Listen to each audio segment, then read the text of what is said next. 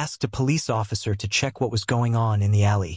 She thought that several people were harassing someone. The police officer thanked the girl for the message and assured that he would check the situation immediately. However, as it turned out, the people who called themselves defenders were actually corrupt criminals living at the expense of the citizens. The heartless patrol chief declared that the rounds were over and it was time for them to rest. The partner looked in the window and asked if it was the girl the woman had mentioned earlier and if she needed help. The man replied that they could not help her. He pointed to the numerical superiority of the opponents, claiming that the two of them could do nothing. The girl offered to call for backup, but the officer suggested that she would likely be released only after having a good time. They had experienced this kind of situation many times before. The patrol chief reassured her, saying that everything would be all right. A man in a police uniform appeared in front of the bandits and ordered them to release the girl immediately. The most brazen of the bandits decided to ask the guy what the dangers of disobeying them were. The police officer did not hesitate to lightly set the man's jaw for such blunt questions. The guy warned that if they didn't release the girl, he would have to seriously mess up their health. The enraged bandits rushed to punish the upstart, but their attack was unsuccessful. It took the officer a few seconds to calm them down. The man, without giving up hope, pulled out a knife. Seeing this, the young officer asked if the man had ever killed. The bandit nodded affirmatively. The officer catches his hands and says it's a lie. His look gives him away and there is no trace of blood on his hands. Asked if the boy thought he couldn't finish him off, he replied that he could try. Looking him in the eye with his scary gaze, he showed the man where to hit. But if he couldn't kill him, then he'll have to kill him, and he'd better make his choice soon if he wants to live. The man, who was scared to death, not realizing what was happening, dropped the knife and asked who he even was. The guy replied that he was a simple man who would send him to jail.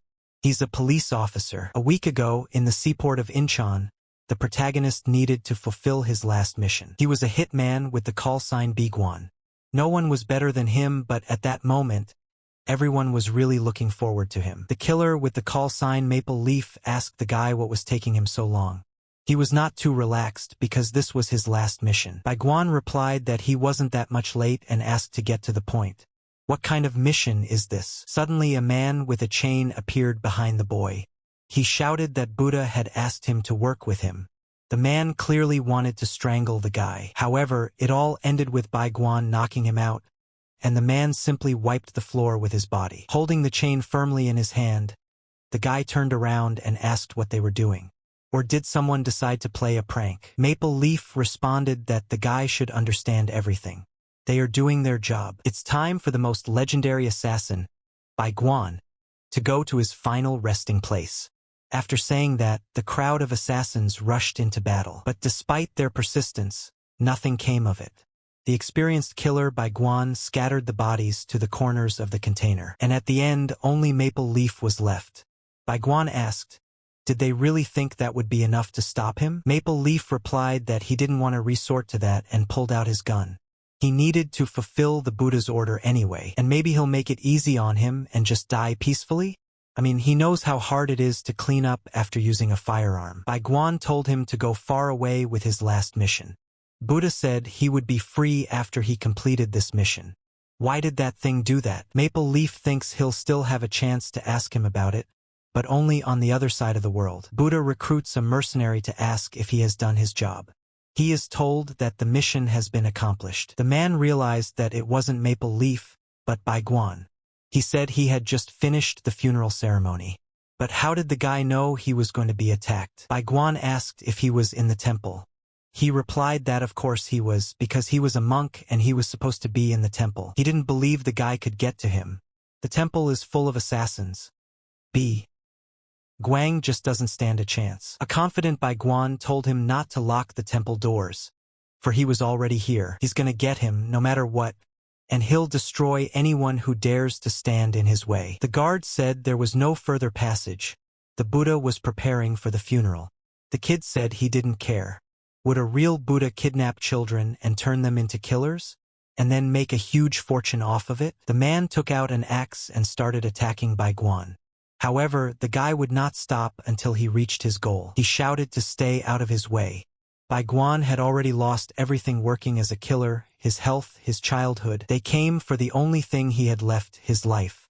He destroyed everyone but this man. A bleeding Baiguan said the man promised him that he would let him live a normal life as he wished after his last mission. The monk told the boy that he was, and now he was giving him the opportunity, just as he wanted it. That's what an ordinary life is. And now let dear Baiguan rest in peace. After saying that, the monk pulled the trigger of the gun. However, the last thing Baiguan had time to think was that he would get revenge on him. Even if he had to turn that world upside down, he would come after him. Suddenly someone shouted at him to wake up, as if everything before had been a dream. What had happened to him? When he opened his eyes, our protagonist saw 3 policemen in front of him. The first thing he said was the word cops. The guys really wondered why he put it that way. What cops? The doctor told them he might be inadequate. The girl is shocked by what's happening. She says his name is Kim Kyung-soo. Let him not pretend and come to his senses. But the guy doesn't know who he is. The guys showed him his ID card and told him to look in the mirror. He must have lost his memory, they thought. Ulsan Police Station. Our protagonist is reborn in the body of a police officer, Kim Kyung-soo, legendary hitman Baiguan. Now a cop? What the hell? He couldn't believe it. The best hitman in the world, Baiguan, is reborn as a police officer after being betrayed by his own organization. You probably think he's plotting revenge. Instead, however, he gets punched in the face by his superior officer. What happened to this body before Guang came? And how did the guy end up in this situation? This asshole tried to kill himself. The guy said he was out for a week. He's lucky the rope broke. The girl couldn't understand. Did he really think that mentioning the names of these freaks in a suicide note would solve the problem? The guy sat in a stupor and didn't understand what she was talking about. The girl explained that he had written down the names of the senior officers who pestered them all the time. It was Senior Police Officer Hwang Chulmin and Senior Police Officer Hwang Young-chan. And they don't understand why this year's rookies are so retarded? Hwang Chul asked Kim Kyung-soo that he had 2 parents who went to another world after committing a crime. Hwang Young assumed that he had also decided to follow in their footsteps. How could the son of criminals decide to become a police officer? If he decides to leave, let him do it without anyone noticing. Why the hell did he decide to mention their names in his suicide note? Our hero decided he'd had enough of such tantrums and grabbed his arm. Hwang Chul asked, had he lost his mind? How dare he stop his punch? He shouted to Jo Kyung, his girlfriend, to confirm that this could be considered an act of defiance. The girl replied that she couldn't see from there. After all, she is kissing the floor with her face, doing their bidding. Hwang Young walked over to her and said he would help her see what was going on. She was so sick of being bullied. Baiguan, looking at this, said that this is really arbitrary. Hwang Chul asked, what did he just yell? The guy squeezed his hand so hard that he started begging for mercy. Now he wouldn't be left behind. He had to punish those assholes. He hit him with 2 fingers that he fell like jelly in front of everyone's eyes. How is that possible? Baiguan walked up to Hwang Yun and stepped on his. Well, you get the picture. I don't envy him. Jo Kyung, he said that he attacked a senior and now he will have to answer for it. The head of the police station, Choi Jin-ha, said that Baiguan could forget his way here. Did you think that police officers don't just get fired? How can you attack a superior officer? He'll personally make sure he never wears that uniform again. Sitting on the bench, Baiguan thought a lot and wondered, why do cops always have it bad? The guys decided to tell the guy off a little bit before they left. But he denied it and said it was self-defense. How could it ever be forgotten? The man said. He explained that the senior officer's father is a deputy assistant commissioner, and he has a badge which is a mugunhwa flower. The boys said goodbye and said they would miss him very much, and may he be lucky in life. Baiguan realized that their system was decaying from within. That's why they are unable to catch people like him. His father has a mugunhwa flower. It's the equivalent of an army insignia star. He's sad he wasn't reborn as a cop of a higher rank. It's also sad that he's an outsider. However, left behind by his own parents and abandoned by his own organization to his own fate. In some ways they are similar to him. But should he go there now? Gyeonggi-do West Police Station. This is Major General Hong Jun. He was sitting quietly at work, going through the documents on eliminating assassins. Suddenly someone ruined his silence. The hooded man told him that it had been a long time since they had seen each other. He put a pen to his neck and said he really needed to talk to him. The Major General asked who he was. He replied that his name was Bai Guan. The conversation began to move to another stage. The general asked if he was Bai Guan. How could he explain the fact that he died and woke up in the body of a police officer? If it were him, would he believe him? The guy's not asking you to believe him, but he wants to help take out Wagux's hit men. The Major General decided to turn on the radio for backup to come. He said that this was not the best place to discuss Waguxa. The walkie-talkie lit up on his hand. Bai Guan threatened that he wasn't asking him for a favor. He commands him, he has no choice. No one can help, everyone is already fast asleep. The general still kept saying that he didn't believe him. Then Bai Guan reminded him of the promise they had made to each other 3 years ago. When he was a senior lieutenant, that's when they met.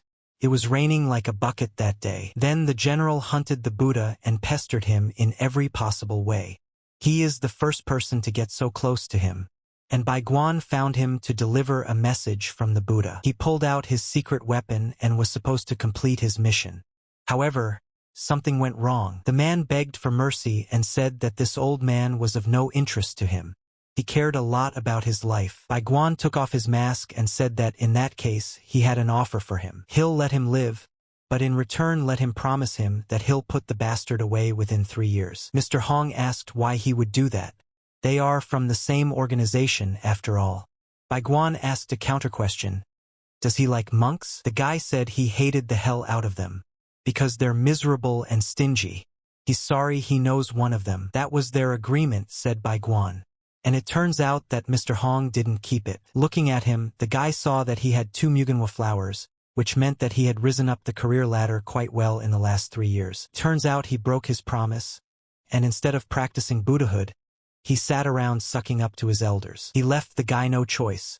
In that case, he'd have to kill him with that beautiful pen. The man cried out in fear that he had not willfully broken his promise. Bai Guan asked him, did he really think that he could reach such a rank just by sucking up to his superiors? The general replied that it's much easier to access classified information if you're a high-ranking officer. He tried to prove to everyone that there was a group of killers and their leader was the monk Yuhua, whose alias was Buddha, but no one believed him. Wagux's temple was just another cultural site in their country.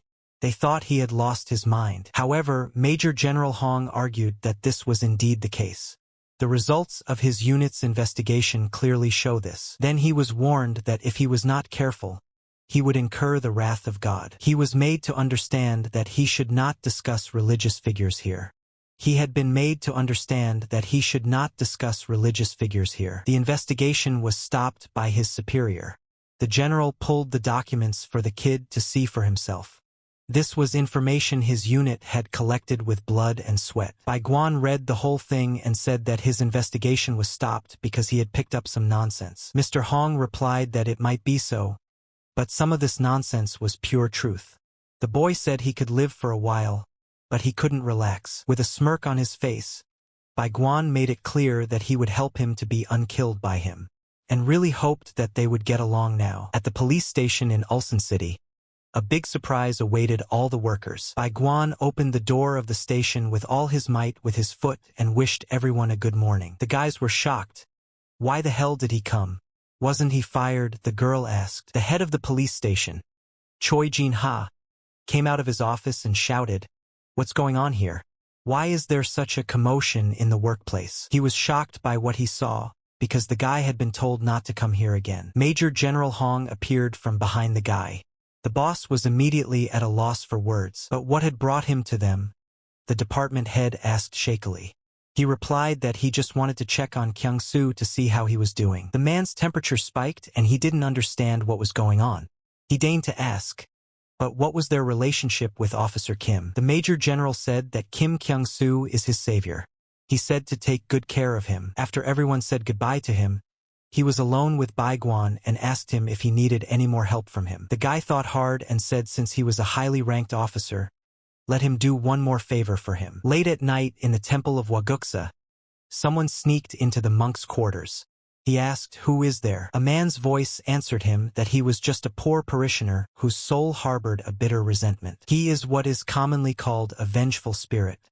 Without thinking long, The monarch threw sharp and fiery sticks at him. A man caught them and said that a monk should not ruin a temple praising the Buddha. The Buddha asked where did he get this mask from? He replied that he had already said that he was a vengeful spirit. Then the monk snapped his fingers and called for help. And he said that in that case, he should help him so that his soul might find peace. However, the masked man wiped them all out in a matter of minutes. Looks like a simple warm-up for him. He told the monk that he now had more souls to lay to rest. It was time for him to begin the ritual. Otherwise, they would become vengeful spirits like himself. The monk immediately withdrew his men. He said he doesn't know who sent him here, but it looks like his soul is full of anger. Let him take off his mask and show his face. The man said he only came here to say hello, and he'll soon find out who lurks beneath that mask. Let him wait for his next visit. The monk rushed towards him to remove the mask himself, but he disappeared into the smoke, and only the mask remained on his hand. What kind of vengeful spirit is this? With anger, the monk broke his mask and said that in that case, he looked forward to seeing him. Bai Guan met with the major general.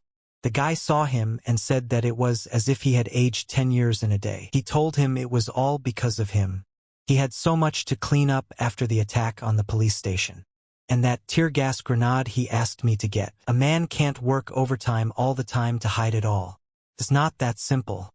Bai Guan said that he wouldn't have had to do all this if he had caught the bastard himself a long time ago. First, you have to gather evidence, then you have to file a formal lawsuit, then you have to work with the prosecutors. The guy didn't know it was so hard to arrest a criminal. Major General said he wouldn't know about it. Been around before, killing people left and right. The guy replied that he didn't kill just anyone. He only killed those who deserved it. And the Major General was walking proof of that. The Major General argues that in this world, no one can be given the right to kill anyone, even if the person deserves it. All people who break the law are judged according to the law that created the society in which they live. The guy asked, what's he going to tell him? That they would convict the bastard according to the laws? The Major General replied that even if they arrested a dozen criminals, they should consider them innocent until proven otherwise. So they need substantial evidence to arrest the Buddha. However, this made Bai Guan angry. The guy thought that maybe he should just create his own department already. The Major General immediately said that this was impossible, as he was a junior officer with zero experience. Even if he thinks he's the strongest. In police structures, everything is subject to a ranking system. How many people does he need to get to the point where he can set up his own department? The one replied to him that at least one small Mugenwa badge was needed. Then, in that case, the guy was ready to take the job. Our protagonist rushed to the station to find out. He asked Officer Jo Kyung-hee what it takes to earn a promotion. The girl replied that she had to pass a special exam. Meanwhile, the guy was asked to follow the arrested girl. Officer Jo Kyung-hee asked the guy, didn't he already say his memory was restored? Then why can't he remember anything? The drunk girl begged the guy for a refill. Bai Guan needs at least a year of experience. However, the guy isn't satisfied with that. Maybe there's some way to make it quicker? The girl asked if he was trying to get Mugenwa quickly. He replied that yes, he needed it very much. Let him not dream, because it will take at least 10 years for a rookie to earn Mugenwa, starting from the lowest rank. But he has a good acquaintance of the Major General, doesn't he? Maybe that would help somehow, the boy thought, a little jealous of that. There's another way, there's a special promotion. If he excels at catching all sorts of criminals, he can earn that promotion. Right now, the newbies don't have any experience, so they do what they're told and deal with civil lawsuits. There are days that they go out on patrol. Hearing this, Bai Guan disappeared before her eyes. The guy realized that there's no point in a cop being a studious cog. Their job is to catch criminals and put them behind bars. Then he'll have to work a little harder from now on and earn that special promotion. Rumor has it that 1 in 3 people in Korea has committed a crime at least once in their lives. These crimes are not always significant, but still 1 in 3 is one too many. And of all the crimes being committed right now, Bai Guan is not looking out for the most insignificant. He's looking for someone to commit a serious crime. His dump will help him advance his career. Crimes he never turned a blind eye to in his past life. Now we have our first offender. Meanwhile, the music in the nightclub suddenly stopped. The DJ asked the vacationers why they were so sluggish today. The girl comes over and says they need champagne. She thinks they'll have a lot more fun. Then DJ said to get ready and let them open their mouths. Maybe the gentlemen have a backache. Would they like some warming patches? This party's going to another level. Let them party like there's no tomorrow. Bai Guan shouted to the guy to let him have so much fun on his own. He'll be behind bars tomorrow, though. DJ asked B. Guang. Was he mad because he couldn't find a girlfriend? And suggested that he take someone from the front row. He said he didn't need them. The guy knows those patches are drugs. Everyone was surprised to hear this. The DJ started to deny it in every possible way. Why is he talking such nonsense? The guy unzipped his hoodie and said he was a police officer. The DJ immediately yelled to security, "Why did some cop manage to get into the club? What does face control do?" The guard said he didn't know. Bai Guan threw a bottle of champagne at the guard to shut him up and said they would continue their sweet talk in the cell. DJ yelled to his men to get everyone out of there. Tell them to pack their things, they had to leave. They reached the back exit, however. The door would not open. Bai Guan had thought of everything in detail. He's put everyone in his way to sleep. Those bastards were getting to him, running back and forth from him for some reason. Finally, the guy got to them. He wondered if they had decided to play catch-up with him. The guys turned around and saw that he was alone and no one else was there. However, Bai Guan says it's no big deal if that's the case. DJ felt better. How could he be scared of just a cop? He thought it was a police raid. DJ told his guards to put red band-aids on it. However, it doesn't matter to Bai Guan. Red patches or white patches, he will still send them to the dentist. That's exactly how you should yell when you're in pain. By the way, he can put a band-aid on his face now. Having finished with them, he approached the DJ. The latter immediately tried to resolve things peacefully and asked the police officer what he wanted. Can get absolutely everything. Bai Guan was surprised and asked him again. Is it really everything? He replied that it was everything: money, drugs, women, and even power. The guy said he needed a special promotion from him. They should go, he'll find him some new friends. A gang involved in the distribution of narcotic substances was arrested at a 20 club located in Ulsan. This suggests that South Korea is no longer a drug-free country. The Major General thanked Officer Kim Kyung-soo for doing such a great job. Now the guy is a senior officer, he did a good job. Bai Guan said that since he was now no longer a rookie anymore, let him listen to him and look at it. But what was it? Asked the Major General. The man replied that it was hidden in that nightclub. But how dare he take evidence from a crime scene? The guy said it was Polonia leaves. Doesn't that stress him out? Meanwhile, the sentencing was underway. The man claimed he wasn't involved in the Ulsan shipments. But one of his subordinates betrayed him. The girl asked what they were waiting for and ordered him to be given another band-aid. He screamed, begging for mercy from Miss Phoenix. But everything had already been decided. Her older brother Bai Guan died and brother Maple Leaf was punished. She doesn't want to be punished. She needs to hurry up and deal with that pesky cop. They call her the November Leaf of Polonia, Phoenix. Code name is Sukanex, drug dealer. Training in a different body turned out to be not so bad for the guy because he's in good shape. Muscle, strength, flexibility, and endurance. He tries to keep a balance in everything. However, to get rid of the Bodhisattva and his gang, to wipe them out, it was too little. He needed more time. The next morning, the police officers approached the guy with the question, how to get a promotion. After all, our protagonist is now a senior patrolman of the station. The guy didn't understand why the guys addressed him with such a request. They said that he had recently been promoted, and maybe he knew how to achieve such a result faster. Bai Guan wondered why he should help them. The girl said that they were always on his side and always helped him. The boy replied that he couldn't remember anything because of his memory loss. Jo Kyung, he said that they endured punishments together. They also visited him in the hospital. They did everything for him. One of the officers approached Bai Guan and asked, aren't they comrades? He had no comrades in his past life. He was called Bright December, a killer who chooses his own victim. He was envied by many because his elders considered him the best among all killers. Every time they met, they looked at him with a desire to kill him. You wouldn't wish such comrades on an enemy. Bai Guan called them kids, that there were no comrades. Where had they seen ordinary patrolmen call a corporal with 2 stars their comrade? The girl replied that he was a selfish jerk. She offered to forget about her position and fight. Suddenly, the station chief intervened in their conversation. He asked what they were doing here and why they were loitering idly. The guys greeted him and told him they were out for a short break. The chief told them he liked them all anyway and called them flawed assholes. However, not everyone except his favorite Kyung-soo. He's the star of their department. The chief patted the boy on the shoulder. She realized that the boss was just a corrupt idiot.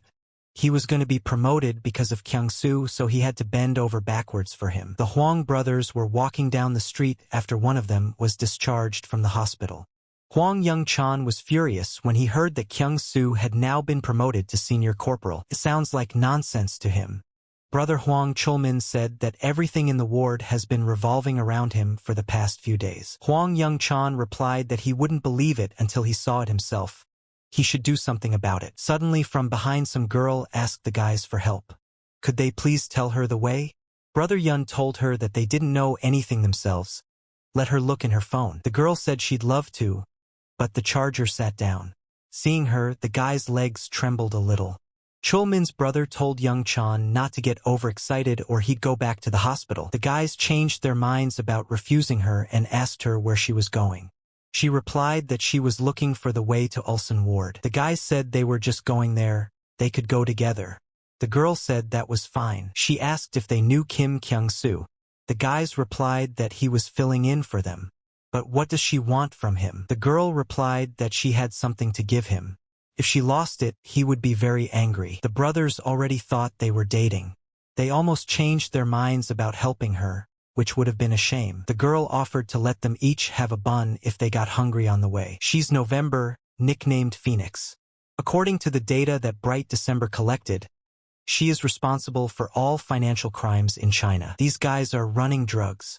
The drugs themselves are divided by potency and are therefore called Buddha's tears. They are used by the top of the Waguksa clan. But it is worth noting that this girl is afraid of punishment from the Buddha. And she's kind of freaky. Maybe there's something wrong with her psyche. Or maybe you didn't give her enough pacifiers when she was a baby. Officer Jo Kyung, he asked the girl how they could help her. She replied that she needed paulownia flowers. Pavlonia flowers wrapped in leaves. The guys say they're going to look at it now. Jo Kyung, he says they haven't gotten anything like this. The girl, pointing her finger at Bai Guan, said that this officer had them. Everyone was shocked to hear this. Bai Guan realized that she hadn't changed at all. He had no idea what was going on in her head, and it looks like no calls are coming in because of the plugs, so no backup. Surveillance cameras aren't working either. It all started back when they were fighting against each other. She was quite weak. Buddha asked if the boy had found anyone they could use. Then Bai Guan replied that there was no one worthy. The man ordered everyone to be sent to heaven. They have all already lost their chance. Let them see the Buddha. The guy said that if you teach them, they might be able to do it. Buddha had already told Bai Guan that he was not allowed to have sympathy. Suddenly the girl said that she could still fight. She would train hard and be of use to them. The Buddha replied that if she wanted to be useful to him, then it would be quicker if she died and returned to him in the next life after reincarnation. The girl begged for mercy, but she could not change his mind. He ordered the servants to pour a cup of poison on her. The Buddha told the boys to clean up and check that nothing had been missed. Suddenly they saw that the child was still breathing. The man told her she had a month to empty all the medication plates.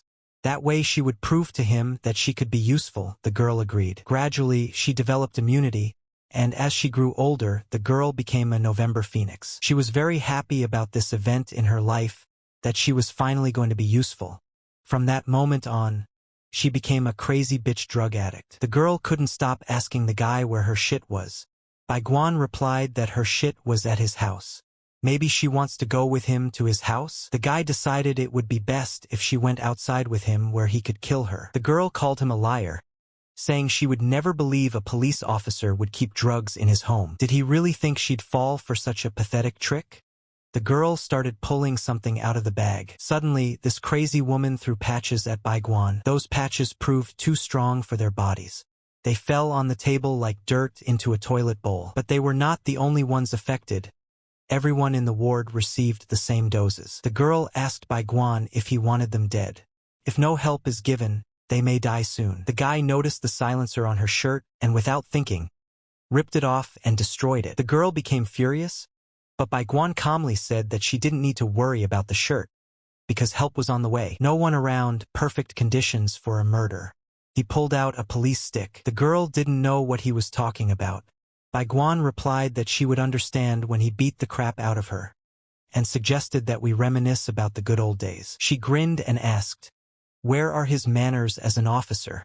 Why threaten to beat her up and tear her clothes? Maybe he likes it rough. After saying that, she decided to attack first, but was hit in the forehead with a knee. She was so angry she looked like she was about to burst. The guy said she was still ugly when she was angry. Phoenix admitted that the guy surprised her. She asked if he was a regular cop. He replied that he shouldn't hold a grudge. The girl suggested that maybe he was from the Special Forces or some other special unit. Guan said that anything was possible, but asked what she thought. Phoenix pulled out some kind of red band-aid and said she didn't care about his past work. She stuck it around her neck. She thinks he'll have to look for a job in hell soon, and she's sure he'll find something suitable there. But the boy thought otherwise. Is she really that naive? He said, hitting her again. How could she think that one band-aid would be enough? Maybe she hadn't realized yet that she'd need at least 10 of those patches if she even tried to stand up to him. Guan noticed that she hadn't changed a bit. She still relies on drugs and doesn't exercise. However, given the current circumstances, it was only to his advantage. Phoenix shouted, who did he think he was to pretend to know her? The guy knocked her down and asked her who she thought he was? After all, after such a beating on the verge of death, she had to have some guesses. Guan realized that the drugs had already messed up her brain, but he hoped she would remember before she died. He pressed the baton against her throat, but she suddenly gathered her strength and struck him. It seems that the quality of these batons leaves much to be desired. Are these batons really used by low-ranking officers? Now I see why they fight so badly. Phoenix put on another band-aid and lunged at the guy. Guan remarked that he hadn't seen such patches before. A new kind they act through touching the clothes. But looking at her, you could tell she didn't feel any better. She still asked who the hell was he? A man in a rooster mask intervened in their conversation, saying that there was a message from Orchid. Reinforcements are on their way. Guy told Phoenix to get out of there. He'll spare her this time. Guan realized that the police wouldn't pursue her. They would die if they tried to detain her. The girl took off her mask and ordered the puppeteer to quickly gather everyone. They would still have time to escape. Phoenix couldn't understand how this guy knew her.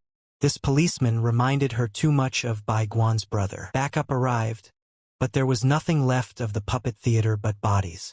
The Major General told Guan that he had lost them, but he better not have said that because he was immediately hit in the face with a baton.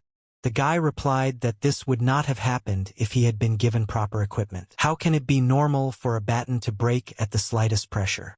Hong Jun said that these are standard batons, they don't have to be strong, because that's not how they're used. Guan showed him his hands and said he couldn't feel them.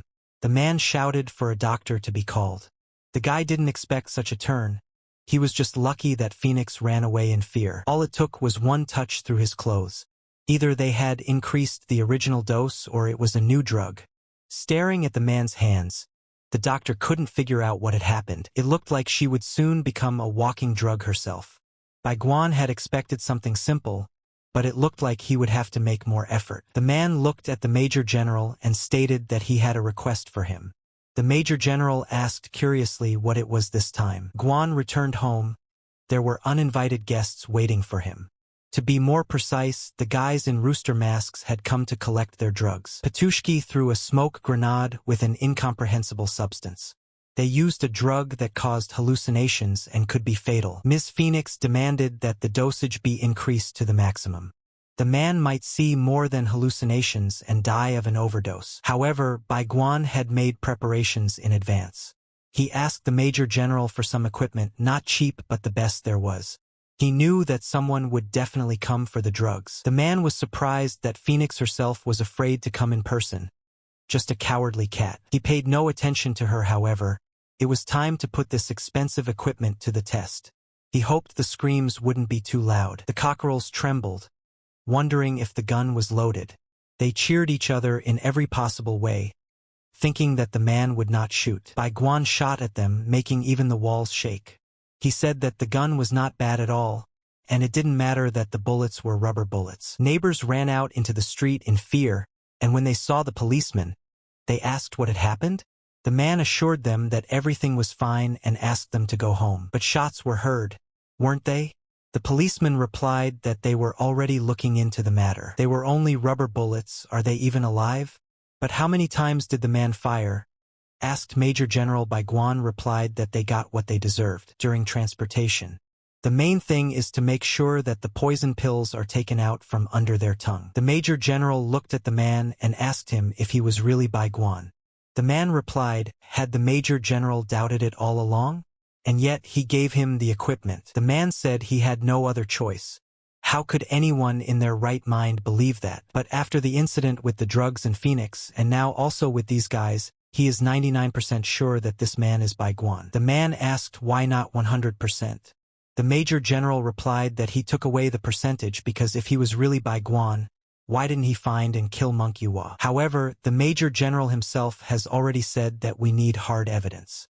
How can a policeman think like that? The man replied that this was true from the point of view of a police officer. Baiguan said that Monk Yunhua is a Buddha and is respected by the whole country. People see him as a rebirth of Buddha. If that bastard dies, what will the public say? Killing him won't solve the problem completely. That side of the world is bigger than you can imagine. The man asked if there were other organizations besides Waguksa. Baiguan replied that he was not interested in the others. All he wants is to see the bastard stripped of his power. In every sense, that's the only way the man will calm down. Baiguan wants to make sure that no one else has to live the life he lived. Major General says he'll help him, offers him to cooperate and together put him behind bars. The man replied that he was the one helping him by protecting him from himself. So don't let him worry about it. If he doesn't want to die, then let him be a goody-goody and obey him. He replied that no problem. Baiguan said that it wasn't that he didn't try to kill him. Unfortunately, he just couldn't. At this time, Buddha decided to massage Phoenix's neck. The girl begged him to stop, that the massage was too rough. Then the man decided to put her on a warm floor. He called her a filthy rag. Had all the brains gone from the drugs? Buddha didn't understand. She had all the merchandise seized. Why break into the police station? It seemed like it was time to teach a lesson. The crying girl lay on the warm floor and apologized. She said she was wrong, but it wouldn't happen again. Suddenly the door opened and someone came into this treatment room. The guy said she's acting like an innocent child. Hit another bottom, junkie. If she keeps crying, the stress will deflate her muscles. But with her dead muscles, there's nothing to deflate. They're called Lespedesia's brothers. Phoenix asked Buddha, what are these idiots doing here? Some girl entered the room. She asked Phoenix if she thought they were all here at Mr. Buddha's invitation. Her name is Cherry Blossom. Buddha said that at last everyone was gathered and we could begin. He declares the November Phoenix elimination proceedings open. The girl kept begging for mercy. She promised that she would give it all back if she was given another chance. The man said he didn't need to give anything back. He's already given it back perfectly well on his own. Buddha asked the guys if they thought she should live. The guys replied that they should get rid of this drug-addicted mutt. Using drugs to get stronger, what could be more disgusting? Whose nickname is Sakura Blossom, said that she have become very close over the years. But you have to be the best to survive in this cold and cruel world. Buddha proclaimed that the majority voted to get rid of her. The girl began to roar even harder and said he was too cruel. They were originally going to get rid of her. Why would they bring in bastards who are against her? Blossoming Sakura, upon hearing this, was shocked. She didn't expect Phoenix to treat her like that. The girl provided Buddha with a weapon that was once already used to kill our protagonist. The man pointed the barrel at Phoenix and said he didn't need useless helpers. There were only seconds left for Buddha to pull the trigger. And the last thing on the girl's mind was to say that she had invented some new drug. Phoenix claims this drug is 5 times stronger than the past. She designed its structure herself, so it will be difficult to detect during a search. The man was very interested in what he heard. He asked the girl how many kilograms were available. Phoenix answered that she had about 10 kilograms. Buddha immediately asked about delivery. The girl said she had set up a network in the red light district in Korea, Japan, China, and all of Southeast Asia. Phoenix begged to be given another 6 months so she could make things right and become useful to him. Buddha replied that he had lost too much by her tricks. Let her prove that she deserved to live, and he gave her 3 months to do everything. Meanwhile, the officers were recovering from the attack by Phoenix and her gang. Some felt better immediately, some not so much. The doctors said the girl was still not fully recovered from the drugs. What a pitiful sight. What is she saying? The guy asks the guys. One of the officers thinks she's asking him to wipe her drool. That's disgusting, the guy replied. The police officer was surprised that the guy came to check on them. Did he really realize they were his colleagues? Bai Guan replied that they visited him when he was in the hospital, so they decided to pay their respects. The guys asked him if he was going to get a special promotion again. The guy replied that no one had contacted him yet. They are a bit even envious of him, because he is climbing the career ladder so quickly. Bai Guan advised him not to be envious, but to pick himself up and work hard. After saying that, the boy decided to leave. The guys watched him leave and didn't realize where their friend Kyung-soo was.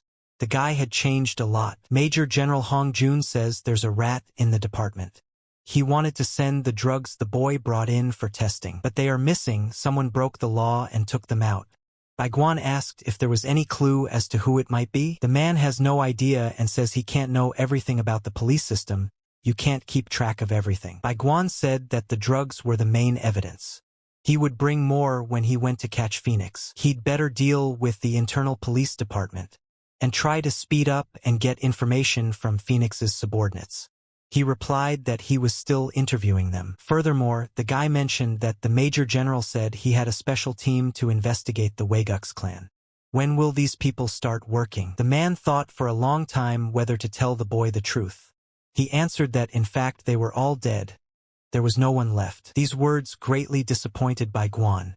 How dare he even lie to him?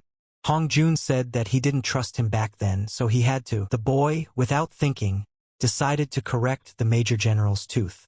He shouted at him not to move, otherwise it would hurt. The man almost shit his pants out of fear. He suggested that Bai Guan create a new unit, but the Major General had already said that you need at least one Manhwa to make your team. The guy replied that he already has 2 stars, who could be against that anyway. The guy said he was against it, he likes to work alone. The man assures that because Bai Guan himself said he needed a team. Bai Guan said it was because he was doing everything wrong. That's not what the guy meant. The Major General replied that he was Corporal Kim Kyung-soo, and the police are a complex organization. He'll only be able to work alone for so long. It will be easier for him to work with a team, get more funding and be more accountable. It's the Major General's orders, and the lad can't refuse him. Let him gather a detachment. A man can't make his own because there is too much surveillance and too many risks. The guy doesn't understand the meaning of the word order. Let the Major General ask nicely and he will comply. The man said, please let him assemble a team. After saying this, Bai Guan went to the hospital and suggested that his fellow department members become a team. The first thing that interested the boys was how could a corporal form his own unit. The lad replied that he had orders from the Major General. They asked Bai Guan who he would take on the team. He replied that there was no one else in the station but the 3 of them. The guys were shocked that the guy picked them. They thought he had become a nasty jerk when he hit his head, but it looked like he was still thinking about them. They were grateful for the opportunity and said they would plow like horses. One of them actually thought he would die behind the papers. He is very happy that there are good colleagues like Kim Kyung-soo. The guy said there are no co-workers. Let them know their place. He needs obedient people who will follow his orders. The boys asked him if he didn't think of them as co-workers. He said that yes, they were his slaves. These are the people who die when he commands and live as long as he wants. If it is clear to them, they can call him master. Based on the report that Major General Bai Guanu provided, this guy's name is Hwang Hee-jun, and he's 25 years old. He does boxing, kickboxing, taekwondo, and other martial arts. Based on his record, he's a perfect fit, but he failed the written exam 4 times and somehow got here. Looks like he's in over his head. The balding guy's name is Lee Sung-hyun, and he is also 25 years old. When he saw him for the first time, B. Guang thought that the guy constantly wanted to go to the bathroom. He is good at martial arts with grappling and parterre, jiu-jitsu and judo. He has a good personal record as well, but during interviews he starts crying like some kind of baby. Maybe his ass hurts. And finally Jo Kyung-hee, 25 years old. She has no martial arts skills and ranked last in physical fitness. This girl is the weakest officer in the entire department. However, she won first place in the written exam and has been successful in job interviews. That shows she's very smart. The girl asked to join the squad. The next day was the guy's day off, but Bai Guan decided that they needed to start practicing immediately. He told them not to stand around and to start warming up already. The first task for the guys is that they, as police officers, must try to neutralize a dangerous killer. They have 5 minutes to prepare. Huang Hejun wondered, is the guy confident since it's 3-on-1? And Lee Sung-hyun is also worried if the host gets hurt. Bai Guan said they have exactly 4 minutes left. Can we stop talking nonsense already? The guys gathered to decide how to defeat their master. Jo Kyung he suggested that Hee-jun pretend to attack him, and let Sung-hyun pin him to the ground. Hee-jun misunderstood the girl a bit and asked again, does he just need to run straight at him? Kyung he called him an idiot and said he's a boxer. Let him trick the guy with the movement of his legs. Bai Guan took off his outer clothes and said that time was up. If they are ready, they can attack. The first to go was Hee-jun with his footwork cheating technique. The guy asked, what is that? A distracting tap dance? Called the guy a complete fool and demanded that he move closer, asking the question, are you a boxer or a floor rag? The guy may have boxed once, but most likely only in his dreams. Bai Guan fixed his teeth by hitting him hard on the jaw with his fist. Maybe it would make him smarter. Turned to his companions, perplexed, are you mocking me? What kind of puppet theater are you putting on here? Trying to motivate Lee Sung-hyun, ordered him to attack. However, the cowardly guy said in a trembling voice that he was afraid and decided to run away. Bai Guan caught up with the guy and gave him some advice. You shouldn't show your back to an assassin. It usually ends in death. He called the guy an empty-headed idiot and advised him to clean his nose more often, as personal hygiene was necessary. Jo Kyung he was next in line. She asked the host, would you raise your hand to a girl? The guy did not hesitate to ask her a counter-question. Don't women work in the police force? Then he struck her, mutilating her face. Bai Guan looked at what was happening and said, it's time for you to come down to earth. How are you going to catch criminals? They had 10 minutes to rest, after which they had to repeat the training 3 times. If you don't want to get punched in the face, then show what you can do, Bai Guan warned. The Major General decided to ask Bai Guan about the progress of the squad's training. The latter, frowning, replied, everything is terrible. These are not policemen but utter trash. I don't understand how they passed the police exams. The man looking at him suggested that Bai Guan was too harsh on them. Why beat them so hard? Bai Guan replied that they were not after ordinary criminals but people like him. They don't stand a chance. The furious guy was interested in another question. When will the Major General finish interrogating Phoenix's subordinates? It's been so long and he still hasn't made any progress. The man sighed and admitted that he didn't know what to do if they continued to remain silent. I want them to confess. The guy bitterly replied, they're drug dealers. They have their own people everywhere. What does he even count on? Too bad I missed those roosters. Bai Guan, determined, said, I'll do the interrogation myself. Hong Jun asked him not to torture them, to which Bai Guan agreed. As expected, the country took human rights seriously. The Major General had nothing to say. The guy, with a sly smile, said he had a great idea on how to get around the torture. I can definitely handle it. Upon entering the interrogation room, the boys immediately told him that they would not tell him anything. Bai Guan, with a cold tone, asked, how is Sang-mook doing? Gromadon and lover of blue-flowered clothing. Phoenix's right hand or perhaps his left. I can't remember his name, but he hangs around Phoenix too. The guys were shocked at what they heard, not understanding how this guy knew everything. Who are you and what is your name?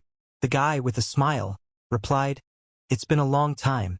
My name is Bai Guan, and we need to talk for a while. Mr. Bai Guan, one of the outlaws uttered with trepidation.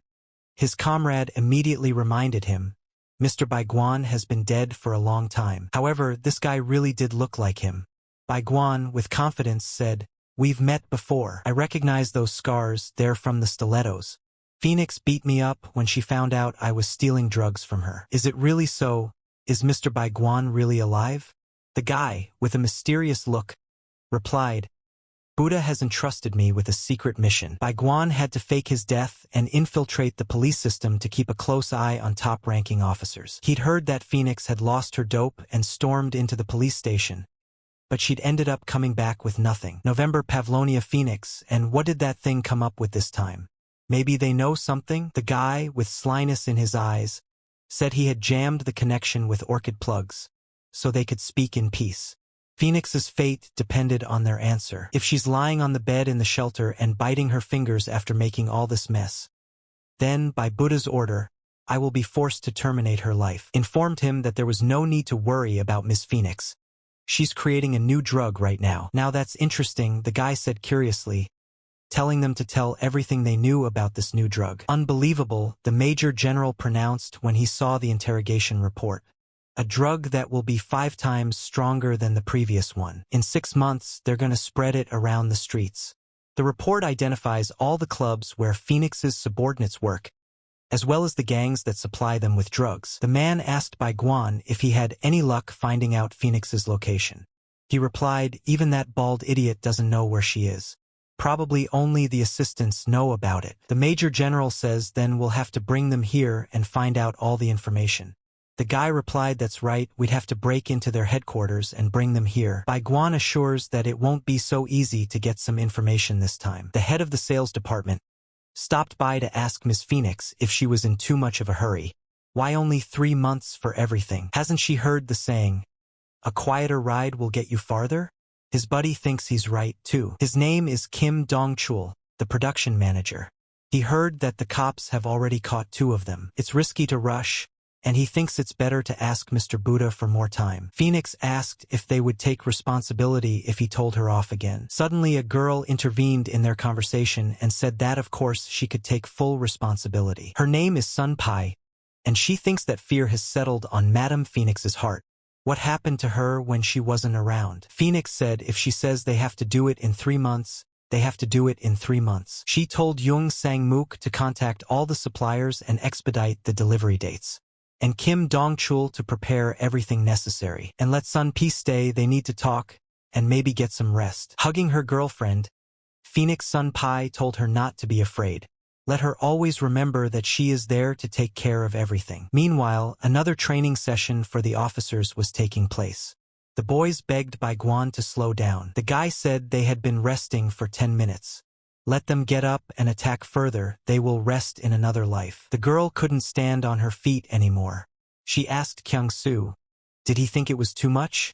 There wasn't even a word about this kind of training. The guy decided to remind them that they themselves said they would do anything he said.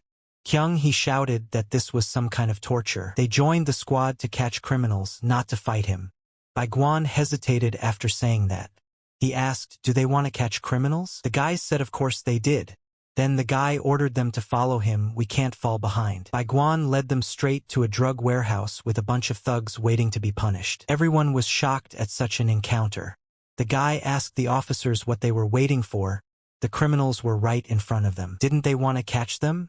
After these words, the warehouse foreman realized that these guys were real cops. The guy gave them a big slap on the back and told them to let them have their fun, while he took guard at the exit to make sure there was no backup. The police officers didn't know what to do next. Hee-jun says he's fought one-on-one before, but not against a crowd yet. Sung-hyun wants to go home at all. First of all, they need to calm down. It's not like they're gonna die here. Kyung-soo's an asshole, but not enough to abandon them. She thinks he'll help them. Now we need to show him that they deserve to be called cops too. Don't let him think they're wusses. This girl is smart enough to realize that it's best to stay calm in these situations. Except that she's useless. He ordered the guys to attack, making sure to strike first. But the first punch doesn't count for our boxer. Maybe he's got a problem with his eyes as well as his head. If you put your head under a fist, it should hurt. But Hee-jun said it didn't hurt at all. The guys watched him get beaten up and didn't realize if he was okay or not. The guy says that compared to Kyung-soo, this jerk fights like a kid. Or maybe he's just so used to Kyung-soo's punches that he doesn't feel any pain at all. Sung-hyun was shocked by Hee-jun's actions. Maybe their punches really are weak compared to the master. A criminal with a stick came at the guy from behind, but the brave Sung-hyun saved him. Bai Guan looked at this and realized that they had become stronger. These two would be useful to him if he trained them a little more. The manager behind the warehouse stood up and said his men were useless assholes, letting 2 pathetic cops kick their asses. He took off his shirt and showed his potbelly. Bai Guan thought it was all over now. They had let fear overpower reason. Letting fear into your mind will only make the pain worse. It seems that these officers still have a lot to learn. The man watching was amazed at how these two were able to defeat his men. He suggested that perhaps they had just not slept well. Suddenly the girl got down on her knees and announced her surrender. She promised to tell everything she knew only if she would not be beaten. The guy thought she was completely stupid. How could she give up so easily? But it seemed to be only a distraction. The girl pulled a stun gun out of her pocket and tickled the man's leg. He called her a dirty rag and almost hit her on the head with his beautiful shoes. Bai Guan decided it was time to intervene. Guy put the man to bed and asked the officers if they now understood everything. Did they realize how useless they were? He ordered them to leave and take the drugs from the table with them. But the officers questioned the fate of the criminals. Bai Guan replied that he would let someone else take care of it. What's the need for unnecessary trouble? Now he'd have to carry 3 splinters. He didn't need any more. A couple of hours later, the head of the sales department, Zhang Sangmuk, arrived at the warehouse. The man began to make excuses, claiming that he was not to blame for the incident. Jung Sangmuk was apparently a dentist in a previous life. He decided to check if the man's teeth were intact. The warden saw a card on the table. It was an unusual card, as it was owned by Phoenix herself. But who had left it? The Major General was surprised by the amount of drugs in the box. They could be drug dealers with this, so the information was accurate. They can stick to the original plan. The guy asked if the ambush plan had been approved. Hong Jun replied that of course. The man introduced him to one of the officers preparing to participate in the ambush. She is one of those he trusts. He asked to say hello to a member of the operation, a member of the National Agency, Chief Inspector Kim Ah-hyun. The Major General introduced Senior Officer Kim Kyung-soo and told the girl to take a seat. She was surprised that a simple senior officer was sitting in the Major General's office as if he were at home. Had he lost his fear? The boy, complaining of pain in his legs, refused to get up. The Major General, trying to calm the situation, said that everything was all right and it was necessary to proceed with the plan. But the girl objected. She demanded that the older officer stand up, stating that she didn't like rude children. The guy told her to let her make him get up if she wanted him to so badly. But he certainly wouldn't get up himself. Emphasizing his position, said that Chief Inspector and Chief Officer start with the word senior, so he sees no significant difference between the two. He asked her to stop being ignorant. The girl, angry after those words, called him a bastard. She promised to make him get up. The Major General advised the Chief Inspector not to provoke the guy into a fight. The girl decided to showcase her talents by demonstrating a kick similar to Brazil's. She pointed out that the members of the National Agency are not at all like Hwang Hee-jun. They are on a different level altogether. The Chief Inspector was shocked at how the guy had the nerve to dodge her blows. She realized this wasn't working on him and decided to grab hold of him and forcefully lift him up. The girl moved into a melee attack in an instant, showing off her speed and agility. She is clearly superior to Lee Sung-hyun. She could certainly be useful to his plan, but right now she needed to calm down a bit. The guy turned to her and asked if she had said she would make him get up. So what was she doing sprawled out on her own? She got a second wind and decided to wave her hand a couple more times. Bai Guan praised her for her magnificent body. The man announced that he would reveal the details of Operation Phoenix on top of the Polonia from now on. According to reports, the last weekend of every month, drug sales managers gather at a basement club. That works out to 15 days from now. We have to wait for the right moment, and then the second squad under Chief Inspector Kim Ah-hyun and Chief Officer Kim Kyung-soo's team will put the plan into action. The girl immediately disagreed. Can the information in the reports be trusted? The Major General replies that Kyung-soo got the information during the interrogation, and Hyun didn't believe it because she had interrogated them too, but they just kept quiet. The guy defending his work asked her to say thank you for the information he was able to get, and maybe stop complaining already. She was determined not to trust any information until she had heard everything personally from the criminals. The girl insisted on a second interrogation. The Major General, however, pointed out the inexpediency of the idea, saying that it should have been taken care of earlier. Re-examination was impossible because the perpetrators were dead. The girl angrily asked what the security guards were doing. The man replied that in any case it was necessary to make sure that the operation was ready. Everyone was dismissed. The next meeting would take place at the appointed time. Senior Officer Kim Kyung-soo had to stay for a moment. The girl didn't understand the reason for his delay. The last thing she said was a threat that she was an experienced marksman and would be coming for him soon with gun in hand. The boy realized that the girl was probably not herself. The Major General, however, insisted that the young man listen carefully and showed him what had been found in the interrogation room, in addition to the bodies. The man asked if Kim Kyung-soo knew anything about this map. Perhaps he had seen it somewhere before? Isn't that a crane? Jo Sang-mook informed Ms. Phoenix that the map was found in the warehouse where the police officers were. Kim Dong-chul suggested reporting the situation to Mr. Buddha. The girl couldn't believe her ears, saying that Bai Guan's brother was dead. Mr. Buddha would punish her for such nonsense. It didn't make any sense. She should stick to the plan. If she doesn't acquit herself this time, she's finished. But why did the police leave B. Guang's card behind? She didn't understand anything. She had to carry out the plan at any cost. No one could stop her. Phoenix started screaming like a madwoman. The men ordered San-Pi to be summoned immediately. She was the only one who could heal all her wounds. Sang-Pi prepared the best potion, and the girl was relieved. Madame Phoenix ordered the boys to just follow the plan. But Kim Dong-chul thought it was too dangerous. The cops knew everything, and they had better take care of other things. So she told Sang-Pi to give them one band-aid each. Things always go wrong when you're very worried. The girl motioned for them to come closer. She was just cleaning the patches so they got the freshest ones. All worries were fading now. Everything had to go according to plan, so they would continue to carry it out. Meanwhile, there was supposed to be another officers' training session. However, the guys didn't show up.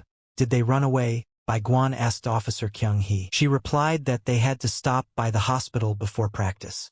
The guy called them wimps, but maybe it was for the best. The girl decided to take advantage of the situation and offered to rest since she was alone today. However, Bai Guan told her that until the guys came, the two of them would train together, one-on-one, and it would be a special secret training session. The girl was curious about this proposal to the point of trepidation. The first thing our awesome coach told Officer Kyung-hee was that she had a shitty body. The girl almost fainted at such words. She replied that she had a good body. But the guy went on to say that it was shit. She has no muscles, terrible stamina. You could say she's like a log, and she can't fight at all. They are about to be sent for surgery, and she will probably die first. The girl asked, what kind of surgery is that? At first the guy couldn't understand how she was allowed to become a police officer. But after a while he found a perfectly decent explanation. Bai Guan knew that the girl was smart and had some strange intuition, but she turned out to be much better than his expectations. As far as the guy knew, she remembered the numbers of every restaurant in the neighborhood.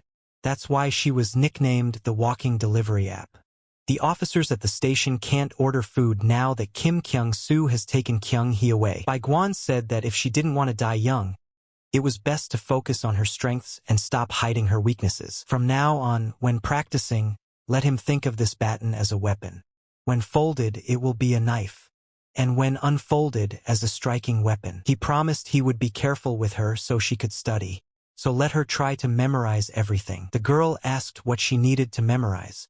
Bai Guan replied that she would soon understand everything. The boys came and saw that the training was going on without them. They asked the owner what they were doing here. The guy asked them a question. Surely they wanted to know? The girl said it was too hard. Bai Guan says that they don't need to worry. They'll find out soon enough on their own. The guys reply that they want to live the rest of their lives without knowing. Time passed, and 15 days later, the day of Operation Phoenix on MT Pavlonia arrived. The boys survived 15 days of hard training. They never want that kind of hell again. But what kind of operation is this, the girl thought. For them and for the members of the national agency. The chief inspector asked Bai Guan what exactly they were doing in the forest thicket. If they don't find anything here, he's dead. The guy said a little more. Bai Guan indicated to stop. They had arrived. They need to go through this tunnel. Chief Inspector Kim Ah-hyun decided to handle these two roosters by herself. Her Brazilian kick is unparalleled. She reported that she had successfully dealt with the two guards and could continue the operation further. Bai Guan turned to Kyung-hee and said that the chief inspector has a good body. Kim Ah-hyun stopped the guys. She told them to stay here and follow the guards. It was originally a bad idea that a national agency would work with some city cops. She only let them go because of the Major General's orders. Let them stay out of the way, They're just a nuisance. Bai Guan agreed and said that she was on her own now. It was even better for them because they wouldn't have to sweat. After these words, the national agency followed its commander to carry out the assigned task. They go to where the 2 guards had been eliminated, where endless stairs and passageways stretched out. A place where the music is playing loudly but people are walking around like zombies, staggering in different directions. The girl is shocked by what she sees. She doesn't understand what's wrong with these people. Maybe they've eaten too much chocolate? Kim Dong-chul had assumed that the cops would be stopping by soon. There was a reason he had a bad feeling today. He has an announcement for the club's regulars. At the moment, unexpected guests burst into the club to spoil the party. If they successfully capture and deliver them to him, he will give a card for unlimited drug use for a month. The chief inspector shouted for everyone to raise their shields. Operation Phoenix on top of the Polonia had begun. Kim Dong-chul realized that they couldn't just shoot them because there would be big trouble. The girl decided to throw a smoke grenade and shouted to her squad to put on their masks immediately. But they seemed to be immune to tear gas. How silly. They experience such intense pleasure that they feel no pain. Did they naively think it would work? The man radioed for all the drugs to be collected and for Mrs. San P to be taken out the back door. Bai Guan walked into the building. He walked over the heads of the national agency and jumped to the 2nd floor. The first thing the guy did upon landing was break Kim Dong-chul's radio with his sharp knife. He said he underestimated him. Unlike the boss, subordinates are required to be proficient in martial arts. The man was distracted by what was happening on the 1st floor, and Bai Guan walked the knife across his body. The boy asked him why he had turned away. Maybe he didn't seem strong enough for him. It's not a fatal wound, so don't let him worry too much. He promised not to kill anyone if possible. The guy wouldn't take his life, so he stabs his hands with his knife and shackles them to the wall. Let him stay here for now and don't go anywhere. Kim Ah-hyun's squad had finished calming people down and were already heading to the 2nd floor. But suddenly, Kim Dong-chul was freed. He put on band-aids that helped stop the bleeding but not the pain. The girl wondered how the man was able to lift his arms in such a state. Dong-chul only thought of one thing. Who was that guy? Was he from the national agency too? Bai Guan cleaned up everything in his path and yelled for Phoenix to come out. They needed to see each other urgently. And Hyun told the man that he was surrounded. Have him put his hands up and come downstairs. They would give him first aid. Dong-chul hadn't seen this many police officers since he left the special unit. He greeted everyone and said his name was Kim Dong-chul from Squad 29. What unit are they from? The girl ordered them to open fire. Meanwhile, our cowardly squad was carefully guarding the entrance to the tunnel. They were worried if Kyung-soo was okay. Shots were heard, but the guy told them to stay here. Officer Kyung, he didn't like the situation. Why were they brought here and made to wait on the sidelines? Were they really just being used for quantity? What was the point of this secret training, anyway? Standing here like regular soldiers. Their conversation was interrupted by Jo Sang-mook. He asked the guys what they were doing here. The girl tried to stun him with the taser, but the man broke it with his bare hands. He said the taser only tingled slightly. Korea has strict regulations on the use of firearms. This topic is widely discussed in the country, and it is no exception for the police. A case when a police officer fires live ammunition can be seen no more than once a year. They are usually trained to use non-lethal weapons such as tasers or rubber bullets. The national agency tried to detain Kim Dong-chul. They shot him with rubber bullets. But the man hid behind a table and waited for things to calm down. Kim Ah-hyun got tired of waiting and ordered her to switch to live ammunition. The girl decided to warn the man. She introduced herself as Kim Ah-hyun from the Zo Squad. She said that the next shots would be with live ammunition. Therefore, to avoid further confrontation, he should surrender. She also said that he needed urgent medical attention. Otherwise he would die. Kim Dong-chul replied that he chooses death over rotting behind bars without access to drugs. The girl yelled that he was crazy if drugs were more important to him than his own life. Kim Dong-chul said his life was turned upside down when he found drugs on one of his operations. Using his position, he searched the area for the best product. But each time, his body developed an immunity to the drug, and he stopped enjoying it. Phoenix was the only one who could give him new colors of life and a fresh start. That night, someone needed him again. The girl gave him her candy and told him it was made from the choicest product. He felt as if he had been electrocuted. He had never felt anything like it before. Phoenix said that if he worked for her, he would get candy much tastier than this. So he told her he would do anything for her. The girl warned him that he must promise not to eat more than one a day or he would get very sick. The man thought that if he was destined to die anyway, there was no point in the promise anymore. He had lost too much blood. There was only one question in his mind. Who was this guy anyway? It hurts him too much to realize that he won't be able to eat candy anymore. This pain is even worse than death. Kim Ah-hyun yelled to get ready to open fire. They'll have to have a firefight. Suddenly the man opened fire, but did not show himself. The girl immediately realized that they were ricocheting bullets. He went out and shouted to the squad of roosters not to stand and start shooting. Let them give their commander a lavish funeral. Meanwhile, Bai Guan, having eliminated all the guards, opened the doors and saw her. The girl wondered who was making so much noise. She had heard about him from Madame Phoenix. Sun Pai wanted to visit him herself, but it seems he beat her to it. The guy asked, "Did you get my gift?" The girl realized what gift we were talking about. It was a phoenix card. She asked, "Who are you?" Bai Guan replied that he often hears this question, but it's not annoying at all. Time to reminisce about the good old days. The National Agency squad also continued to shoot at Kim Dong-kol, but this time with firearms bullets. They thought the man should have died after that, but he jumped to the first floor to them as if nothing had happened, and destroyed one of them. He said not to raise the shield without thinking. Or did they think he was incapable of doing anything because he could barely breathe? A man approached Kim Ah-hyun and asked, "You don't want to hit your comrades, do you?" The girl quickly responded to such a question from the perpetrator with her Brazilian punch. "I also shot him with rubber bullets. Maybe now he'll finally die." She ordered the others to see if their comrade was breathing. The guys said the guy was dead. Kim Dong-chul stood up and said that he was not dead yet. A man threw a smoke grenade, and while no one saw anything, he decided to take them out one by one. The one who first opened his mouth was immediately eliminated. The man stated that they were pathetic people for panicking so much over the death of their comrade. Every year technology improves, but the people who use it only get dumber. They are too weak and inexperienced. Let them take this as a lesson, and the price for this mistake will be their lives. Gunshots ring out in the thick of the smoke, and immediately the body of a breathless comrade falls. Did Kim Ah-hyun really fear for her life? When the fear of death slowly goes away, one has to inevitably face reality. She felt fear and despair for the first time in her life. Kim Ah-hyun couldn't get a word out of her mouth. The cowardly policeman and Jo Sang-mook ran into the basement clubhouse screaming. They didn't understand why nothing worked on this guy. Jo Kyung-hee shouted, "What was the need for this secret training then? It was all useless after all." Kim Kyo-soo, "You damn cheater." Bai Guan's secret training was quite exhaustive. He told them all about the vital organs of a human being. Taught to aim blunt weapons at the solar plexus, and sharp weapons should have been used to hit the places with the most blood vessels. Bai Guan warned that if they encountered an enemy while on a mission, they should hit points depending on the weapon they had in their hand. However, the guy said that there are always some exceptions.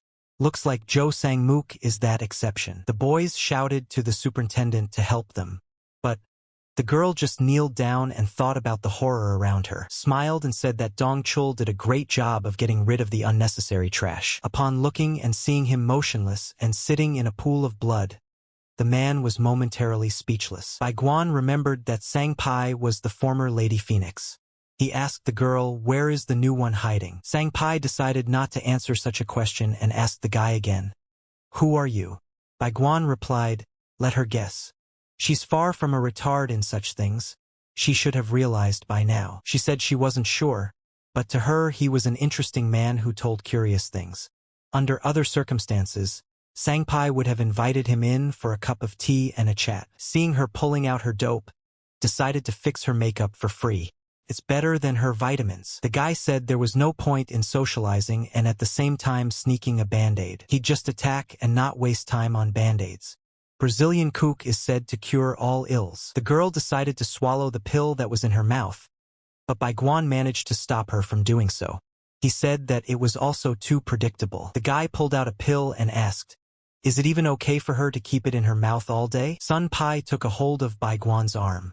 The guy said it was a futile attempt to snap his arm without using drugs. Let her tell him where the Phoenix hideout is immediately. What's the use of protecting a coward like that? Hiding while her subordinates are being killed. Sun P shouted that Ms. Phoenix is not a coward. The guy said, that's right, she's just a drug addict. Suddenly, the children intervened in their conversation. They called Bai Guan a bad guy. They seemed to be under the influence of the goodies too. Sun P said they were too late. She told them to run here if they heard a noise. The little girl shouted for Bai Guan not to touch their mistress and came running over with a knife in her hands. The guy decided to put her to sleep for this naughty behavior. Good thing he knows the right pressure points. The other children decided to try their luck, but they didn't succeed either. Bai Guan rubbed their necks. The guy asked Sangpai what will she do now. She replied that she had time to put band-aids on herself. Looking at the children sleeping sweetly, he asked her, is Phoenix the one who let her give candy to the children? The girl replied that anything could be. Then Bai Guan raised the knife and said that it was her time to die. When Bai Guan was fighting the minion, she as a former Phoenix was watching him. Buddha asked her, what does she think of the boy? This child is the new Bai Guan. The girl replied that the boy might look stronger than the old one. But why is he procrastinating? Can't he finish him off? He looks very dubious. Buddha said she's wrong. Well, with her drug-addled brain, that's not surprising. The boy could easily finish him off. But he prefers not to, he has his own style. The girl asked if he was just playing with him? With a man who used to be one of the Yuis? The man said that this boy, when he first came to them, the first Bai Guan killed everyone but him. He asked to see it again. All the many wounds this child is inflicting. Aren't they beautiful? They look like willow leaves.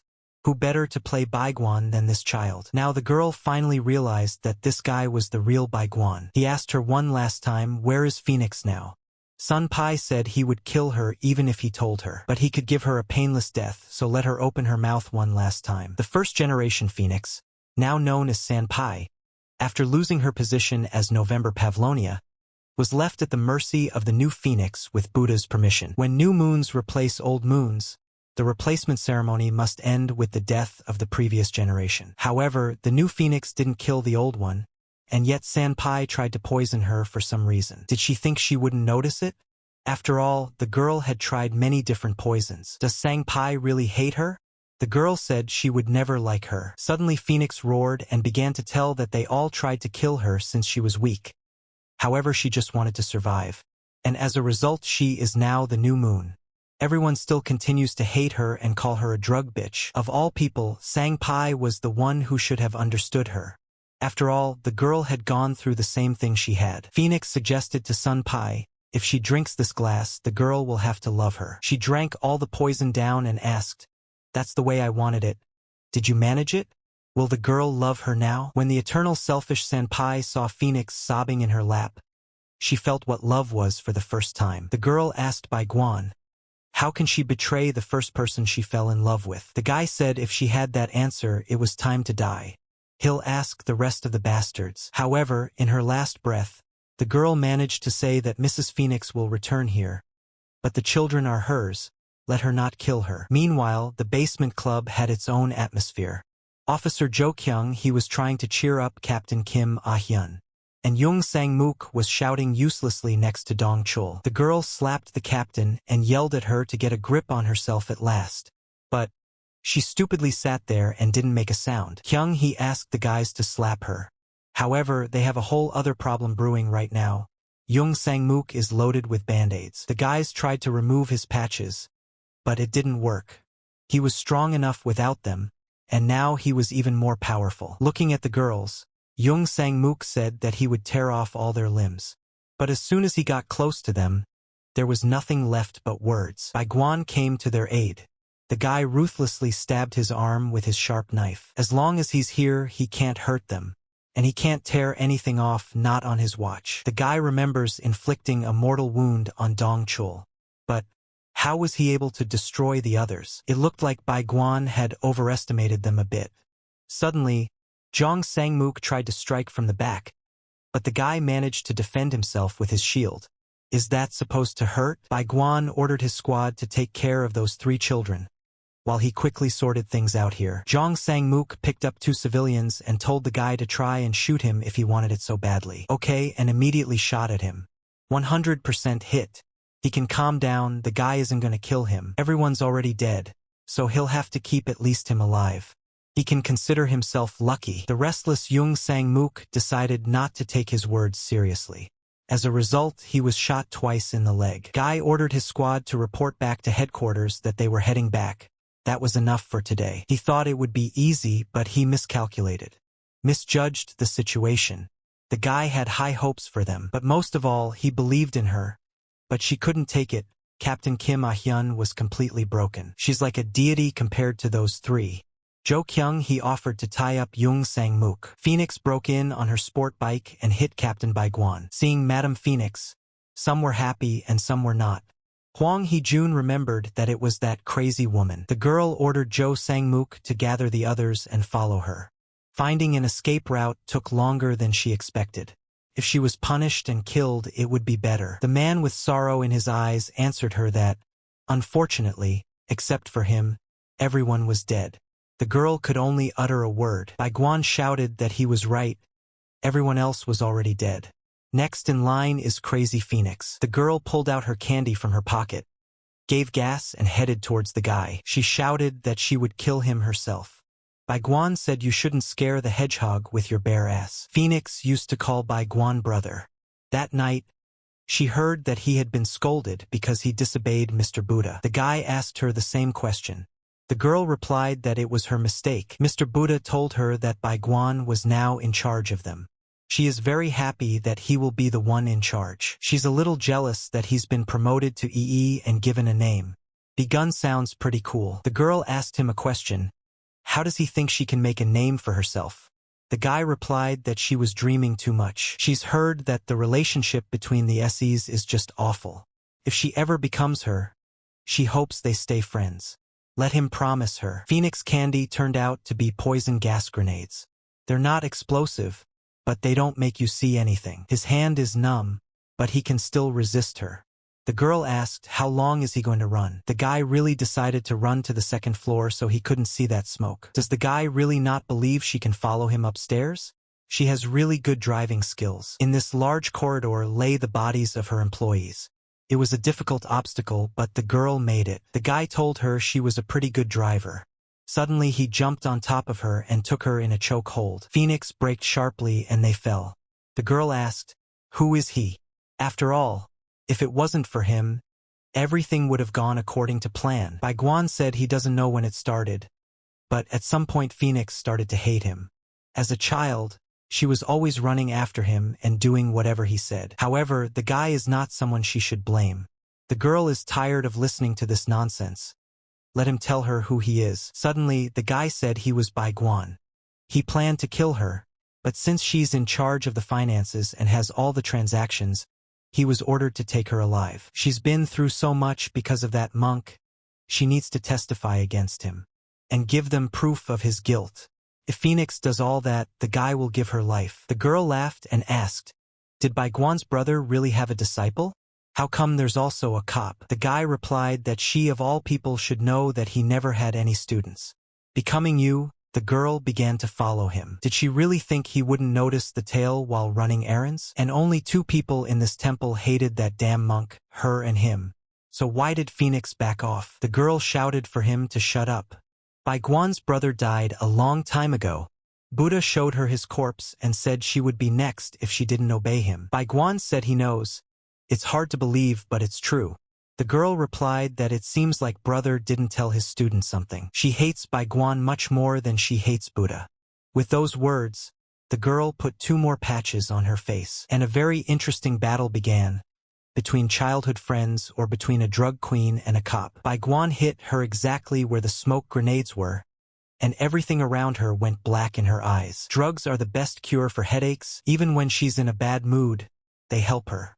It's the best high she's ever gotten in her life. Keep in mind that therapeutic drugs help a person recover, but briefly shift the concept of reality, which is highly addictive. The reality is always the same. They make things worse and life goes wrong. Baiguan told Phoenix that this is just a shame. Let her give up already and don't torture herself. stop proving anything. She pounced on him with her patches, asking what could he possibly know about her in the first place. The guy took the patches and, throwing them away, said he knew her very well. We need to finally calm down and turn ourselves in to the police. He banged his fist on her stupid head and told her to stop embarrassing herself. Phoenix said she was in pain. Let him give her band-aids. Guan replied that he would give if she promised to surrender. The girl says it would be better if he killed her. She fears Buddha even more than death. Guan said that Sa Pai asked him for a favor. She begged him not to kill Phoenix. The girl replied that if the guy was really Guan's brother, he wouldn't have killed Sang Pai. He would have gotten enough information out of her. Then the guy said that Sang Pai was using the kids. And judging from her reaction, he realized she didn't know anything. If she's just afraid of that monk, then don't worry, because he's gonna kill that freak soon. Phoenix shouted that it was impossible. After all, even Guan himself couldn't kill him. Did he really think he had the slightest chance? The guy said that his past body was broken due to a huge amount of training as a kid. It was the shortest way to become stronger, but he had to sacrifice his body. And the thing that finally finished his body was Operation True Religion. He was badly injured then, and he knows Phoenix is aware of that. This body, however, is different. He feels free in it. It has not been subjected to cruel mock training and is functioning properly. It can be considered perfect. He's insanely glad he got lucky. If the guy had gotten that idiot's body, I can't even imagine the consequences. When Guan gets used to his new body, there will be more of this bastard. He will definitely kill him. Is this guy really the same Guan brother she has known since childhood? Guan said she has two choices. Either surrender to the police or die here and now. Meanwhile, the group is already worried about Kyung-soo because he's been gone for a long time. They are waiting for help, which should be here in half an hour. Lee Sung-hyun looked at Jo Sang-mook and asked the guys, should we give him first aid? He's lost a lot of blood. The man said that if they tried to touch him, they would not live. However, Officer Kyung, he still decided to try. He asked her to get some band-aids out of his pocket and stick them on him. The girl said it was nonsense. Why would she give drugs to a junkie? Is he out of his mind? Or is he losing consciousness? Suddenly their conversation was interrupted by two jock brothers. They said that only scumbags use drugs. The brothers shouted to Jung Sang-mook. What had become of him? Why aren't his arms pumped up now? They sent him to kill one particular junkie. So why is this thing still alive? Then the girl asked him, is he of the supporters of the Black Lespedesia? Has he come for her life? She's got something more interesting than murder. Wouldn't a man this tough want to help her? Could he have fallen for a woman like that? One of the brothers said he always warned him about girls. Girls are total trash who can't even swing properly. Jong Sang-mook asked. The brothers of Lespedesia replied, don't you get it? They came to kill that Phoenix thing. Where is it? And Phoenix can't even move on her own feet at this point. She's so shaken up by these patches that she has no strength left. The girl said that riding on his back reminded her of the past. Guan replied that it was better to keep quiet and prepare to surrender. Phoenix asked the boy, does he remember their first meeting? That day the Buddha came to him and told him that this child had gone through the entrance ceremony. This child will be in the same group with him from now on. Let him show her around and help her get used to it. They fought with sticks instead of swords, and she always lost to him. The boy asked, how did she pass the ceremony if she is so weak? She said she just woke up crying on a pile of corpses. The girl was the only one who survived. Guan assures that she doesn't have enough skill to pass on. She asked for forgiveness and said she would do whatever was necessary. The main thing was not to tell Buddha. The girl did not want to die. He wouldn't say anything to him. After going through the entrance ceremony, the boy vowed that he would keep his future partner alive. The girl offered to swear on her little fingers. Vows are made on pinkies, her mom told her. Phoenix knew he wouldn't keep his promise. How could the boy protect her and survive in these conditions? It was worth putting all the blame on someone who really deserved it, but she just started blaming the guy. Guan replied that the girl had misunderstood everything. He hadn't broken his promise. So why was she the only one who survived that day? Phoenix asked the guy what was he talking about. One of the brothers checked Jung Sang-mook's muscles and said that he's completely gaunt. It looks really pathetic. Kyung, he shouted to the boys to stop this beast. But the other brother took them down with one soccer kick. The guy warned her that she'd better not move. They were getting rid of a traitor here. The jock asked the man if he had decided to choose drugs before he died after all. Disappointing. Told him to put a band-aid on it and see where his choice leads. Jung Sang-mook's biggest fear is disappointing Madame Phoenix. And those were his last words in this life. It was that choice that led him straight to the dumpster. He will know that drugs are very bad for the body. Why does it smell good? Looks like they have some mouth-watering losers in front of them. The guys said it's their turn. One of the brothers said that men have a good body. May not try to hide it with clothes from head to toe. He asked Hwang Hee-jun what sport he was doing and for how long. The guy replied that he had been boxing for more than 10 years. Kyung Hee shouted at him, "Why is he answering to this criminal? Is he completely stupid or what?" The man applauded the guy and said he liked his body. And the second of the brothers looked at Captain Kim Ah-hyun and said that she also has a very trained body. Once they'd chosen their victim, the Lespedisia brothers went into action. Maybe they were fed firewood when they were kids. Did he mean when he said she wasn't just the only survivor back then? She thinks she was immune to the drug back then. Bai Guan said that when they became partners and trained together, he realized something. It doesn't matter how much effort it takes to train. You end up dying at the hands of that bastard. The first generation Bai Guan somehow sensed that the guy wanted to save the girl. He came to him and offered his help. The man knew what herbs were used to prepare the bowl of poison. If the girl started taking small doses of poison and gradually increased them, she could develop immunity and survive. In exchange, the boy would do something for him. He agreed, and thus was able to learn the name of the herbs for the poison. Bai Guan secretly added herbs to her food. And after a few years, it still helped her to survive. So now they were able to meet here. The girl said she didn't believe it. Then he reminded her of the time she caught a cold and was covered with a rash. It was the body building up immunity. Then why didn't he tell her about it right away? The guy replied that if he had, she, being high, would have blabbed to someone. In which case they'd both be dead by now. Plus that bastard thought she was innately immune to drugs. Just like a first-generation San P. Phoenix. So he got her hooked on drugs to raise a new Phoenix. Having thought of an escape plan, secretly headed to Wagux's place to escape together. But it looks like the guy was dead wrong. Phoenix was high and said she didn't need to go anywhere. Drugs were the worst thing that had changed her. And every time he watched her change, he regretted his choice more and more. Bai Guan wondered if it was worth saving her then. Phoenix asked, why didn't he run away alone? Someone shouted very loudly. The girl assumed it was Jung Sang-mook. They need to walk faster and tell him to stop. But it was the Lespedian brothers who decided to test the muscle of our officers. There were two brothers. The older was born with a weak lower body and the younger with a weak upper body. These flaws were the brothers' main weakness. And that was the reason they were abandoned. The brothers were locked in a starvation room where physically handicapped children were sent. But they didn't want to die just because they were born so flawed. So they decided to defy fate. They trained, they killed, they survived as best they could.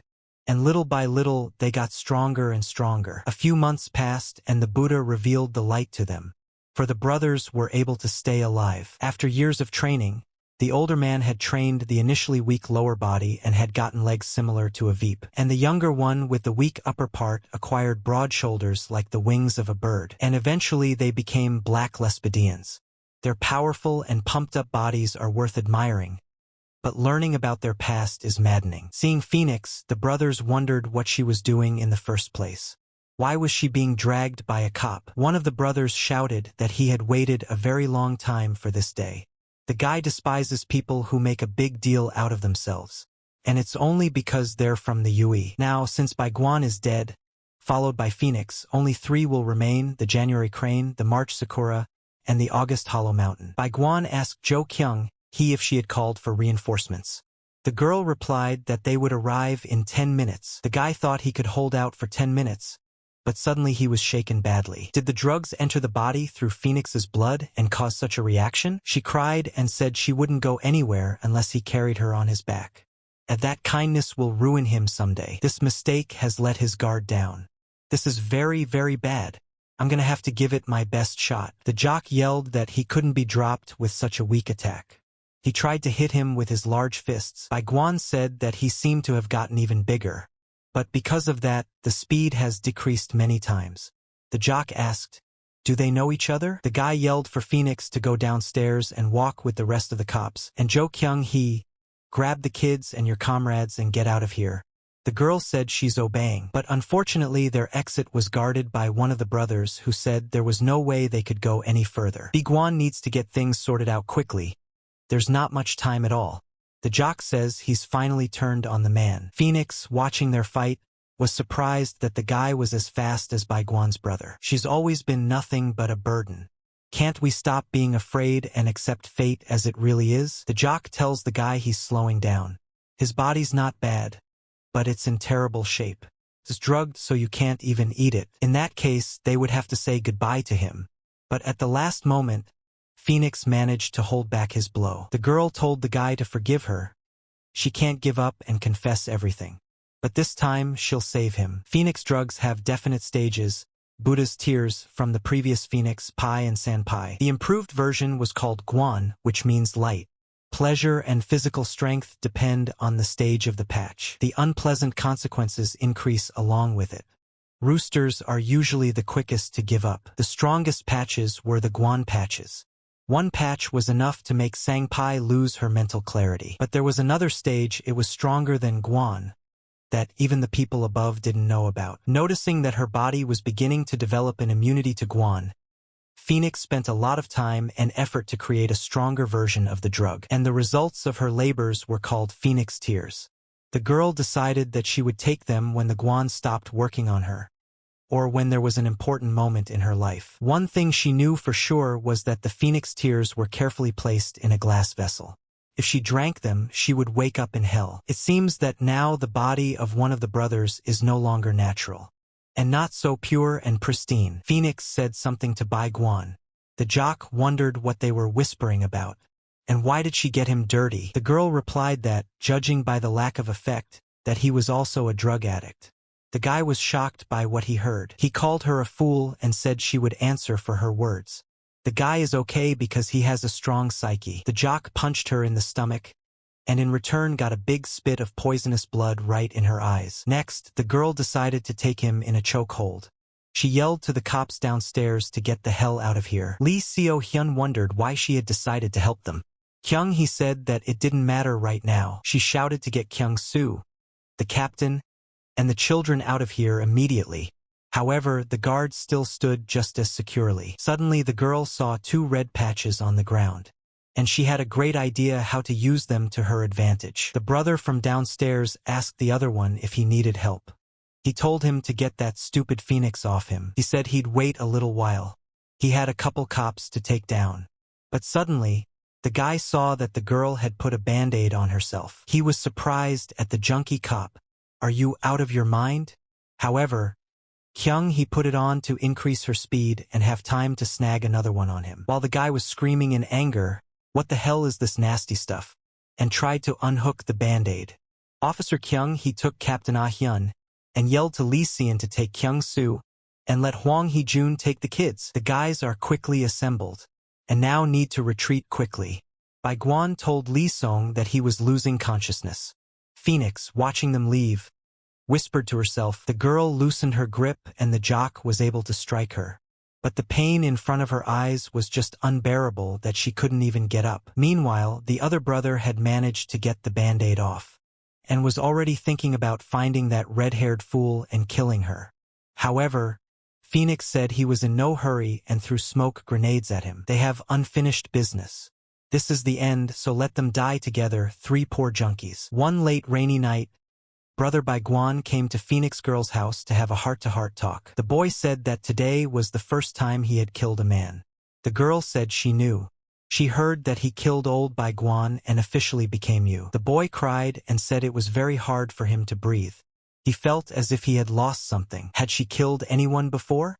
The girl replied that she hadn't. Giving her pinky finger, the boy asked her to never change. From that day on, Brother Bai Guan, now a SE, successfully carried out missions to kill assassins like himself. But he failed in his missions to kill civilians. And because of that, he was tortured by Lord Buddha. He was so good that Mr. Buddha did not want to kill him and constantly forgave him everything. When Phoenix became a SE to please Mr. Buddha, she turned hundreds of people into drug addicts and dragged them into an endless pit of despair. It didn't bother her that she had broken her brother's promise. Hadn't he broken his own? However, she was wrong because she drugged people and killed them in front of Brother Baiguan. At the same time and hating him, she was very wrong. Why has she changed so much? Is Baiguan's brother right that it's because of the drugs? It is said that if a person has sinned in a past life, he is reborn as an insect or cattle to cleanse his sins. Even after that, he is reborn as a human being. Brother Baiguan retained a little bit of humanity in him and ended up being reborn as a human. What will she become in the next life to atone for her sins? An insect or livestock? Or will he go back to hell and relive this whole worthless life all over again? She doesn't want to. The brothers looked at the pathetic body and assumed the drugs had worn off, or they had beaten her too much. The girl asked them for more. They were very surprised. She was asking for drugs even on the verge of death. The guy pulled a band-aid off the floor and told her to apologize for calling them druggies, and he'd put it on her as a parting gift. Phoenix asked him again, is he really going to give it to her? The guy replied that of course he would. She just needed to apologize. Baiguan's crying brother showed up in front of her eyes and told her not to change, and took her hand to swear on his little fingers. Phoenix called them drug addicts and told them not to be so straight. They're just like her. The girl decided to die sober if she could wholeheartedly apologize to all the people whose lives she had ruined. Even if Phoenix can't be reborn as Baiguan's brother, she is very sorry. She apologizes. Insect or livestock, she doesn't care at all. She doesn't want to be human again. What the girl wants most of all is to never be born in this cruel place and to forget everything associated with it. The guy got his whole body dirty because of her. How do you get rid of it all now? Can't just soap and water get rid of it? He told his brother that he had to go after the others. His brother asked him, are you really going to chase the cops in this condition? Their reinforcements will be here very soon. The older man asked, does he really think he cares about this? Or was he scared? The boy replied that yes, a little scared. My brother said that he had more to do with that redhead. But they don't know how many people they have on their payroll. The brothers of Lespedesia dialed Orchid on the comms and asked if they had dealt with Phoenix. They replied that they had just finished and were now getting out of there. Reinforcements are coming towards them. The number is not known. At the moment they are climbing the mountain. There's gasoline in the back of the club. You need to burn all the drugs and the building before they get here. After that, they have to escape through the back exit. He'll tell them where to go. This is Buddha's order, the most appropriate funeral for a junkie. You can watch 3 things forever: the water flowing, the paint drying, and the junkie's body burning. Operation Phoenix on top of Pavlonia has come to an end. For some it may have been successful, but for others it was not. The Buddha ordered the May Orchid to summon all those from January through October. It is time for the Buddhist ceremony to begin. The Major General came to check on Baiguan. The guy asked him, how long has he been in a coma? The man replied that it was 2 days. The next question immediately followed. Is Phoenix dead? Hong Jun answered that she was. The guy said that it looked like he should have rescued her and questioned her. The Major General replied that there was more news. While he is lying here unconscious, some people felt that the use of live ammunition by police officers in Operation Phoenix on top of the Polonia was unnecessary. Politicians despise the correctness of the decision, and public opinion is divided. The guy doesn't really understand their position. Special Forces soldiers died during the operation, and they claim it was unnecessary. Do they even know what that means? Hong Jun said that politicians are always divided into 2 camps. If Camp A holds a circle, Camp B will hold a triangle. And of course, vice versa as well. If Camp B holds a circle, then in most cases Camp A will hold a triangle. Chief Inspector Ki Ah-hyun, as well as officers Hwang Hee-jun and Lee Sung-hyun have announced their intention to resign from the police force. The man said that these are the most important events of these days. They would discuss the rest later. They had somewhere to go together. The boy asked where to. They need to go to the farewell ceremony for the fallen officers. Baiguan said he's never been to a funeral. Then he should definitely wear his uniform. However, the guy said he had to go somewhere before that for sure. Meanwhile, a meeting had begun in Wagusa, Cold-blooded and fearful people gathered to hear the next task from the Buddha. January Crane once again decided not to come to their meeting. Everyone wondered where he had disappeared to. February Bird and Plum Blossoms said it's not surprising at all. He's always on his own wavelength. March Sakura suggests that the man probably thinks they have nothing better to do. The girl is late for a lot of things. April Black Lespedesia tells Sakura that she doesn't need to pretend to be so businesslike, since she doesn't have a man either. May Orchid offered his services to create a muzzleloader for Black Lespedesia. June Peony assures everyone that dogs are not to be feared. They just want to play. July Lespedesia is still contemplating whether to call Sakura out on a date after the ceremony. August Hollow Mountain didn't show up either. Where the hell is he walking? Did he download the new Counter-Strike? September Chrysanthemum asked when Buddha was coming. He has a lot of things to do. He has to have time to count a wad of money. October Maple Leaf remembered Phoenix. Finally, that dumb junkie is gone. The Buddha came and asked, "Is everyone assembled?" Maple Leaf replied that January Crane and August Hollow Mountain had not come. The man stated that Hollow Mountain is currently in the process of cleaning up the Phoenix Trail. He added that he has bred a lot of roosters and they need to have their wings clipped. One of the girls asked where the January Crane was at the moment. The Buddha replied that this question was not negotiable. The man asked the crowd if they knew of Phoenix's passing. Bird and Plum Blossom replied that she had acted very rashly. Sakura remarked that all drug addicts acted like that. She asked the Buddha about the purpose of their meeting. Does it involve choosing a new November and December? The man replied that she was mistaken. He called one of the people present to assign him a task. Major General Hongjun must be eliminated. September Chrysanthemum offered to send one of the monk's apprentices to take the place of one of the months. May Orchid agreed with this suggestion. She pointed out that it wasn't the very top of the government, but just some old major general. Buddha said that he had previously sent Bai Guan to eliminate the general. However, despite all the skills of the boy, he was unable to cope with the task. Bai Guan returned in a battered state, stating that the cop was incredibly strong. Everyone was amazed at what they heard. Black Lespedesia expressed disbelief, claiming that Bai Guan wasn't trying hard enough. Orchid, on the other hand, suggested that the guy wouldn't put himself in such a state. The Buddha himself also could not believe what he had heard. It was necessary to be reassured. In the end, he did not kill the general, but only made sure that he would no longer be able to follow them. However, the Major General has once again come on their trail. This time they must be sure of his power. Who will go on a mission and kill this cop? When Bai Guan was on the verge of death, the last thing Phoenix told him was the coordinates. According to her, this place was located somewhere around here. The boy wondered what could be in this place. Could it be something underground? If he started digging, he would waste too much time. At that moment, a bird he had seen earlier at the hospital flew in. After the meeting ended, May Orchid and Buddha engaged in conversation. Orchid thinks that because of what happened to Phoenix, the public's attention is focused on the police. Will nothing happen if they kill the Major General? The Buddha replied that it was even for the best. After all, the people are a mindless herd. They are like a flame that flares up quickly and dies out just as quickly. It is better to make a ruckus at once so that they forget everything immediately. Besides, eliminating the general was necessary in any case.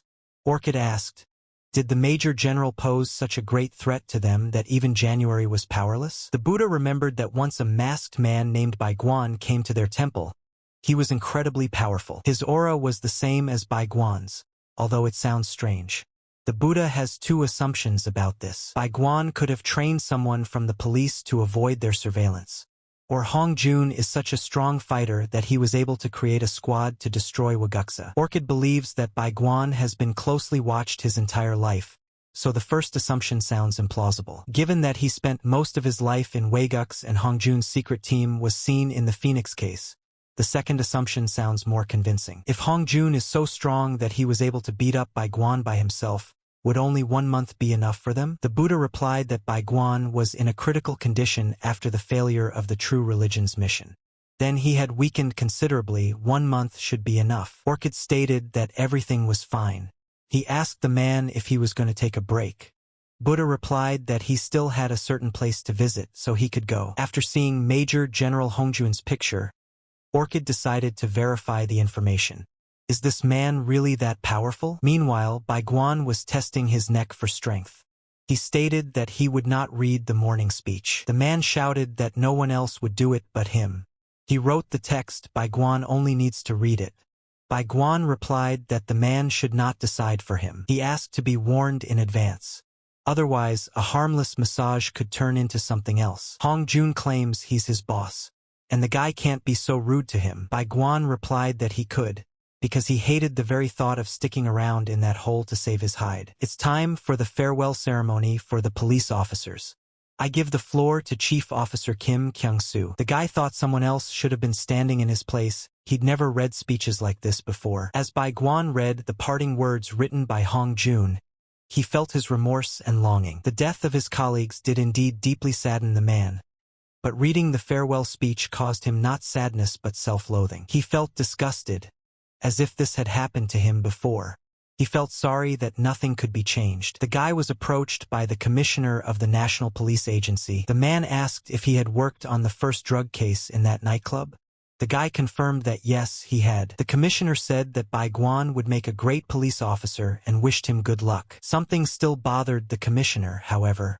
In order to start working on such a large-scale case, the boy should have reported to him first. The mission was a success after all. Should we take that as luck? Or because so many young officers died, is it more of a failure? That question caught the boy off guard. He looked back and saw the parents mourning their children. Now Baiguan understood why he felt so lousy. No one was there for him when he was dying. No one regretted his death. It appeared that nothing had changed since he was an assassin. Suddenly a man approached him and asked if he had been on that mission with his son. He said it was some kind of luck that someone was able to get out of there alive. His son dreamed of becoming an outstanding police officer. The man claimed that Baiguan looked a lot like his son. Holding out his hand, he wished the guy to live a decent life and fulfill his son's dream. Baiguan shook his hand and told him that he would. The farewell is given to Monk Yuhua, the high priest of the cultural patrimony of Waguksa country. The monk began by saying that in Buddhism, family is defined as those who are united in grace. These young souls received grace from the country in the form of salaries. They were head over heels immersed in their favorite profession, thus showing their loyalty to the Buddha. In that case, they're all one big family here. Mothers and fathers, don't let them be sad. After all these young police officers are also their children. Young cops, don't be afraid. All these parents are also their parents. All who are here are united. Back in the days when Baiguan was a hitman, he had seen the Buddha closer than anyone else.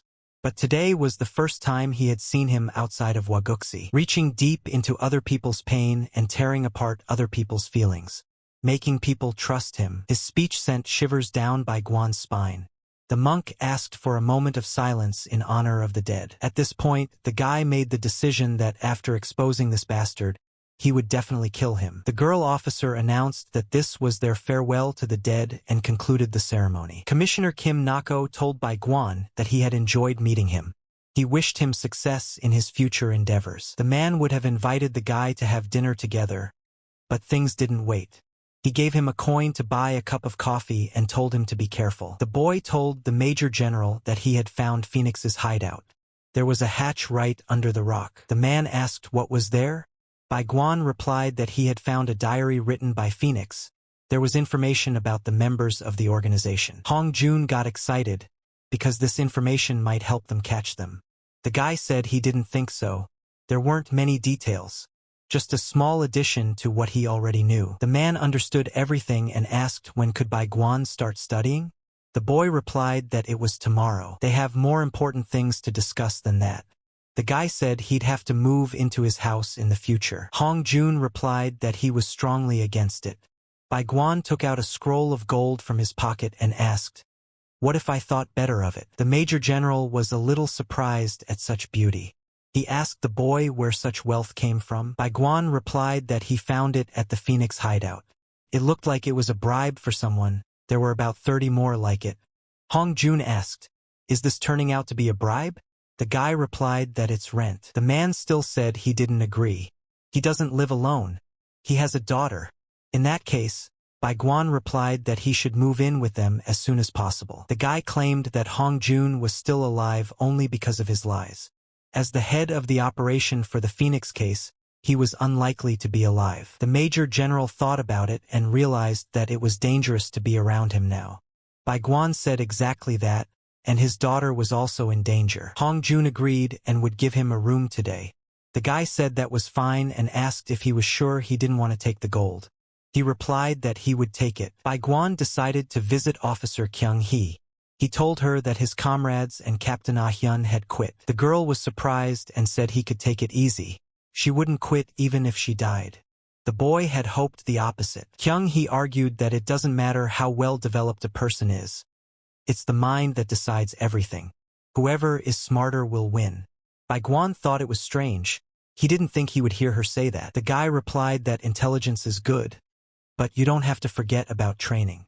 She agreed and asked if there was talk of a promotion, because someone had mentioned something. Bai Guan was told that it was a bit too early for him to be promoted by 2 ranks, meaning he was turned down. And the girl heard that everyone except Senior Officer Kim Ah Hyun and her will get promoted. Kyung Hee claimed that in this case, they were now on equal footing. The guy slightly misunderstood her strange hints. She had 3 hibiscus flowers now too. Bai Guan replied that he had forgotten to say something. She was denied a promotion. She was shocked by what she heard, pretty much claimed that the guy was lying because he didn't like that she was so excited. He replied that he was right, he didn't like it, but she certainly wasn't promoted. All because the girl took drugs at work. She said she had no other choice. The guy revealed that Kyung Hee was looking for them at the hospital. She will be disciplined, so don't let her forget she's still a slave. They'll talk more at practice, so don't let her get too comfortable. The guy figured he didn't have to worry about her now. All that was left was to beat up those 2 and change their minds. But then there's her, the officer, who's lost in herself. She needs a special approach, it's gonna take a lot of work. Kim Ah Hyun asked the guy why he came. He replied that he let him open the door, they need to talk. The girl said she would call the police if he didn't leave. Bai Guan replied that there was no point in calling the police if they were both police officers. He started pulling harder on the doorknob and yelling for Ah Hyun to open the door. She told him to be careful or he'd break it. She'd open it now. So why did she decide to leave the police force and just lock herself inside those 4 walls? Why didn't she even attend the funeral of her own colleagues? The same Kim Ah Hyun, 29 years old. Now a junior inspector, but the best of the best.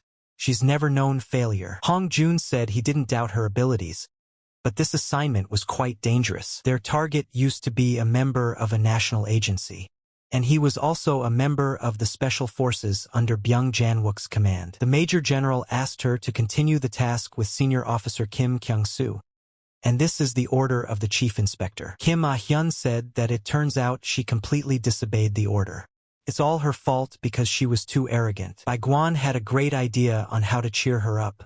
However, he would have to use a little force. The boy led her to the cemetery where her comrades were buried. But they also met a family there. The girl was shocked, as she was inappropriately dressed for such a place. The guy replied that nobody cared. The same panic that was there after the loss of her comrades has begun. She doesn't know what to say to them. How can she apologize? A man approached and asked if she was the officer who led that very mission. Looking at him, the girl said yes. He apologized and told her to remember their children. He told her to make sure it never happened again. And Hyung couldn't help but cry and fell on her knees in front of them. She said she was sorry and it was all her fault. And so now we're left with 2 morons. The guy said they had very little time, so let them talk in 3 sentences. The guys interjected, how can they fit into 3 sentences? Bai Guan said that he can't talk seriously with men. Hwang Hee-jun let him start. When he was kickboxing, he had a friend who the guy could never beat. But he became a criminal. So Hee-jun decided to become a policeman to catch him. Lee Sung-hyun was bullied at school for being a coward. So he decided to take up Brazilian Jiu-Jitsu to become a police officer and catch bad guys. Bai Guan shouted that enough was enough and asked them a question. Why did they leave the police force if they both had clear goals? Sung-hyun replied that because he had seen for himself that they couldn't do anything, that they were useless and couldn't help. Looking at them, the guy thought that they were humiliating themselves. They were the most disgusting type of people. At least Kim Ah Hyun had pride. He said if they decided to quit again, he'd beat the crap out of them. Now shut up and go to work. Thus Kim Ah-hyun, Hwang Hee-jun, and Lee Sung-hyun are back in action and starting fresh. Hwang Hee-jun and Lee Sung-hoon were promoted to chief inspectors. Looks like sometimes it's good to be dumb instead of smart. To address their weaknesses, they embarked on personal training. Some needed to develop their minds and some needed to develop their muscles. Kim Ah-hyun returned and immediately met with a former member of Special Forces Unit 22. Leaving his squad to perish was unthinkable. He said that if it wasn't for Chief Inspector Hong Jun's request, he would have never met her. The man said that that bastard Dongchul had survived. But what he's most interested in is why she came. Meanwhile, Bai Guan provided all the information to the Major General that Phoenix had written. Turns out this is what March Sakura, April Black Lespedesia, and July Lespedesia look like. Phoenix had the worst relationship with them. April and July are Lespedesia's brothers. 3 months ago, Waguksa was paying them, but now she doesn't get a penny. March, September, and October don't get paid either. The presumed reason for this is that they are doing business. But it is not yet known what kind of business it is. Between assignments, they work out. We couldn't track them, but judging by their muscles, they probably visit some kind of fitness center. They call themselves straight, but no doubt take steroids. At least the younger brother is. Hong Jun says the guy brought good information. He'll look into what businesses opened 3 months ago and find out what nearby businesses are selling steroids. The next one is March Sakura. She also does not receive money from Waguksa. Even on the contrary, the girl gives it to the organization. First paid to her direct superior Phoenix, Maple Leaf, and then to Sakura. Not too long ago, Sakura overtook Phoenix, much to her dismay. Looking at the report, the man wondered, why are there celebrities pictured on them? The guy asked how he knew them. The man replied that it would be strange if he didn't know them. Bai Guan said that one of them might be that Sakura. And it's indicated in Phoenix's investigation. The guy doesn't know if it's true or not, but if you read further, you'll realize that he and Phoenix were in frequent contact. She was getting drugs from her and asking her to create a new drug. It doesn't look like she was doing it for herself. There was a drug accident in the entertainment business that Phoenix had given to Sakura. Based on all this, we can understand that Sakura works in the entertainment industry and she's some kind of star. But what's all this fucking monk for? The Major General asked. The guy had one guess. This happened when he became the second Bai Guan. The monk asked him what he thought was the most important thing in human life. Bai Guan immediately replied that he didn't know. The man said it was fear. People live to fight fear. To cope with the fear of hunger, people go to work. To cope with the fear of loneliness, they socialize with others. But there are some things that man cannot overcome. In the face of the fear of death, everyone turns to God. In this troubled world, tormented by fear, for people who have lost their last hope, for people who are frightened of death, he can become the very God. And December Bai Guan, along with other months, will be the fear for this society. That's what that monk said. That's what this bastard is aiming for. The Major General was surprised that his goal was to become God. He asked Bai Guan why the months are so devoted to the Buddha. The fellow replied that most months have absolute trust in the Buddha, because from childhood he raised them to be killers, and they experienced firsthand what hell is and what death is. However, when they became months old, the reward was very sweet to them. It was as if God himself had bestowed it. The guy speaks from experience. Months consider Buddha to be God.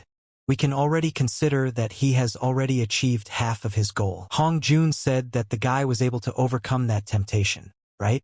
He replied that he had made a deal, but what kind of deal it was didn't matter at all. Sitting in front of him is proof of what happens when you no longer show that devotion. He never protested openly, but 5 years ago one of the months came along and rioted. Bai Guan asked the man if he had heard of a real religion. The man replied that yes, the religious leader of this cult was the first Maple Leaf. Most likely, the place of the leader is now occupied by the second Maple Leaf. Having formed a real religion, the first Maple Leaf wanted to oppose the 12 months.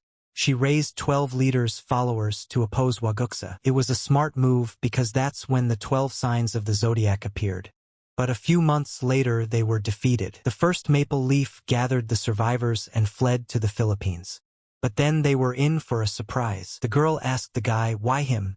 Didn't he also have so many grievances against this old man? Bai Guan replied that the monk had promised him that if he managed the task, he would give him a human life. Maple Leaf smiled and told him to hear her prediction. He would never be able to live as a human being. That day the boy killed her. Hong Jun was surprised. After all, before this, the guy had said that the leader's place was now occupied by the second Maple Leaf. Bai Guan himself doesn't know which one is the first and which one is the second. Maybe the Maple Leaf is more than one person? The second Maple Leaf always seemed very strange to him. In group assignments, different people came each time. It all seemed very suspicious to him. Even though they were different in age, gender, and voice, and manner of speech remained unchanged. It was as if they were the same person. The guy said let him continue the investigation. He thinks Sakura will be the next target. All that's left is to figure out who she is. Bai Guan wondered why a person with such a high position was riding around in such a wreck. He suggested that he buy a new one. Hong Jun replied that his wife bought this car. She died 3 years ago, 15 years ago, on his birthday. The guy assumed his wife didn't really like him. After all, she had plenty of time to buy a new one. Hong Jun warned that if he said one more word, he'd be out of here. Was it because of an illness? The man replied that she was also a policeman. She was accidentally killed by a lunatic. The guy said he was sorry. This lunatic was a proponent of a real religion. He assumed something was wrong, but it turns out she was related to Waguksa. Bai Guan asked, so is that why he didn't want to catch the Sakura first? If he wants to, they can start with the Maple Leaf. The Major General replied that there was no need for that. They know much less about him than they do about the Sakura. He decided to change the subject slightly. Maybe because both parents work in the police force, his daughter will want to follow in their footsteps. The guy thinks it will be easier for her, since her father is a chief inspector. However, the man himself does not want her to become a police officer. He asked the guy to try to talk to her about it, since they're all living together now. But don't let him say he asked him to do it. Bai Guan asked if it was okay to hit her. The man realized that he was still too far away from normal human life. His social skills were at their lowest level. When we got to his house, the guy again said he was living in a piece of junk. He asked how old the door was. Hong Jun asked him not to communicate with him so boldly in front of his daughter. He agreed, but he doesn't make any promises. Walking into the house, the father asked if she had just gotten back. The girl replied that she had recently returned from the library. She asked, so is this the person who will be living with them? The man replied that she might be uncomfortable, but that she would have to be patient for a while. Just don't let her get close to him. The girl said hello and said she was pleased to meet such an uncle. Looking at their family picture, the guy said that the girl looks like her mother. Hong Jun replied that he's still getting used and accustomed to regular human life. He has no idea what social skills are. The man had prepared a room for him on the second floor. He offered to come up and go to bed, as he himself was about to rest.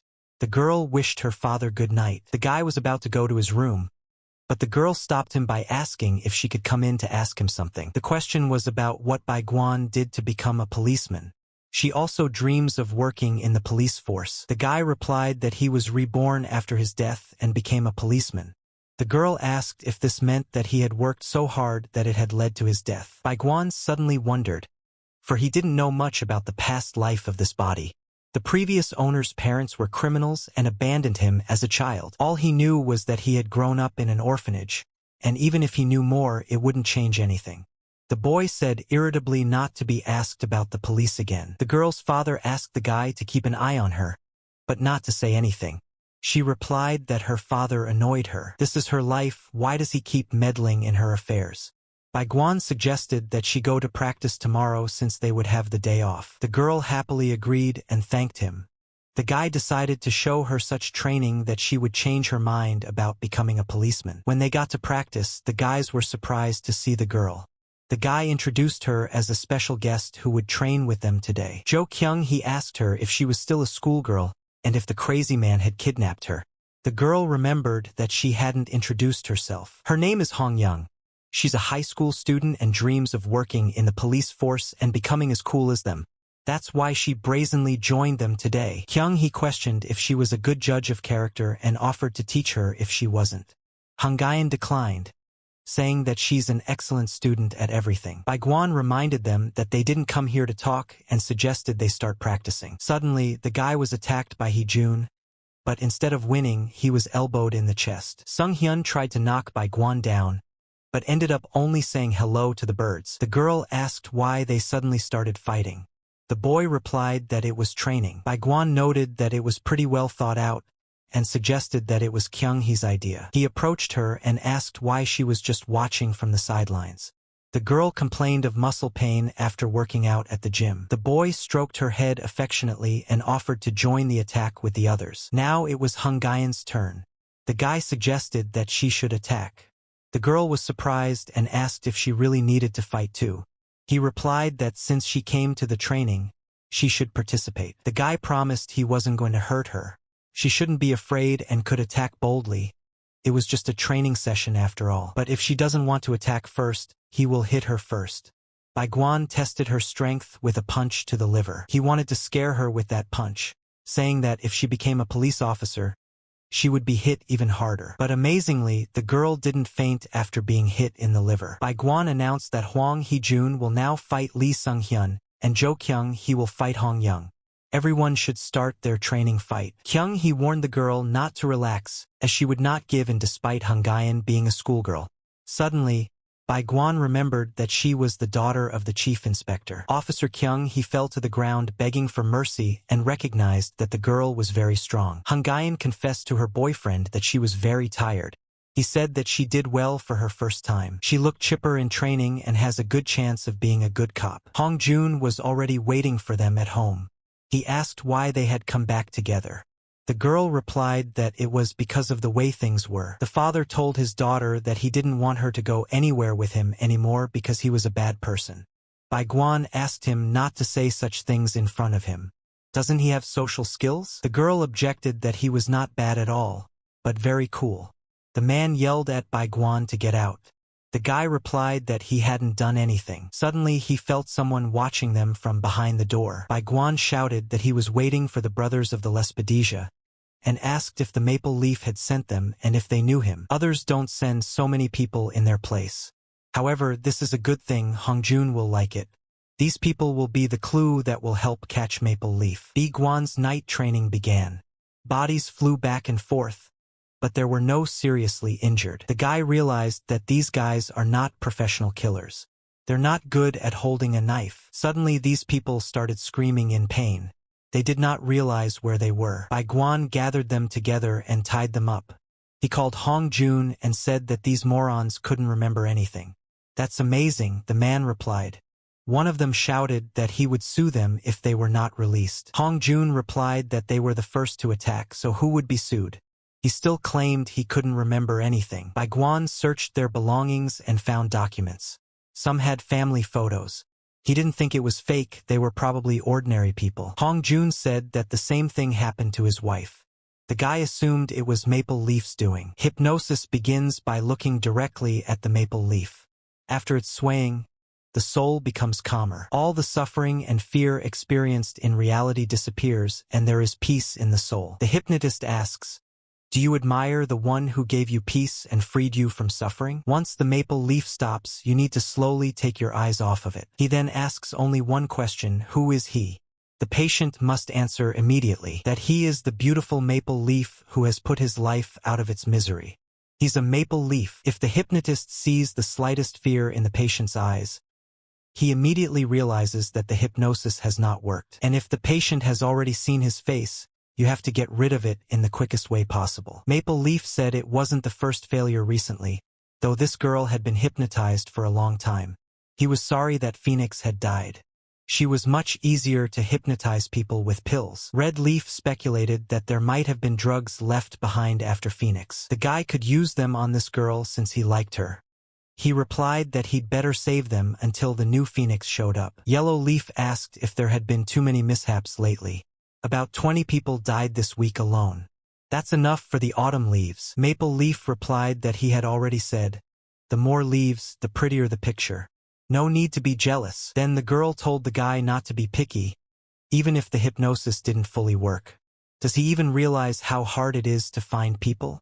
In response, the guy asked if she realized that a person couldn't be fixed, can only be changed, and turning a blind eye to problems will lead to disaster. It is better to replace the person completely as in their case. He asked the girls what had become of the boys who had been sent to see the chief inspector. Yellow Leaf replied that they had failed. That's very strange. Even though they are ordinary people with no training, how could they not be able to handle 5 or 6 armed men? This should be reported to the Buddha. Orchid reported to the monk that Maple Leaf had sent a report. He reported that Hong Jun was very capable as expected. The man decided to ask the Buddha, if he successfully completed the task, would his status among the monks increase? The Maple Leaf status will rise and he'll start bragging.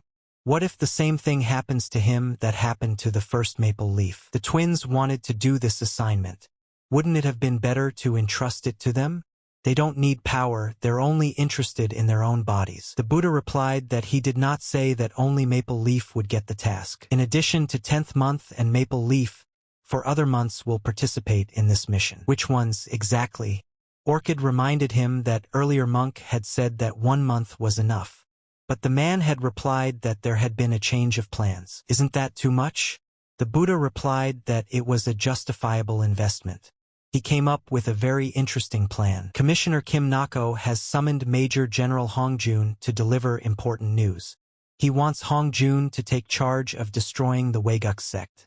All the information you need will be provided. Kim Nako found out that he had been attacked again. He checked his sources and realized that a sect called True Religion was involved, just like in the case of his wife. These words referred to sect followers who pretend to be true believers. The stranger asked if the man was familiar with the method of knowing the Tao, noting that this was reportedly where they spread their teachings. It probably has something to do with the disappearance of the girls. We need to investigate and check it out. The commissioner is confident that Hong Jun will be able to do the job. Bai Guan insists on taking up the case immediately. The man hesitates, pondering the situation. The guy objects, there's nothing to ponder. They killed his wife and attacked him. Plus now they have information. Isn't that enough to apprehend Maple Leaf? Hong Jun ponders. Emotions are unacceptable when performing a task, and the information has yet to be confirmed. Maybe we should learn more about Sakura and the Lespedisia brothers first. Bai Guan is eager to fight. There are too many clues. Especially that name. He gathers his squad and gives them today's task to catch the culprit. Kyung Hee wonders who the sectarians are. The guy explains they call themselves a true religion and spread their teachings in the areas indicated in the materials. We need to find a representative of this group and use him as bait. The girl has doubts. There are a lot of sects like this, so how do you find the real religion? Sung Hyun is sure that they will immediately take the bait. They divide up the areas of responsibility to avoid overlaps. Sung Hyun is well aware of this group. He himself has been tried to be recruited more than once, so he must look very trusting. There's a subway station and a busy street nearby.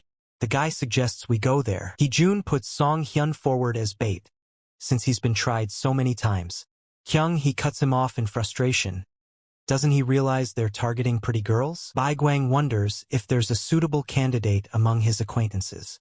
Hee-jun jokingly suggests dressing Sun Hyun in women's clothes. Then it hits him, Hong Jun's boss has a daughter.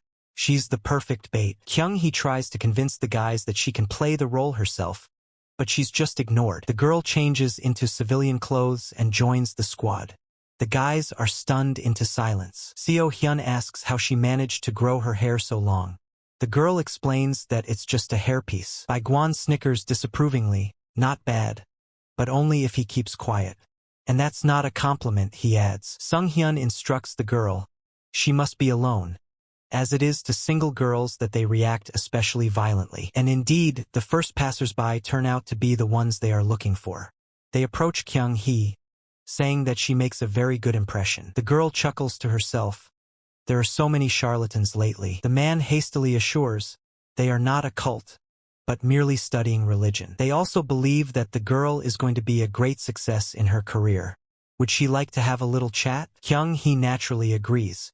So far, everything is going exactly as Sung Hyun predicted. After listening to her, they offer to grab a bite to eat at the nearest cafe or snack bar.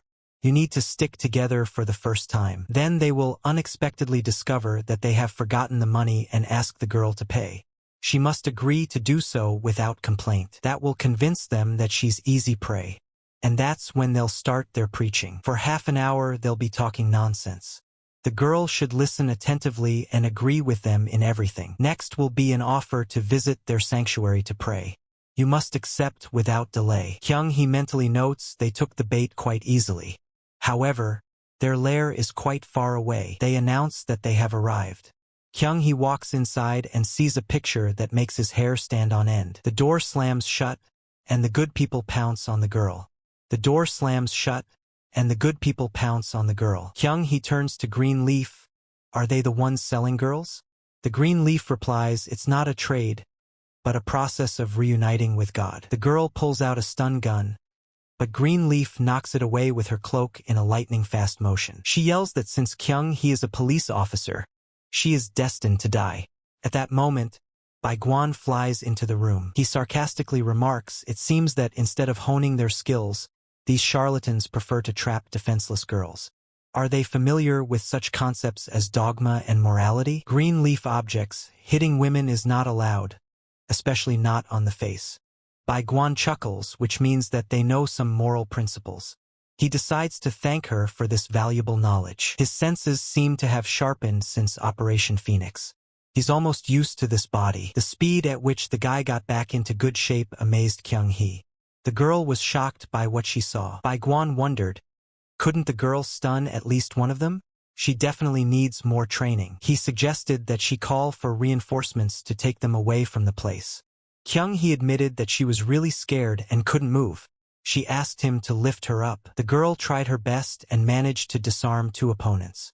The guy took her in his arms and celebrated her achievements, saying that she had reached great heights. Kyung-hee asked what he was doing. Baiguan replied that she was asking him to lift her up. But the girl didn't ask him to lift her just like that. Hong Jun voiced his displeasure that the guy was acting on his own again, without prior preparation. He complained that he could have at least given him a warning so he could have had time to prepare. Baiguan replied that they had caught all the opponents. If he had warned, they wouldn't have let him go. The Major General stated that he would have gone anyway, no matter how much he was forbidden. The guy replied that was the point. Next time he would try to give a warning. He asked the man if he would take on a case with a real religion. Hong Jun replied that he would have to look at the results of the interrogation and then decide whether the department would personally handle it. Baiguan claims no one there knows how to work. Did he forget how they lost the Phoenix drugs? This time he can handle it on his own. Hong Jun said that the order from the superiors had already been signed. All the more reason to trust them. This time it was the head of the department himself, Chief of Police. He started as a simple officer and rose to the rank of Chief of Police, becoming a living legend among the police. The police chief's tenure is only 2 years, but the actions that made him a legend are the hollow work of his successors. His great potential in politics showed that it was better to leave him in office. So they changed the law as an exception, and now he's in his 3rd term as police chief. For the last 5 years, he had held the position and gathered around him the most capable people from different cities. He also made it so that all power was concentrated in the main police department. No one can say anything against his position because his stance on criminal organizations is categorical. So he can be trusted. He has a lot of capable guys. The boy asked, is that why his special unit was in such a state? The man replied that they all had good potential. He was thinking about the future, so he bet on them. Turned out to be a waste. Bai Guang asked that if this case is handled by the department head himself, who has a lot of power, then why does he feel that way about it? Hong Jun replied that he was very concerned about it, since that person is too capable, just like the guy. Judging from the fact that Bai Guan has information about Weigux, one can understand where such accomplishments come from. But what Kim Nako accomplished during his rise from ordinary officer to chief of department is impossible to comprehend. The guy speculated, maybe he was one of those legendary cops that show up once every 100 years? Hong Jun asked, then why would such a person not know about who was behind Weigux's affairs? He also stopped the investigation. That's just too contradictory. When the daughter returned home, she asked her father why they were coming so late. He replied that there was a lot of work to do. The man immediately said he was going to bed. His favorite daughter said good night to him. Bai Guan asked why she was smiling like that. The girl replied that she was just happy that the guy was living with them. And to be honest, even before I moved here, my dad told me a lot of things about him. After her mother died, her father had lost interest in everything, But when he started talking about him, she saw a spark in his eyes. My father said that before she died, my mother asked for something. And that was to finish the job. All this time the man couldn't fulfill the promise. But now he thinks there's a chance. The girl doesn't know what the assignment is, but she's glad that her father has a determined desire to accomplish something. Bai Guan replied that she didn't need to worry. He would definitely succeed in this endeavor. Hong Guian said let him promise her that he will do exactly that she'll help him do it. She asked why he held out his pinky finger. The guy replied, "Isn't that how promises are made?" The girl smiled and said he turned out to be so cute. No one had ever called him that before. Hong Jun was summoned by Police Chief Kim Nako. He was told that the interrogation was over. It seems that they are connected to a real religion. We managed to find out everything, the location, the organization, the way the crime was committed. The man was surprised. The supervisor asked if he would now take over the case or not. There's no time at all. The real religion is a cult that was created 10 years ago by one girl who proclaimed herself a saint. After that, religion began to spread rapidly and became a major organization that could no longer be ignored. However, after 5 years it suddenly disintegrated. The saint, along with the remaining leaders, took her parishioners and left for the Philippines, where they were all found dead. Police concluded that the cause of death was due to internal disagreements between the leaders and the saint. Thus, the sect was dissolved, but that was just on paper. At that time, only one of the parishioners survived. No one knows how he managed to stay alive. He seems to have gathered the remnants of the defeated congregation and is preaching this religion again. This second leader is probably just under 30 years old now, and he's kidnapping people off the streets, keeps them imprisoned and tortures them to break their psyche, and then makes these exhausted and weakened people dependent on him. He uses hypnosis to make them his puppets. He uses men as soldiers and makes the women he likes his assistants, depending on the degree of psychological processing. Green leaf, Nagiop, yellow leaf, Wangyop, red leaf, Chogyop, and black leaf. On the back of their necks they have tattoos of one of the leafy flowers. They say he built a palace on some deserted island and lives there. If Hong Jun takes the job, the boss will tell him the exact coordinates. The boss saw doubt in his eyes. This is a chance to avenge his wife. Why delay? Hong Jun asked, doesn't he think it looks like a trap disguised as an enticing temptation? Meanwhile, the maple leaf has been told that the green leaf has been caught. He is sorry, for he has not done everything for her yet. Soon they'll get here too. He asked the boys if they were in anticipation. Black Lespedisia replied that he was only excited when he was working with iron. This seemed surprising to him, for it is a maple leaf task as bait, and he took it up gladly. If all ends well, the monk promised a generous reward.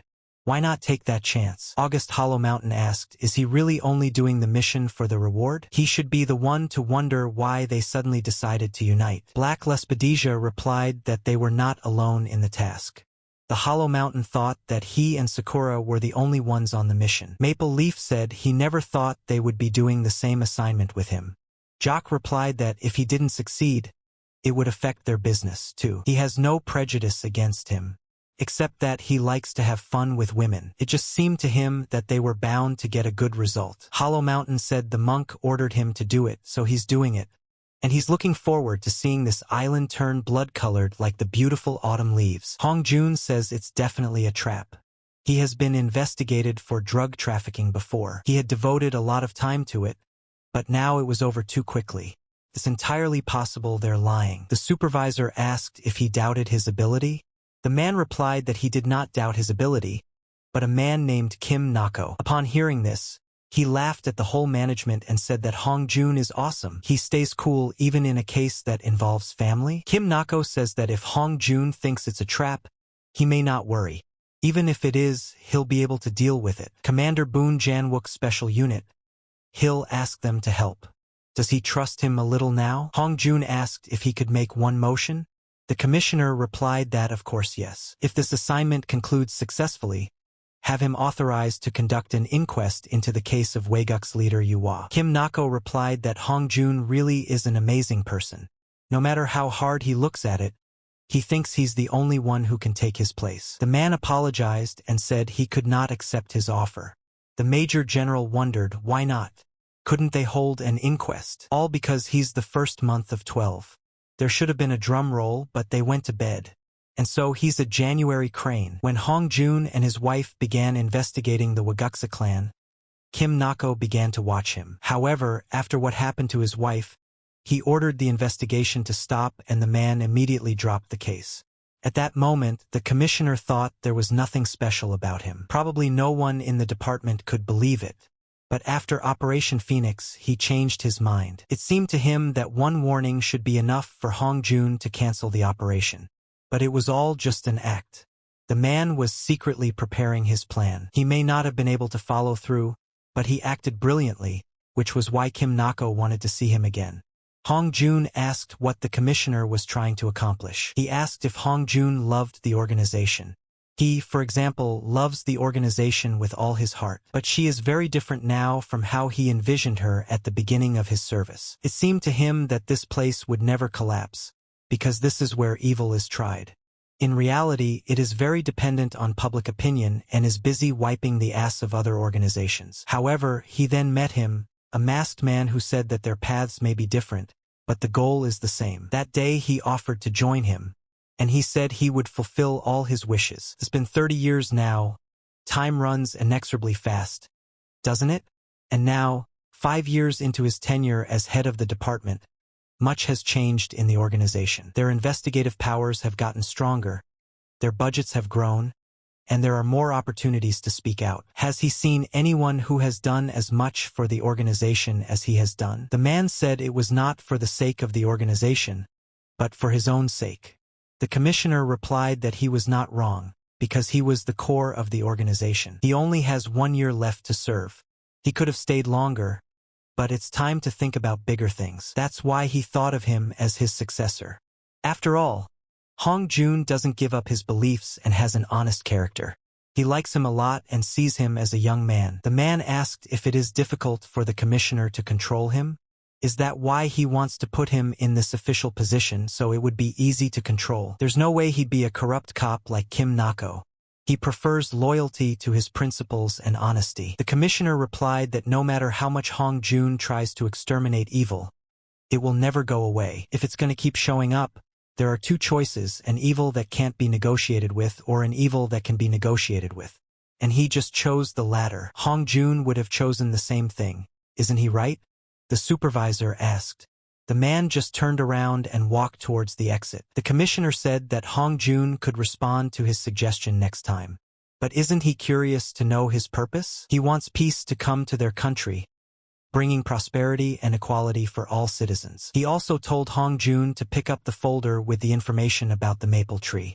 It's authentic, I can swear to it if I have to. A man has a duty to avenge his wife.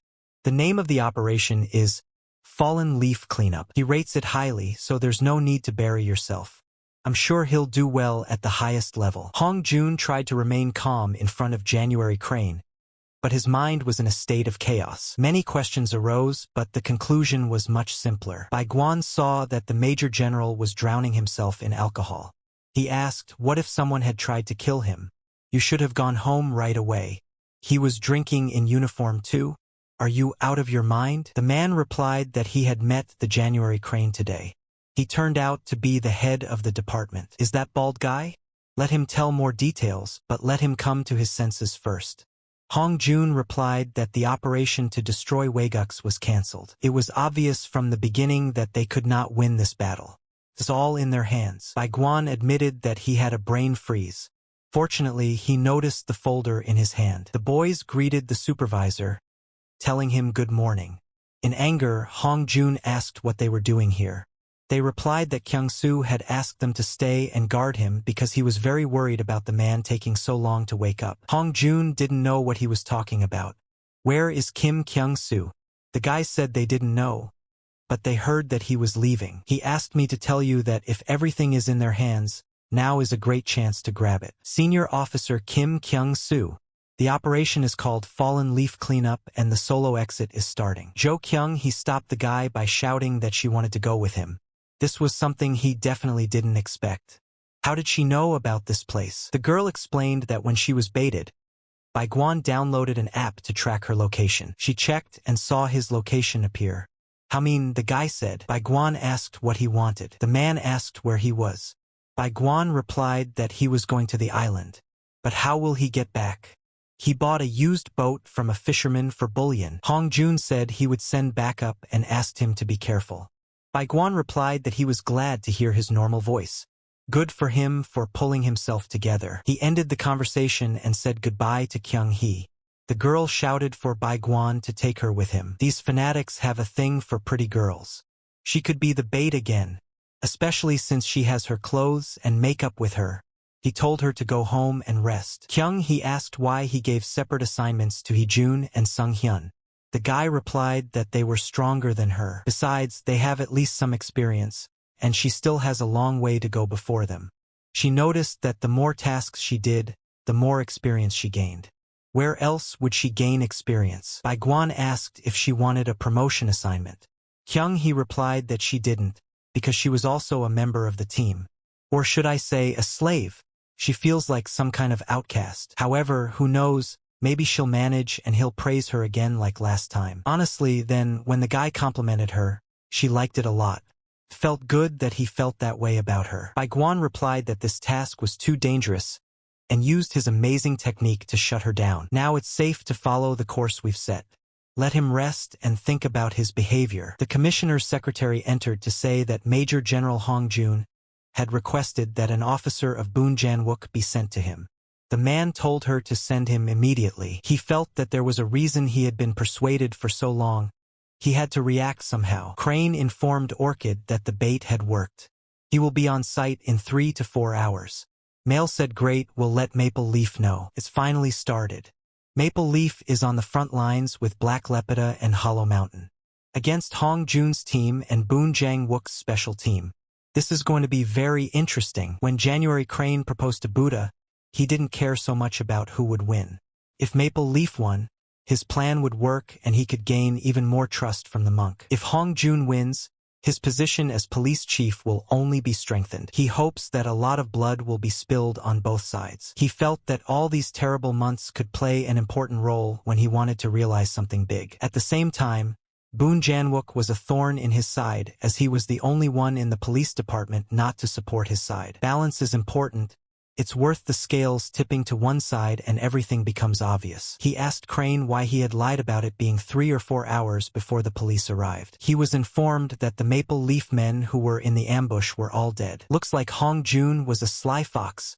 He pretended to be weak in front of him while going behind his back. Crane reported that it looks like Hong Jun sent his team. Have him tell Maple Leaf that he's sorry. However, Orchid received another piece of information. They say it's not a team but one man. The commissioner wondered, was this really the guy? He sensed something was wrong with him, but not to this extent. This is already a significant change in plan. We'll have to resort to a backup to restore the balance. Hong Jun called the guy and told him to wait for the special unit. Bai Guan asked if it was Kim Ah-hyun by chance. Is she gonna slow things down again? This Boon Jang-wook's special unit. Among all the existing squads, this one is considered the strongest. Boon Jang-wook, Chan Young, Park Jun-ho, Choi Sang-ho, and Kim Ah-hyun. Now we can only go forward. The boy replied that he refused. He is much more comfortable doing the task alone.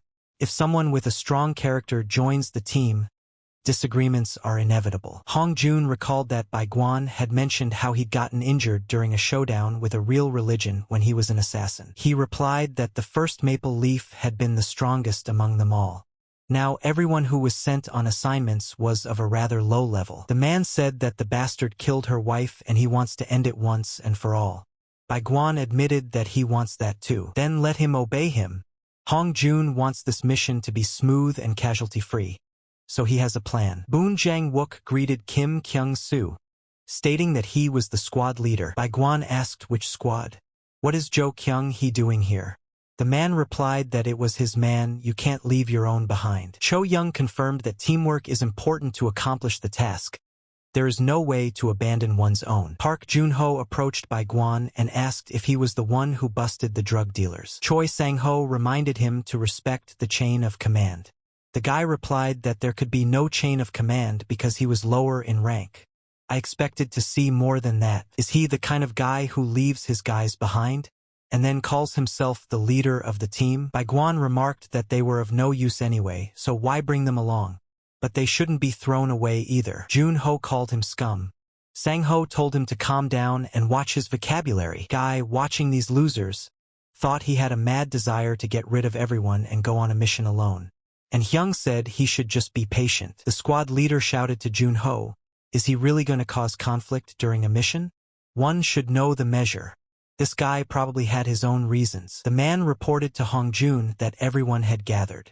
He replied that he would then begin the briefing on the assignment. The facility is in a 3-story building, with a staircase on the first floor, a dining room on the sides, and a passageway to the basement. On the second floor is the hall for services, and on the third floor is the office of the head of the sect, where important decisions are made and rituals are performed. If he were in their shoes, he would have lured everyone into the interior of the building first, then surrounded the rooms. So they must divide into teams and each go in their own direction, straight ahead, left and right rooms, and the basement. The squad leader asked if there were any errors in the information.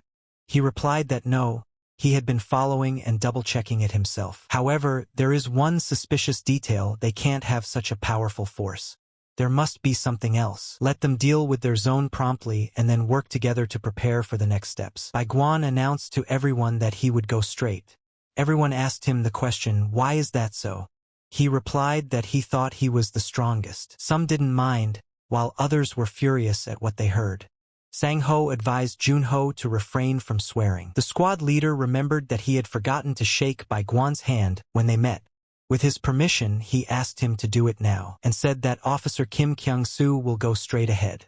He will try to cover for him while he goes upstairs. The guys started to check their gear and found that the suitcase wasn't the same at all. All they had inside were fishing rods. It looks like they were given the wrong suitcase. He ordered Chaeyoung to contact the carrier. The girl called, but no one picked up the phone. Did he think he was joking? January Crane thanked Marine Police Chief Choi Jong-in for asking him to switch the suitcase. That's overkill, of course, but it can't be helped. If he wants to keep the balance, he'll do his best. Another maple leaf rite was underway. God is real. He has seen it himself and speaks of it with certainty. The believer is destined for salvation, but punishment awaits the unbeliever. Now the unbelievers are approaching to do harm, but they will be defeated because they believe in God. When this battle is over, they will draw near to God. The madness in Maple Leaf's words encompassed the believers. Maple leaves turn to scarlet fall foliage. In the same way, madness creeps into people. The fallen leaves cleaning operation is starting. It is necessary to clean up and prepare nature for winter rest. They found the crowd in a hypnotic state. They were told to get rid of the uninvited guests. Major General Hong Jun warned the boys that there were many ordinary brainwashed people among the congregation. These people are dressed in white clothes and the others are dressed in green, yellow, and red. Cha Young remarked that since these people are in white, they should be more careful with them so as not to hurt anyone. However, Baiguan was not bothered by this at all. He needs to clear his path. The others were shocked by the guy's actions. Park Jun-ho reminded him that these were ordinary people. Baiguan assured him that he was well aware of that. Choi Sang-ho suggested that the commander help Baiguan, but the man replied that he had enough of watching this show. Let everyone go to their own position. Turns out that Hong Jun was right. On the staircase leading to the second floor, Clone placed people in white clothes to lure the enemy as deep as possible. And in the adjoining rooms and basement, he probably intended to surround them with parishioners in colored clothing. It was easier to verify than to prove. Hong Jun had been trying to find evidence related to the Waeguk's clan all this time, but after checking the materials Kim Nako provided him, it turned out to be pretty easy. He made sure there were no errors in the materials and proceeded with his plan. The boys gradually ascended to the second floor. Klen was surprised, for they were acting in a scattered manner. They split into teams and each headed to their own point, and they even knew the location of the secret doors. Hong Jun made Clone doubt his powers. He realized that there was a leak of information. When Greenleaf grabbed the police, Clone hypnotized her into revealing information for bait. Hong Jun's information did not come from the Greenleaf, struck him as odd. Perhaps the hypnosis didn't work? Or did Hong Jun investigate further? Only Monk and Orchid are aware of Crane being policed inside the temple. Clune only knew that the Waygux clan had disseminated their information to the police. Was it really Lespedisia and Hollow Mountain? He asked them why they had come here. But Clon's guess was wrong. Lespedisia replied that he had lost his mind.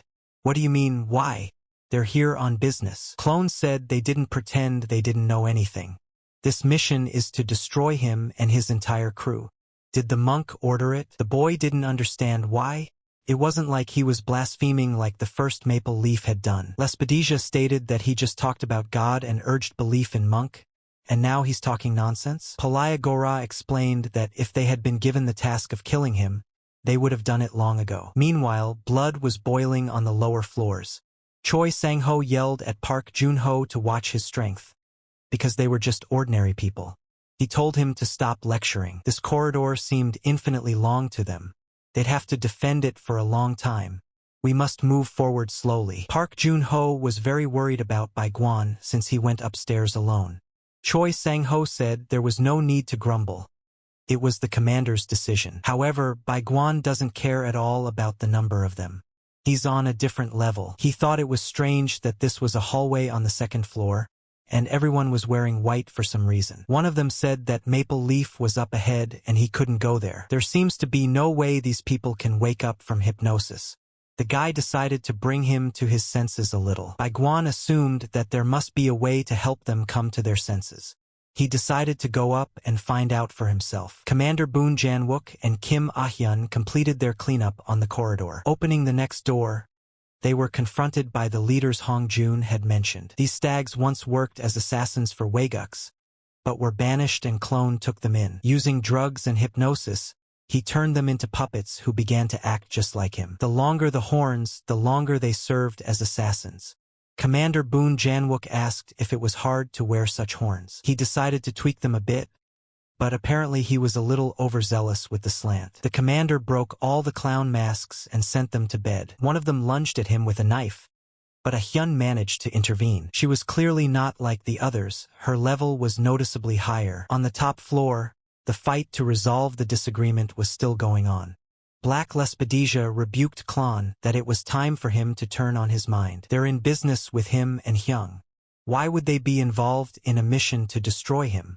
Moreover, he purposely didn't train for 2 days for his sake. If they were given such a task, they would have killed him long ago and returned to training. What a fool he is, especially since Palaya Gora was so busy that he didn't even show up for the meeting. They would have reacted on the first day if they had been ordered to remove him. Maple Leaf replied that he would try to believe. After all, believers receive a blessing. Lespedika said he doesn't have to worry. He's got all the months on his side. Deer though suffered injuries, but under drug control. However, there is another rag that used to be one of the months, the first wild cherry. She still has something to show for it, as this girl is talented and resilient. Her movements are so soft it's hard to believe. Is she some kind of cyborg? How was she able to recover so quickly from the previous blow? Her eyes are dimmed and her movements resemble a petal. As soon as you hit her, she shakes like a leaf. The man realizes she's strong. He didn't want to kill people at all, but it couldn't be helped. If his blows don't work, I'll have to pin her to the floor and tickle her a bit. There is more life in her eyes now than when she was alive. The commander informed everyone that they had completed the room on the left and were ready to join them. Cha Young told Kyung Hee that she did well.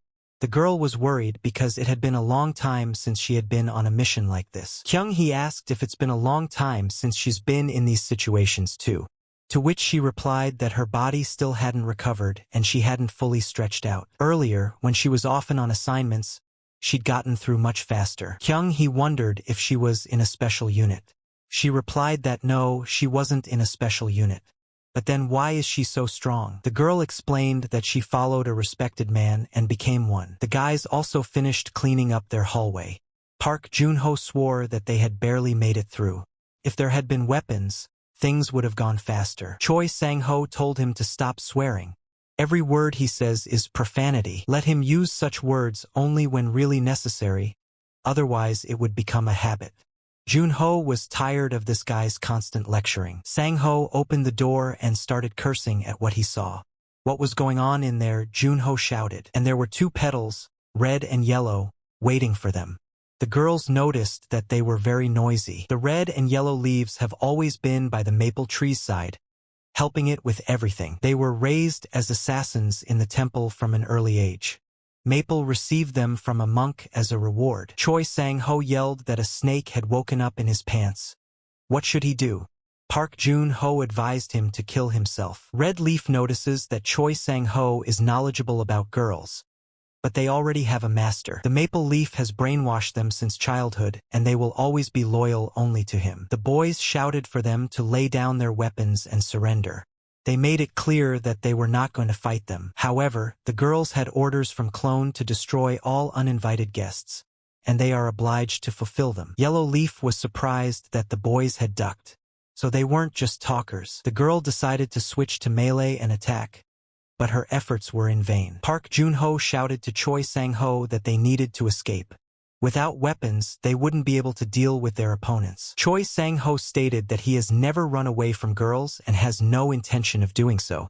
The guy decided to strike first. Red Leaf was surprised, for the guy claimed to have sensed something when he saw her. Choi Sang-ho noted that there is no better way to get close to a girl than by communicating through body language. Red Leaf grabbed his arm and told him that the guy was wrong in his ideas about communication. Before the monk sent the girls to Maple, they were contenders for the March Sakura place. It was clear to everyone that they were unique since they could rival the one who was now taking the place of Sakura. Red Leaf stated that, in a conversation, the interlocutors are equal. What they are doing is not a conversation, it is one-way learning. After being whipped by Red Leaf, Yellow Leaf decided to end the guy, grabbed the table and threw it at the girl to save his comrade. The girl had time to react and sliced the table in half with her weapon. Park Jun-ho continued to insist that they should run away. However, the guy replied that the girls were so attractive that he wouldn't leave, even under threat of death. In the end, the guys decided to fight, even though it would be a messy battle. Meanwhile, Bai Guan went up to the second floor. He was amazed that no one was there. When the guy was an assassin, there were always different people on assignments, and it seemed strange to him. Bai Guan will finally see the true face of the maple leaf. He watched him with the cameras, and the thought slipped into his mind of how annoying this man was. Boon Jan-wook had some information, so Clue had anticipated it, but he couldn't even imagine how strong this guy was. Klen knew that he was the one who had massacred Phoenix, leading to the complete destruction of their special team. But he didn't pay attention. Perhaps they were just lucky? Maple doesn't consider himself weaker than Phoenix. He has a secret trump card that no one in the temple knows about. Fortunately, it won't have to be used. Bai Guan looked around and didn't realize. Wasn't it too presumptuous to leave the passage to the third floor empty? Suddenly, he was blocked in his path by Black Lespedesia. He asked the guy if he was so blind that he couldn't see his massive body. Looks like Hong Jun was right when he said that Maple Leaf wouldn't be alone. Black Lespedesia stated that he knew the guy was coming. Bai Guan replied that it was quite good. The jock offered to fight and put an end to this game. The boy said he would kill him with his own hands. The jock didn't understand Bai Guan's intentions. He said that the word kill can be interpreted in different ways. For example, he has a killer body. But will that muscle mass help him? Bai Guan pounced on him and said that he was slow-witted. Perhaps his brain is also made up of muscles. Black Lespedesia was from the Waigux clan. He had a strong fist, but he always lacked speed. Bai Guan said he is getting bigger every time. The last time they had fought, he had also spoken as if he knew him. The boy replied that of course he did, and added that he was the muscle-bound retard. Hearing this, the jock tried to grab him. Lespedica wondered if the guy took off his clothes to get out of trouble. Next, would he take off his shirt and then his underwear? Throwing his jacket away, he shouted that he would skin him. He wasn't to be trifled with. At that time, it seemed to Bai Guan that he had slowed down. In fact, Lespedesia had gotten faster. The guy asked if he started paying attention to speed after that day. The jock looked at him and didn't realize what day we were talking about. Bai Guan noted that abilities need to be recognized. He is really good. He tried so hard to hide his shortcomings. For the sake of this body, he was defeated many times, but he did not give up to prove his strength. Bai Guan notices that he has even now gotten over the failure of that day. He became much faster by eliminating his weaknesses. Guy recognized Lespedesia's efforts and gave him a standing ovation. Well done indeed, bravo. Lespedesia called him a freak and asked what the man was even talking about. Who is he to recognize or not recognize it? Bai Guan replied that such a body was difficult to achieve through effort alone, and it doesn't look like even pills are gonna help. Lespedesia confidently stated that he's all natural. Bai Guan added with a smirk that he was sorry. After all, for the sake of increasing his muscle mass, he had given up the pleasure of increasing something else. He chose to let his muscles get harder, and refused the joy of hardening another part of his body. What the hell is this nonsense? The jock asked. Bai Guan inquired if Lespedesia had no clue, and informed him that he was castrated. That hurt his ego a lot. The jock attacked the guy with his powerful arms, but to no avail. Bai Guan managed to dodge. He pulled out a knife and said his huge body stripped him of his valuable parts. This body is good for nothing, just a big piece of meat. Bai Guan remarked that it was good that he had brought his weapon with him. It would make it easier to cut him to pieces. The guy also pointed out that Lespedesia still doesn't use guns. Lespedesia shouted that the weapon was for weaklings who doubted their own strength. The guy reminded me that he was showing off that day. Doesn't he think it's all about speed? His brother didn't give him any advice? Trembling with fear, Black Lespedesia asked who he was. The boy replied that he would soon know everything, but first he must remember the horror of that day. Maple Leaf watched their battle from the side and suddenly realized that this guy was the same Bai Guan. Black Lespedeca felt the same pressure in this short bout as he did from the first 250-pound bench press bar. Thanks to this pressure in the past, he survived the hunger room with his brother. When they got out of there, they killed April and July through their efforts, taking their places. It was the triumph of man over physical handicap. It was effort that helped the brothers to survive and succeed. Their entire life was a continuous effort. That was why they hated Phoenix, even though she was one of them. I mean, she was strong because of the drugs. They couldn't even imagine what it would be like. One day Brother July asked April why it was necessary to kill the Phoenix. Is it really that serious?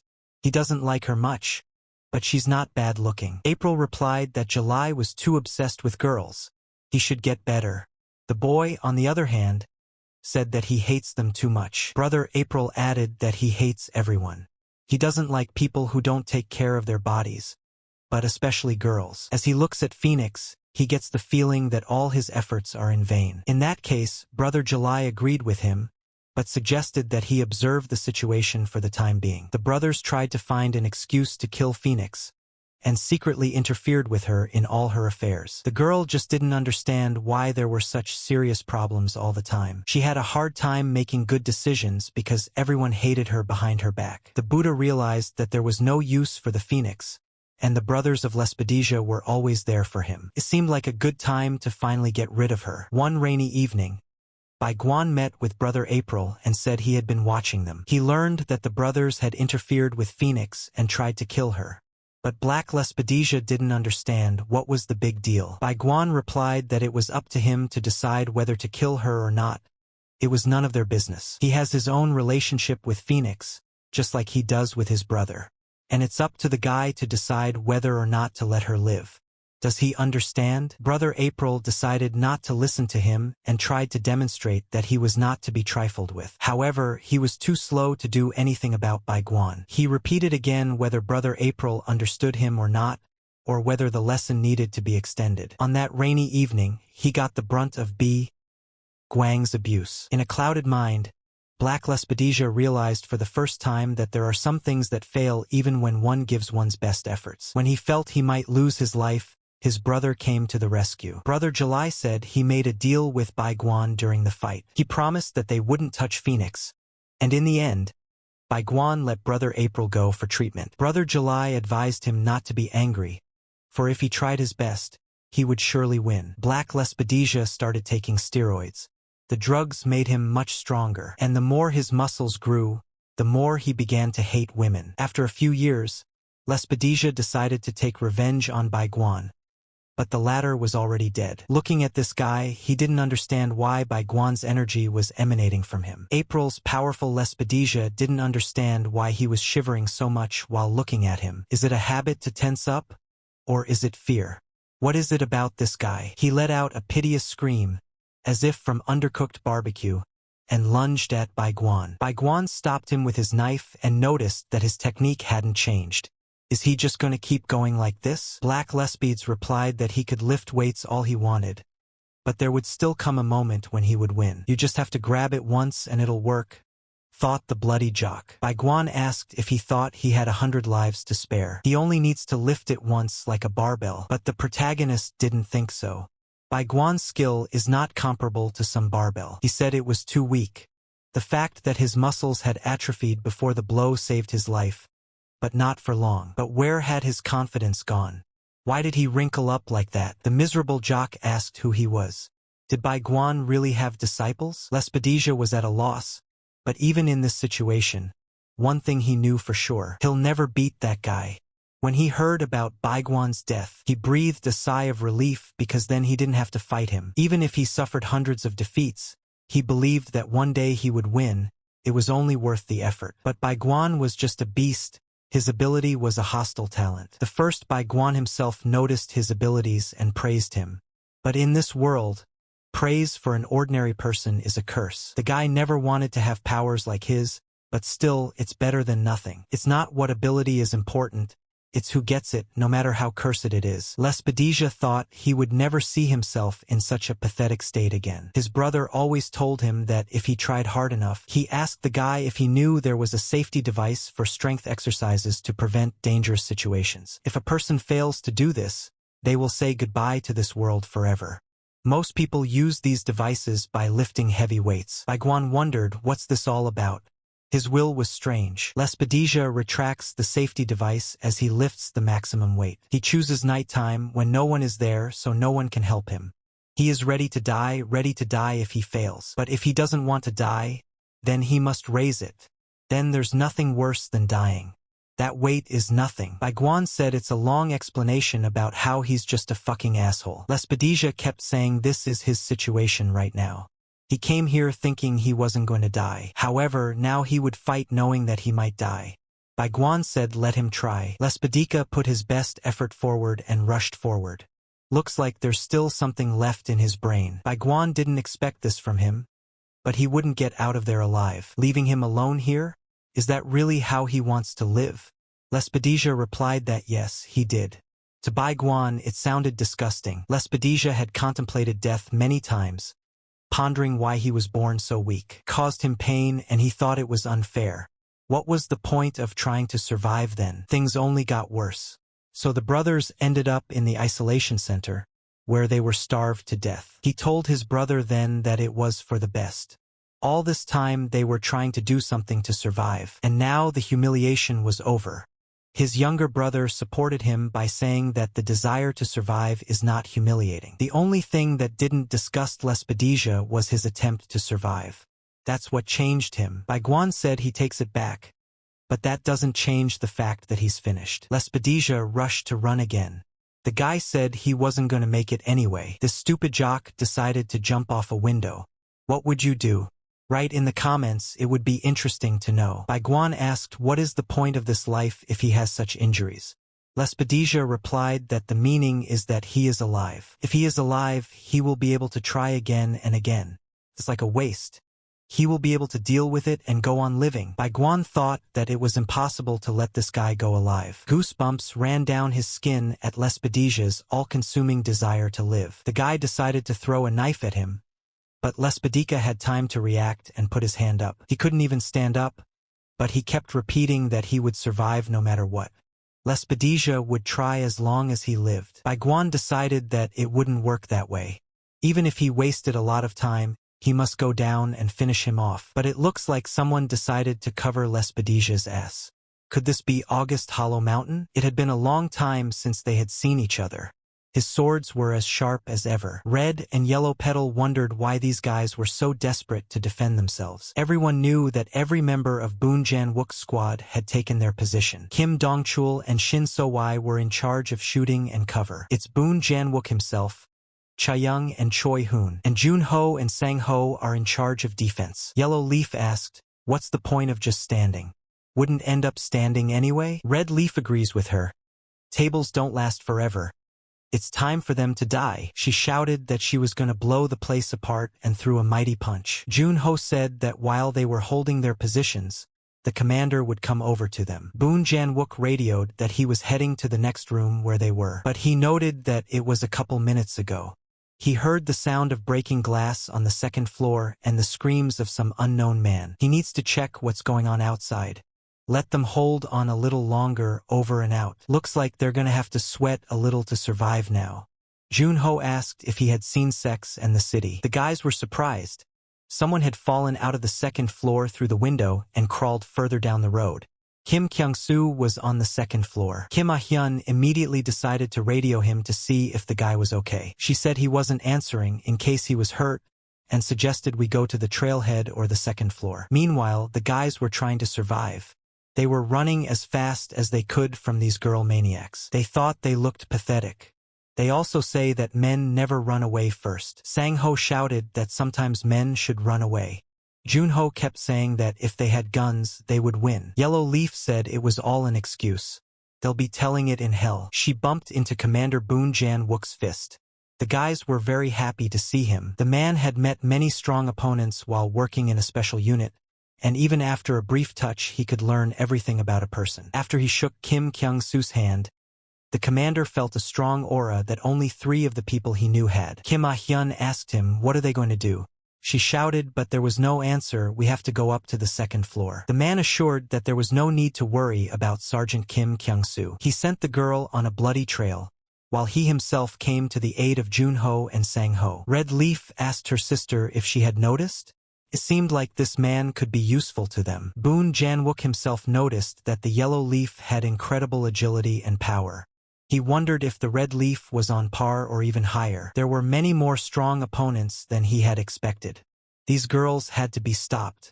Looks like we'll have to get our hands dirty today. Maple Leaf noticed that the security cameras on the second floor are not working. It appears to be the work of a hollow mountain. Did he have no other choice?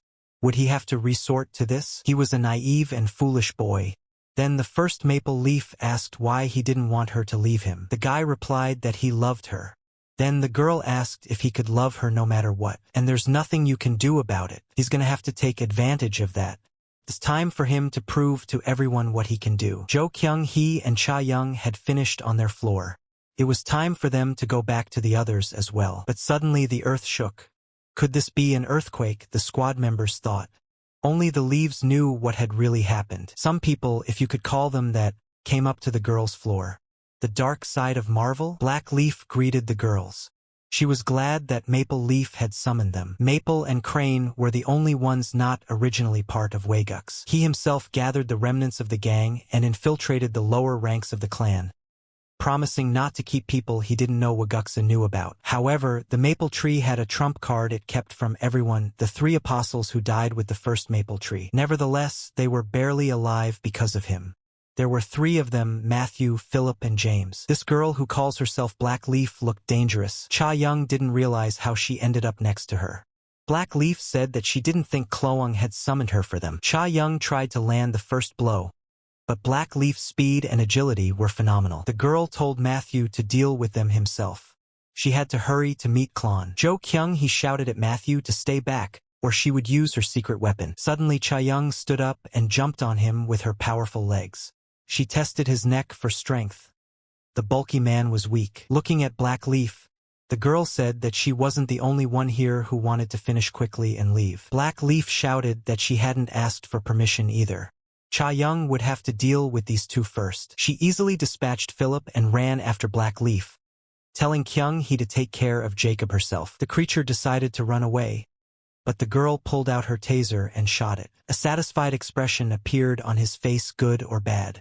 Does he have balls of steel? Cha Young continued to run after Black Leaf, wondering where this psycho woman had come from. She's in her early 20s and a graduate of the police academy. At first her goal was to become chief of police, but then she fell in love with a man. To be near him, she had to join a special unit. Through her endeavors, she began to work with him and her feelings grew stronger and stronger. Thus passed about 10 years of service beside that man.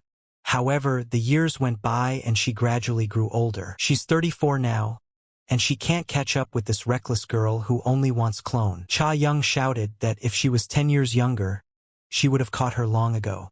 Black Leaf replied that that wasn't the case. It's just that her love and desire to see him is stronger than Cha Young's desire to catch the girl. Cha Young didn't understand what that thing was saying. She was completely crazy. The girl asked her if she liked speed because her man is a speed shooter. Black Leaf stopped abruptly and asked what that meant. Cha Young replied, what did she think? Since she didn't like it, so she got angry? Black Leaf shouted at Cha Young, demanding her to take back her words. The girl defended herself with all her might. Cha Young stated that she wasn't going to apologize and gave her a powerful punch. Black Leaf was now in a defensive position. The blows came from all directions. Cha Young noticed that the girl is wearing makeup like she's a corpse. Her man is really stubby, so she decided to match him. Black Leaf stood up and said she wasn't going to touch her face, but since she started first, she'd have to use her weapon. Cha Young smiled and replied that Black Leaf was trashy and looked older than her. Among the 12 apostles, only a few were the strongest. She was the first to maple this grouping. However, they could not compare to the months the monk led. After the Waguksa War, they suffered heavy losses and fled to the Philippines.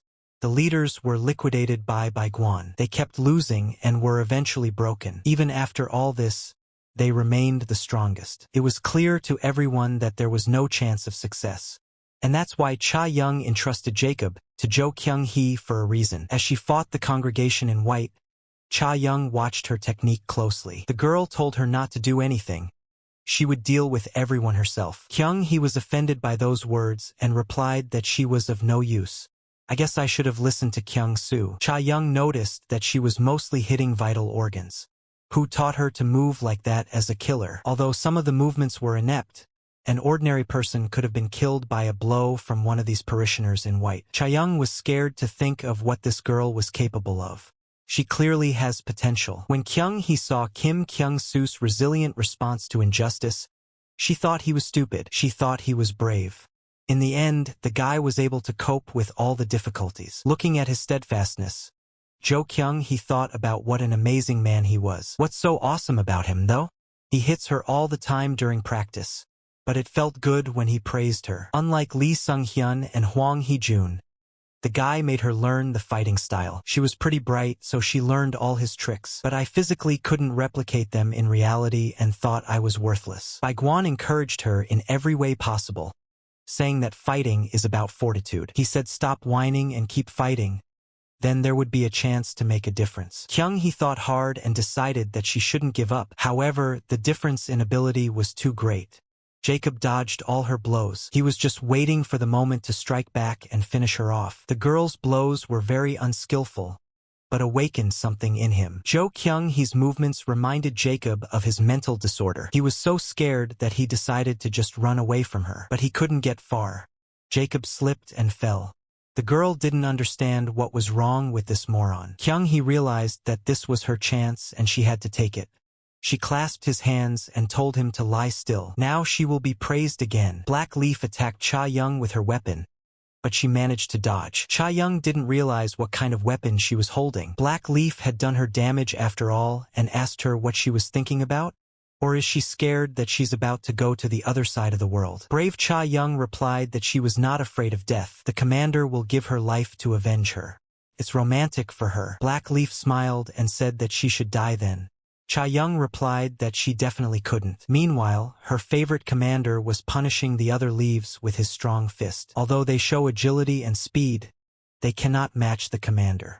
They have yet to train. He will lightly mess up their makeup and adjust their jaws. The man made it clear that they would not be able to handle him, even with weapons. Park Jun-ho noticed that the commander was excessively wasting his strength in battle. Choi Sang-ho replied that if he had a gun, he would not have suffered such losses. Boon Jan-wook noted that these girls were too scared and therefore could not show all their abilities. He realizes that they are not afraid of him.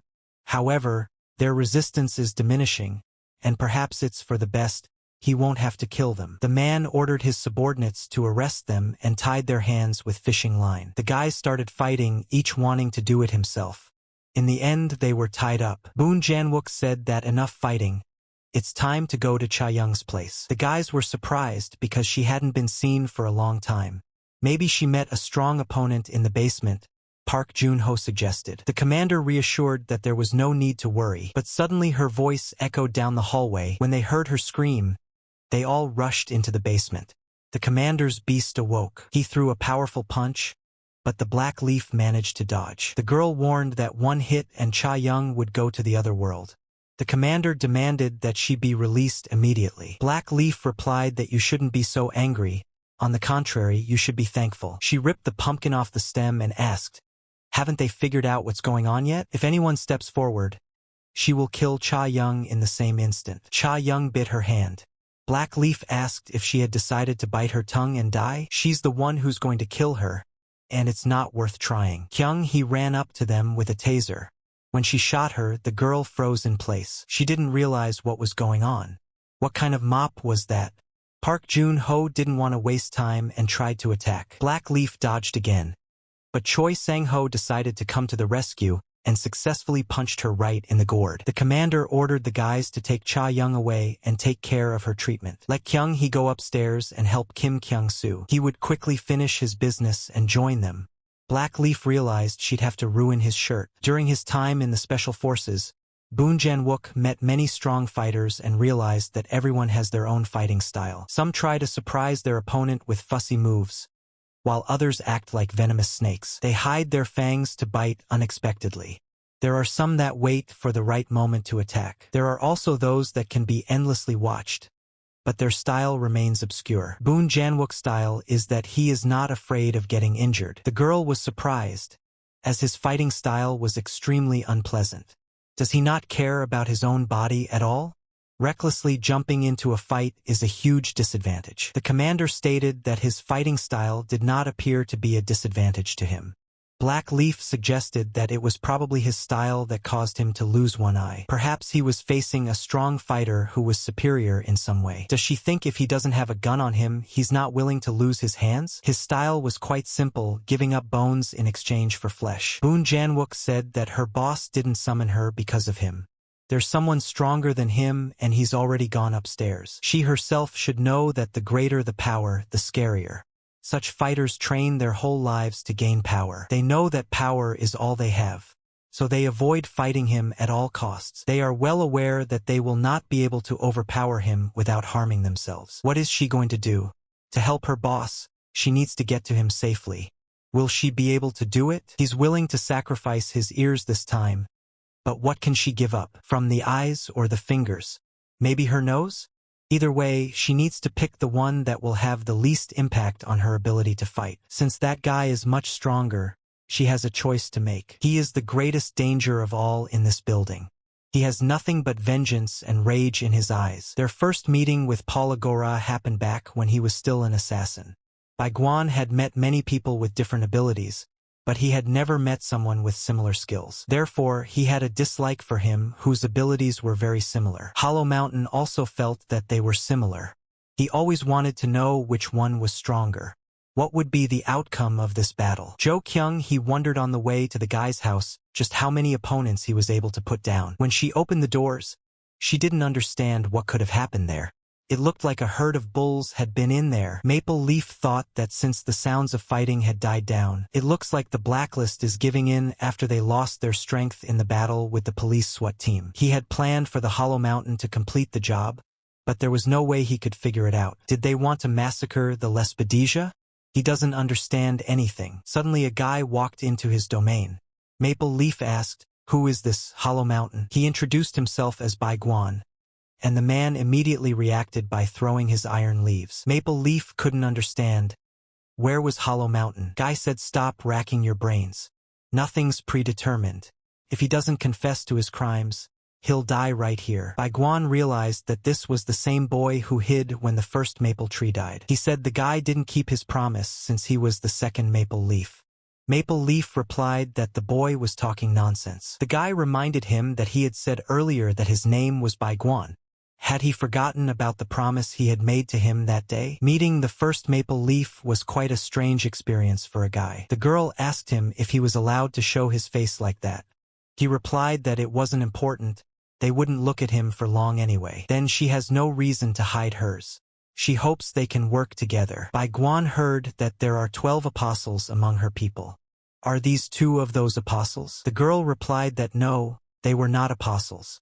They are her favorite leaves. When it turns a scarlet color, they change too, and when it turns to dry leaves, they fall off. When she turns green again, they stay with her. She loves her beautiful leaves. Judging by the questions, he is interested in her and thinks they would be a great match. The guy says absolutely not. Her behavior reminds him of a monk. She's just being patient so she doesn't snap and kill them. The girl stated that they are completely different. She really loves them very much. This was the first encounter of Bai Guan, the second maple and black leaves. Bai Guan realized that this girl was quite strong. And that meant that the apostles were strong as well. And these guys are going to be very strong. Maybe even she'll be one of the months. Maple Leaf tried her best to hit on the guy, saying he was strong and young. But he kept blowing her off. He didn't know much about love and feelings, but he knew one thing for sure: it wasn't love. Just look at these guys. Outwardly they may be obedient, but you can see in their eyes how afraid they are of her. She certainly instilled that fear in them. And that's what she considers love? The girl argued that fear is also love. Love is when your pulse races at the sight of your lover, when you constantly think of the other and can't live without him. Looking at the way Bai Guan fights, her heart is pounding. Does he want to know how hard it's beating? The guy said no, but Maple Leaf didn't give up hope. He would still love her, even if he didn't like something. Let him wait a few years, because something interesting will happen. 3 years had passed since that meeting. The first Maple, along with the apostles and other subordinates, attacked the Waguksa clan when there were no monks there. The monk said that he had noticed the signs for a long time, which meant that she was the one who had pointed the knife at him. The girl replied that she no longer wanted to be afraid of being abandoned. Let her try to hold out until the months came. The monk asked if she wanted to try it. Maple and the 8 apostles brought with them 60 men in red robes and attacked the monk. But to him it's just numbers and nothing more.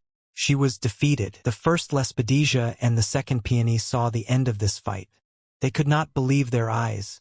How this could have happened. Months came one after another. The first was Sakura, then the first Hollow Mountain. The guy asked Sakura if she really let those two go.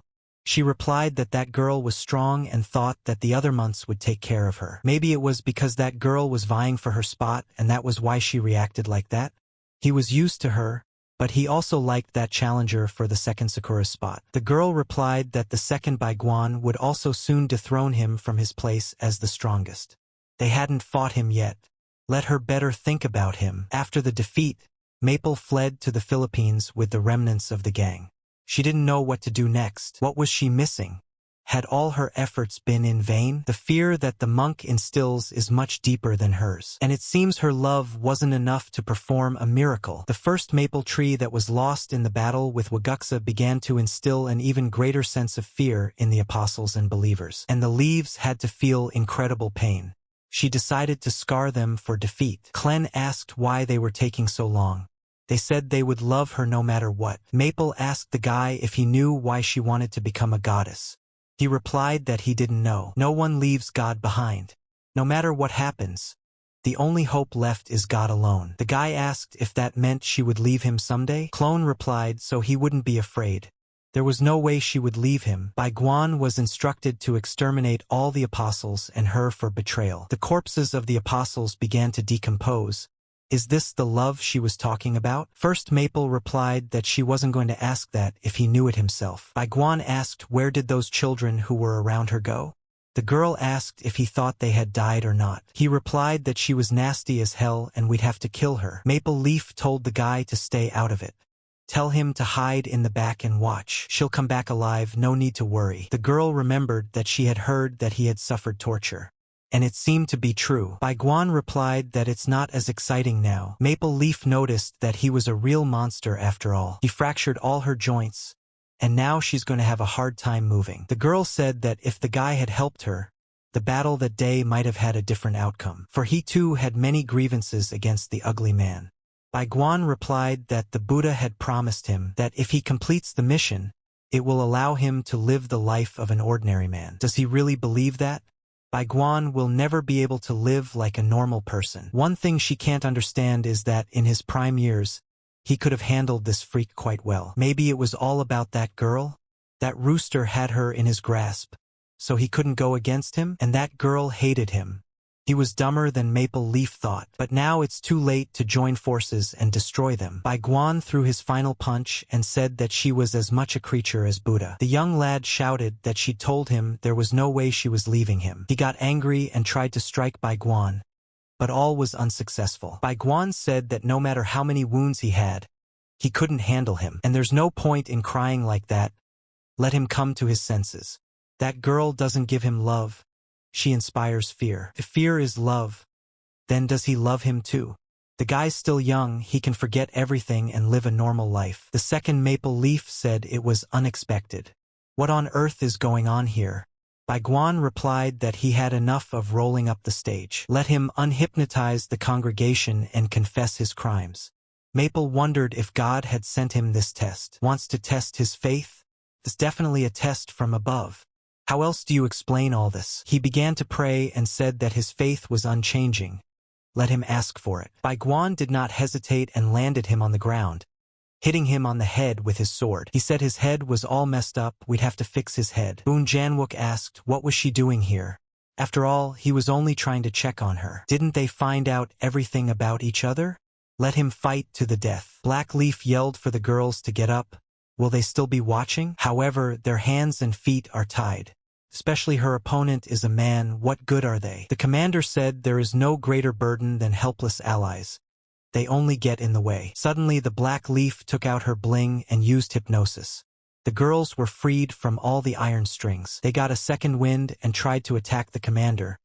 But the man immediately corrected their makeup, rushed to the beloved Maple. Bai Guan tried to negotiate peacefully with Clone. Guy insisted that he remove the hypnosis from the apostles, but he flatly refused. Bai Guan wondered how long he could last like this. Clong finally realized that the guy was the same Bai Guan he knew earlier. He sensed something amiss as he watched them fight with Lespedicia. But how could anyone believe that? Only a madman could believe it. That day the guy was saying he was a bastard like the others. Maple could say the same about him, he looks a lot like a monk. The monk solved things by using violence and fear. Bai Guan is exactly the same, and he has learned to solve problems only in this way. The guy said he had a pretty good tongue lashing, after all, he's at the head of a pseudo-religion. Klon replied that Bai Guan himself had said that he needed to live like ordinary people. But how is that possible? What must be done to live like the others? Did he himself ever live an ordinary life? Bai Guan replied that he did not know. Then how can he tell him about it? Maple, too, knows only what he has been taught. He was only told that it was the only way he could get her love. As a child, our hero had already asked this question to the first Bai Guan, and the latter also said he didn't know. He had told him several times to live a normal life, and he didn't even know what that was. The man said there is no answer to that question. Everyone imagines life in a different way. For him, life is like a story of which he is the author himself. Everyone has their own story, but the end is always predetermined. In the end, they all die. Yet before he dies, when he looks at the years he has lived, there should be no regret in him. One should strive for a happy ending. Does that mean one can live as one pleases? The man replied that he could if it made him happy. There are some things you must not do under any circumstances. You must not harm other people. How can you demand respect for yourself if you don't know how to respect others? It's just not logical. The kid asked, could he never live like a normal person? He has been studying with a monk lately and has noticed that he is becoming like him. First Bai Guan said, let him not worry, he has thick hair, he will not go bald. Small removed his hand and asked if he thought he was joking. The man replied that the guy was kind of boring. He should work on his sense of humor. There's nothing wrong with that because he'll be stronger. So he has to hurt someone? That's right, the kid's bound to kill someone. He can't escape his fate. He has to overcome it to stay alive.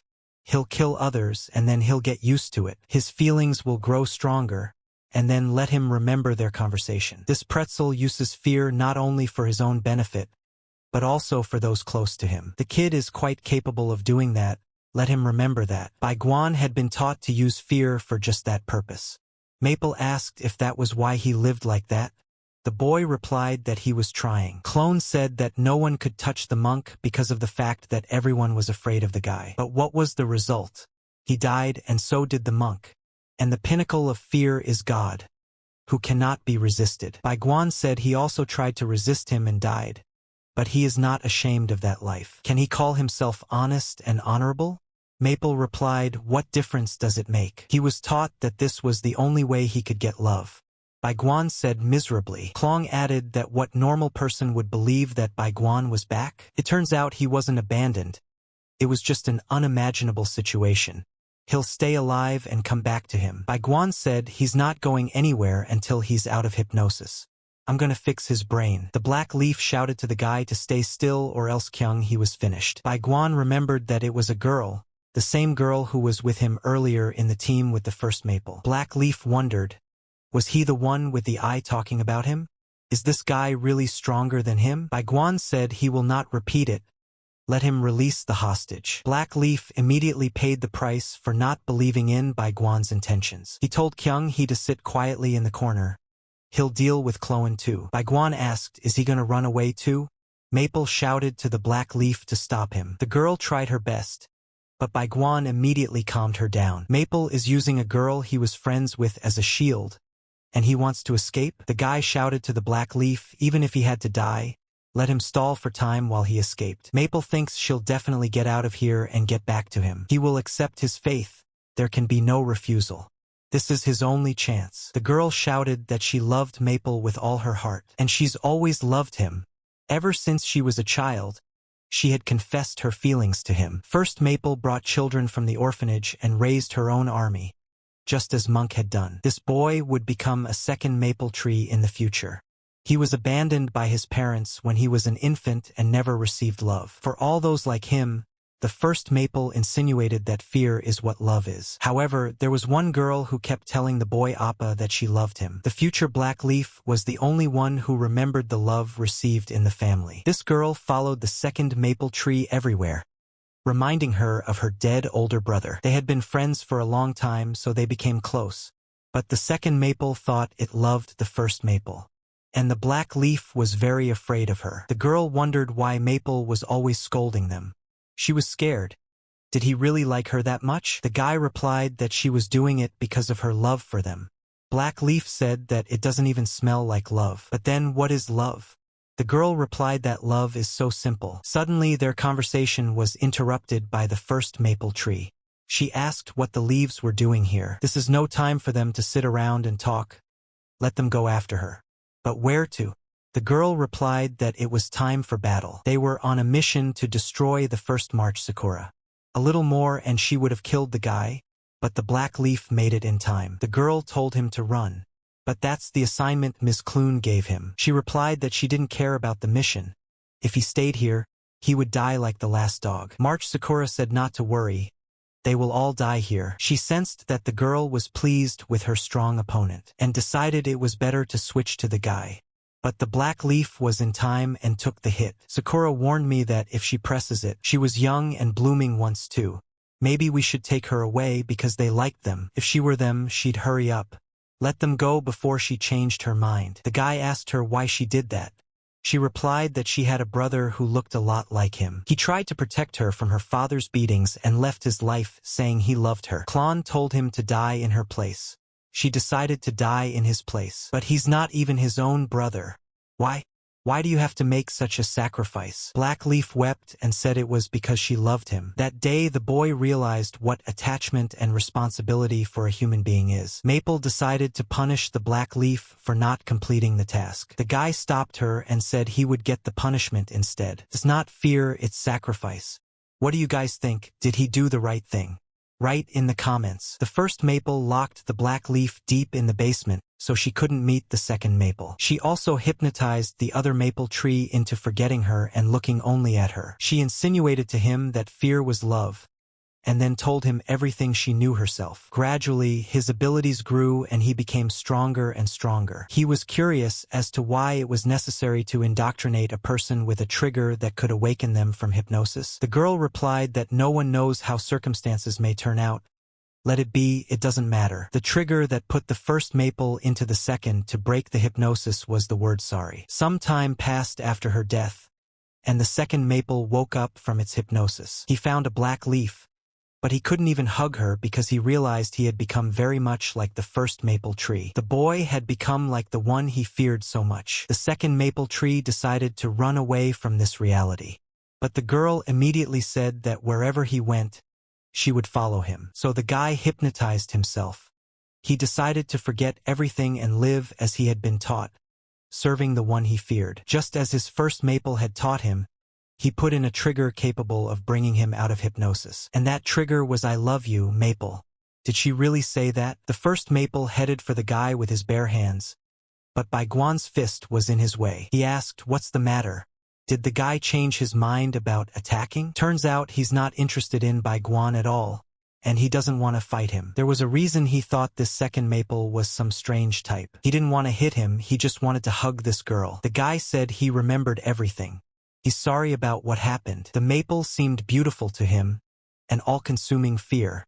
And the scarlet blood, similar to the maple's coloring, it all seemed beautiful. But it wasn't really like that. He just had to think it was beautiful. All he thought was beautiful was not fear and blood, but her, the one who always blushed. Maple said she loves him very much. He'll get out of the hypnosis and confess everything. Just let them save her. The girl has lost so much blood. She's very dear to him. The operation of removing fallen leaves is complete. You can take a deep breath. Boon Janwook was surprised that the guy could be persuaded to plead guilty. Looks like Kim Kyung-soo is not only good at fighting, but also has intelligence. The guy said he didn't do anything but punch. The man asked what the wound on his face was. Was it inflicted by this head of a pseudo-religion? Bai Guan replied that it wasn't him. It was one tough guy. He didn't manage to kill him. Kyung-hee reported that she had given the black leaf first aid. Now it was Clone's turn. Have him remove the hypnosis as he promised. Clen replied that everything would be done. As soon as Maple removed the hypnosis, people began to show their displeasure. Red and Yellow Leaf came out of hypnosis too. They were disgusted to realize that someone like him had planted his worm. Black Leaf told them to take it back or they would be in trouble. The commander affectionately ran his hand over their heads and ordered them to remain calm. Judging by their demeanor, they were seething with energy. Bai Guan didn't like to do tasks with someone, but this man can be trusted. From now on, it will be safe to do tasks with him. Boon Janwook reported 3 wounded. No fatalities. It's done. Hong Jun replied that it was great. Now that the assignment is complete, he'll send men to clean up the mess. Orchid reported to the monk that the maple had lost. But what about the Lespedesia and the Hollow Mountain? The man replied that he had not heard from them yet. He also believed that the crane might have betrayed them. Just what they needed. January Crane sat in his office and pondered. He thought the balance was fine, but the scales tipped only to one side. Was Boon Jangwook's squad stronger than he thought? Or is it Kim Kyung-soo? Still, there were 3 whole months involved in the task and even a Hollow Mountain. Anyway, it's even better. He'll control the police, but he won't control the Wagaguks, so their loss could be a win-win. There is some excitement. Because of what has happened, he will need to speed up the timeline a bit. He was referring to that case. Have them prepare to leave immediately. The guys have been waiting a long time for reinforcements to arrive. This is Shin So-hee, a senior police officer and assistant commander of the Black Crane Squad. In her past life, she was part of Boon Janwook's special unit. The commander inquired what she was doing here. The girl replied that they had been sent by their superior. Why are they in the backup all of a sudden? He replied that they weren't the type to wipe up after others. The girl asked what happened to Cha Young's face. Park Jun said stop pretending like they were friends. He felt like nailing her. He thinks it's probably offensive to have such a cute face. Boon Janwook asked, is she alone? Where is their commander? The girl replied that he has gone to another place. He has another assignment. Choi Hoon, senior officer and commander of the Black Crane Squad. Former deputy commander of Boon Jangwook's special unit. The man said that Major General Hong Jun should come with him. The chief of police is looking for him. Boon Janwook was puzzled. What other assignment was there? He revealed that the police chief told him to bring Chief Hong Jun because he wants to meet with him. Does the guy want to leave the cult leader to them? Because he has a boat? Bai Guan said they didn't, but they caught them all. Why take credit for something like that? He suggested that we all go together. Maple Leaf raised his hand and said they also wanted to go with them. He smiled evilly and asked, what were they talking about? Or do they think they can decide that for themselves? I mean, that's a direct order from the chief of police. The guy asked, and then what? The commander said that Sergeant Kim Kyung-soo is wrong. They have to go, they have to follow orders. Boon Jang-wook asked if Sergeant Kim Ah-hyun was able to find something. The girl replied that she was following a trail of blood and got into a dense forest. And then the tracks abruptly disappeared, and eventually she found nothing. Wasn't there even a dead body? The commander asked. Hyung replied that she had searched the neighborhood, but she hadn't found anything. Baiguan found it suspicious that Seo Hee and Lespedija were acting so strangely. Lespedija himself was struggling to climb a tree without anyone noticing him, and shouting that he would survive. Klen expressed his concerns. If they made a heartfelt confession, so he wondered if they were more used to hearing different things. Pine doesn't need useless changes. He said so himself. They will have to escape during transportation and then they will be shot. Klen couldn't believe his ears. He was really just following the rules that were laid down for him. What kind of life had he lived? He hugged the black leaf and said she knew nothing. Let her not kill her. However, the girl replied that it was fine. She would follow him anywhere. Seo Hee raised her rifle and declared that, in that case, it was goodbye to them. Crane was happy to see Chief Hongjun again. The man praised him for getting through without a single dead body. How does he feel about avenging his spouse? Hongjun asked what was the purpose of calling him in. The boss replied that he had called him to give him the next task. It has all the month information except February, May, and August. Let him use that data and kill them one by one. First, they will undermine the Waegux clan's forces, and then they will deal with the monk. However, these months are hidden assassins. Even if they manage to kill them, how will he deal with the monk? An operation like this would be a major loss of life. Kim Nako replied that he had his own plan for the monk, but he couldn't tell him. The man will give him backup. He teams up with Kim Kyung-soo even though he doesn't listen to him. But there is also Boon Jan-wook's special unit that listens to him. And his own squad is the Black Crane.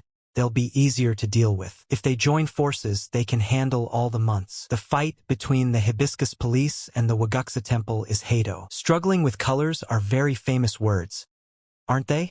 Doesn't he think so? The monk gathered the month and said it was time to begin his service. Crane thought it was time to join forces. It would be an interesting party. The girls were puzzled, for they had been gathering a lot lately. And why did so few come? June Peony was shocked that this was the first time in all the meetings they hadn't seen the brothers. The February bird and the plum blossoms asked the monarch what was the matter. Why did they gather? Without hesitation, replied that the task was failed. The maple had lost. Didn't the crane, Lespedija, and Hollow Mountain participate in this task? Orchid replied that the January crane had turned out to be a traitor. March Sakura remarked that this was rather unsurprising, since he had never been seen before. February asked, are Lespedija and Hollow Mountain dead too? Sakura didn't think so. Lepidisa might be, but Hollow Mountain couldn't just die. Orchid explained that the purpose of this mission was to lure Hongjuin's team into the maple tree's lair by dispersing their forces, and then Crane had to deal with Hongjun. But at some point the connection was cut off, if the words of the Hollow Mountain returnee are to be believed. The monarch said that the crane did indeed turn out to be a traitor. However, he is actually Police Chief Kim Nak-ho. The girls were shocked by what they heard. The February bird was especially anxious. But compared to the rise of the first maple, something bigger is going to happen. Soon the monarch said he would gather them again. But in the meantime, let them be on standby. They will begin their operation. June Peony asked if Lespedija was still alive. Lespedija's brother took him to the hospital. September Chrysanthemum thinks he's a miracle survivor. This guy's as tough as a cockroach. His brother asked him who had done this to him. Lespedija replied that it was the man who was carrying the phoenix, who was very strong. Chrysanthemum remarked that he had too many wounds and it would be difficult for him to walk normally. We'll probably have to pick a new April. No one wants him. My brother got very angry when he heard this and told me not to say anything stupid. The guy remarked that he shouldn't take his anger out on him. Nothing good would come of it. He'll do his best not to worry, and he'll make him look like his old self again. Lespedija urged his brother to calm down, for he was still alive. If he tried hard enough, he could handle it. Chrysanthemum told his brother to come out and he would start the operation immediately. July Lespedija, in a rage, came out of the hospital and promised that she would definitely kill him. Hongjun informed the guy that the crane had offered to join forces. Baiguan asked if the people from Black Crane were strong. He replied that most of them were from Boon Jang-wook's special unit, so it was more like yes than no. That's not bad power. But what will he do next? Will he agree to a merger? The man replied that he had not yet given his answer. But there is something in it. Whatever choice he makes, this is a chance for them because there have been internal disagreements. They'll watch them squabble and then seize the moment. So they should pretend they're with the crane. Be that as it may, they are in the same organization. Bai Guan stood up and said that he would have to train his guys.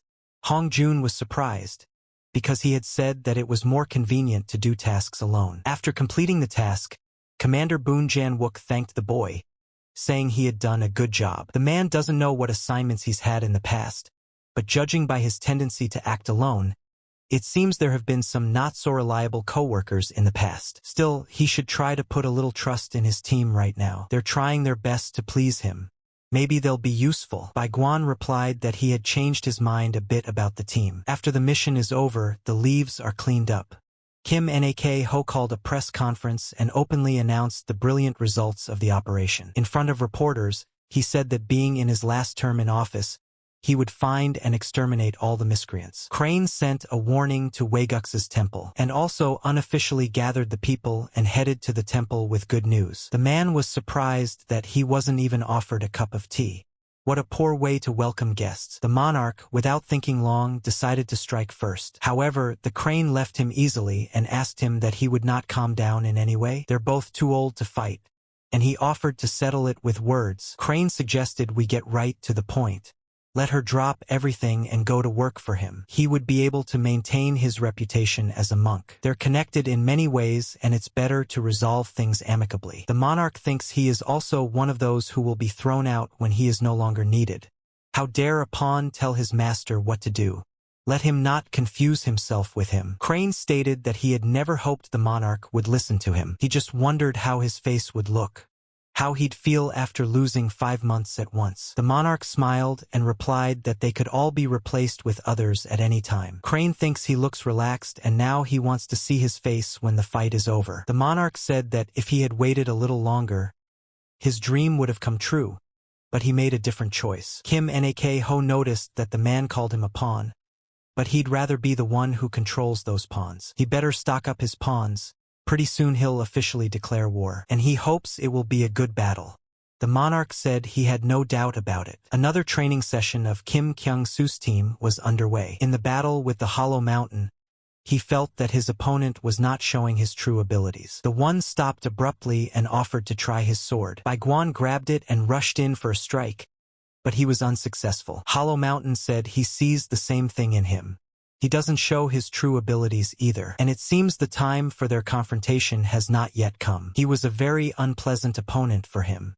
Nevertheless, things are slowly falling into place. Next time, he won't forgive that kind of treatment. Suddenly someone noticed that the guy's movements resembled a ghost crying. The July Lespedija stated that his movements are very similar to Bai Guan's manner, even causing goosebumps. The guy questioned if he wanted the same thing as his brother, and that's why he came himself. Chrysanthemum examined his brother's wounds and noted that they were very similar to Bai Guan's style, like willow branches. His brother is alive, but he has a question. Who is he really? A disciple of his or something else? The boy answers that he is Bai Guan. Lespedija's brother wondered what nonsense he was talking about. He offered to check it out for himself. The pumped-up leg immediately rushed into action. He was going to do it anyway. Results of Lespedija wound analysis provided by Chrysanthemum. The wounds are very similar to those that the second Bai Guan inflicted on the first. Who is this Kim Kyung-soo? How is that possible? The monarch asked the Hollow Mountain what he thought the fellow was like. He replied that he was very strong. You can count them on your fingers. The man asked Chrysanthemum how the Lespedija operation had gone. He replied that everything went just fine. He'll be fine soon. The monarch said that this is good news and it is possible not to choose a new one to take April's place. Chrysanthemum informed the monarch that recovery would take about 3 months. The brother must somehow convince him to return to his seat. That Hollow Mountain and that pumped-up man. There's something wrong with them, thought Bai Guan. He hits lighter than he did back then. Bai Guan thinks the guy relaxed and doesn't realize that he hasn't trained since then. He was supposed to be stronger. Or did he underestimate him? Before meeting him, Brother Lespedija had a conversation with the Hollow Mountain. He warned him not to kill Bai Guan, If he did, he'd take his brother's life too. July Lespedisia said he overestimates him. Hollow Mountain, however, believes that, unlike his brother, the guy is capable. Baiguan asked, so what of it? Is he now afraid of the Hollow Mountain? Is that why he started fighting like this? And by the way, he was absolutely right. His brother doesn't have any powers. He's certainly impressive, but without much skill. He could take the place of the month by effort alone. The one got angry and objected that his brother had skills and he was wrong. Trying is also a skill. Baiguan believes that everyone tries, and he knows it best. He doesn't have any special abilities either. The brother replied that he had achieved his position only through effort. Baiguan has fought both of them and realizes their abilities. Surely he must have sensed it himself when he was on missions with his brother that there was a huge difference between them. That's why the guy came to kill him personally, because his brother can't win even if he wakes up. July Lespedisia replied that it was not he or the Hollow Mountain that would kill him, but it was his brother. Baiguan thinks the guy is overestimating him. Even if everyone says it won't work out, he believes in his brother. He's the only one he's got. Baiguan shouted, so why did he come here then? Toth lifted his foot and said it was to vent his anger. The guys asked him if he was okay. He replied that they should stay away from him, they would only get in the way. When his brother is beaten, he can't stay away. Baiguan asked, and that he would just take out his anger on him and leave? He confirmed that he would. It's pretty boring though, he'll regret it. It's the only chance to kill him. When the guy gets back to his old form, then it will become impossible. But he's convinced his brother can still pull it off. So what do we do? Baiguan shouted that he wouldn't let him go from here alive and rushed to attack. July Lespedisia disagreed, warning him not to delude himself. He was the one who had left him alive. Now Baiguan realized that men should have strong legs. The monarch ordered the orchid to bring in the boys to select the new months. Baiguan tried to pummel his opponent to the ground, but he seemed almost stone-like. This kid has really learned something. But does he have anything else besides powerful legs? Certainly not bad. But nothing beats a real fight. Baiguan had a feeling that his feelings were returning to him. July Lespedisia shouted enough nonsense and decided to strike next. Despite these words, the Lespedetza himself felt his movements becoming more confident. Baiguan remarked, this is very good. There was nothing better for improving skills than fighting a strong opponent. But it's sad that he's not going to show all his abilities. In such a case, he risks a lowly death. His movements have gotten much better in such a short time and now he is starting to be compared. Unlike his brother, he has better upper body development. Would he have to kill him here and now? The brother survived and promised to return. This battle is his. He declared that enough was enough and stopped the fight. He needs to leave. Baiguan objected that no one was letting him go. They should fight to the end. However, the guy made it clear he didn't want that and activated his fifth speed. Baiguan couldn't catch up to him. After all, the most important thing for a man is power from below. He almost hesitated. The guy had no right to be called Big Brother. Can the brother do it? Probably someone like him for sure. At the same time, Hong Jun was shocked by what he saw in the documentation. These were the documents that Kim Nak Ho had given him.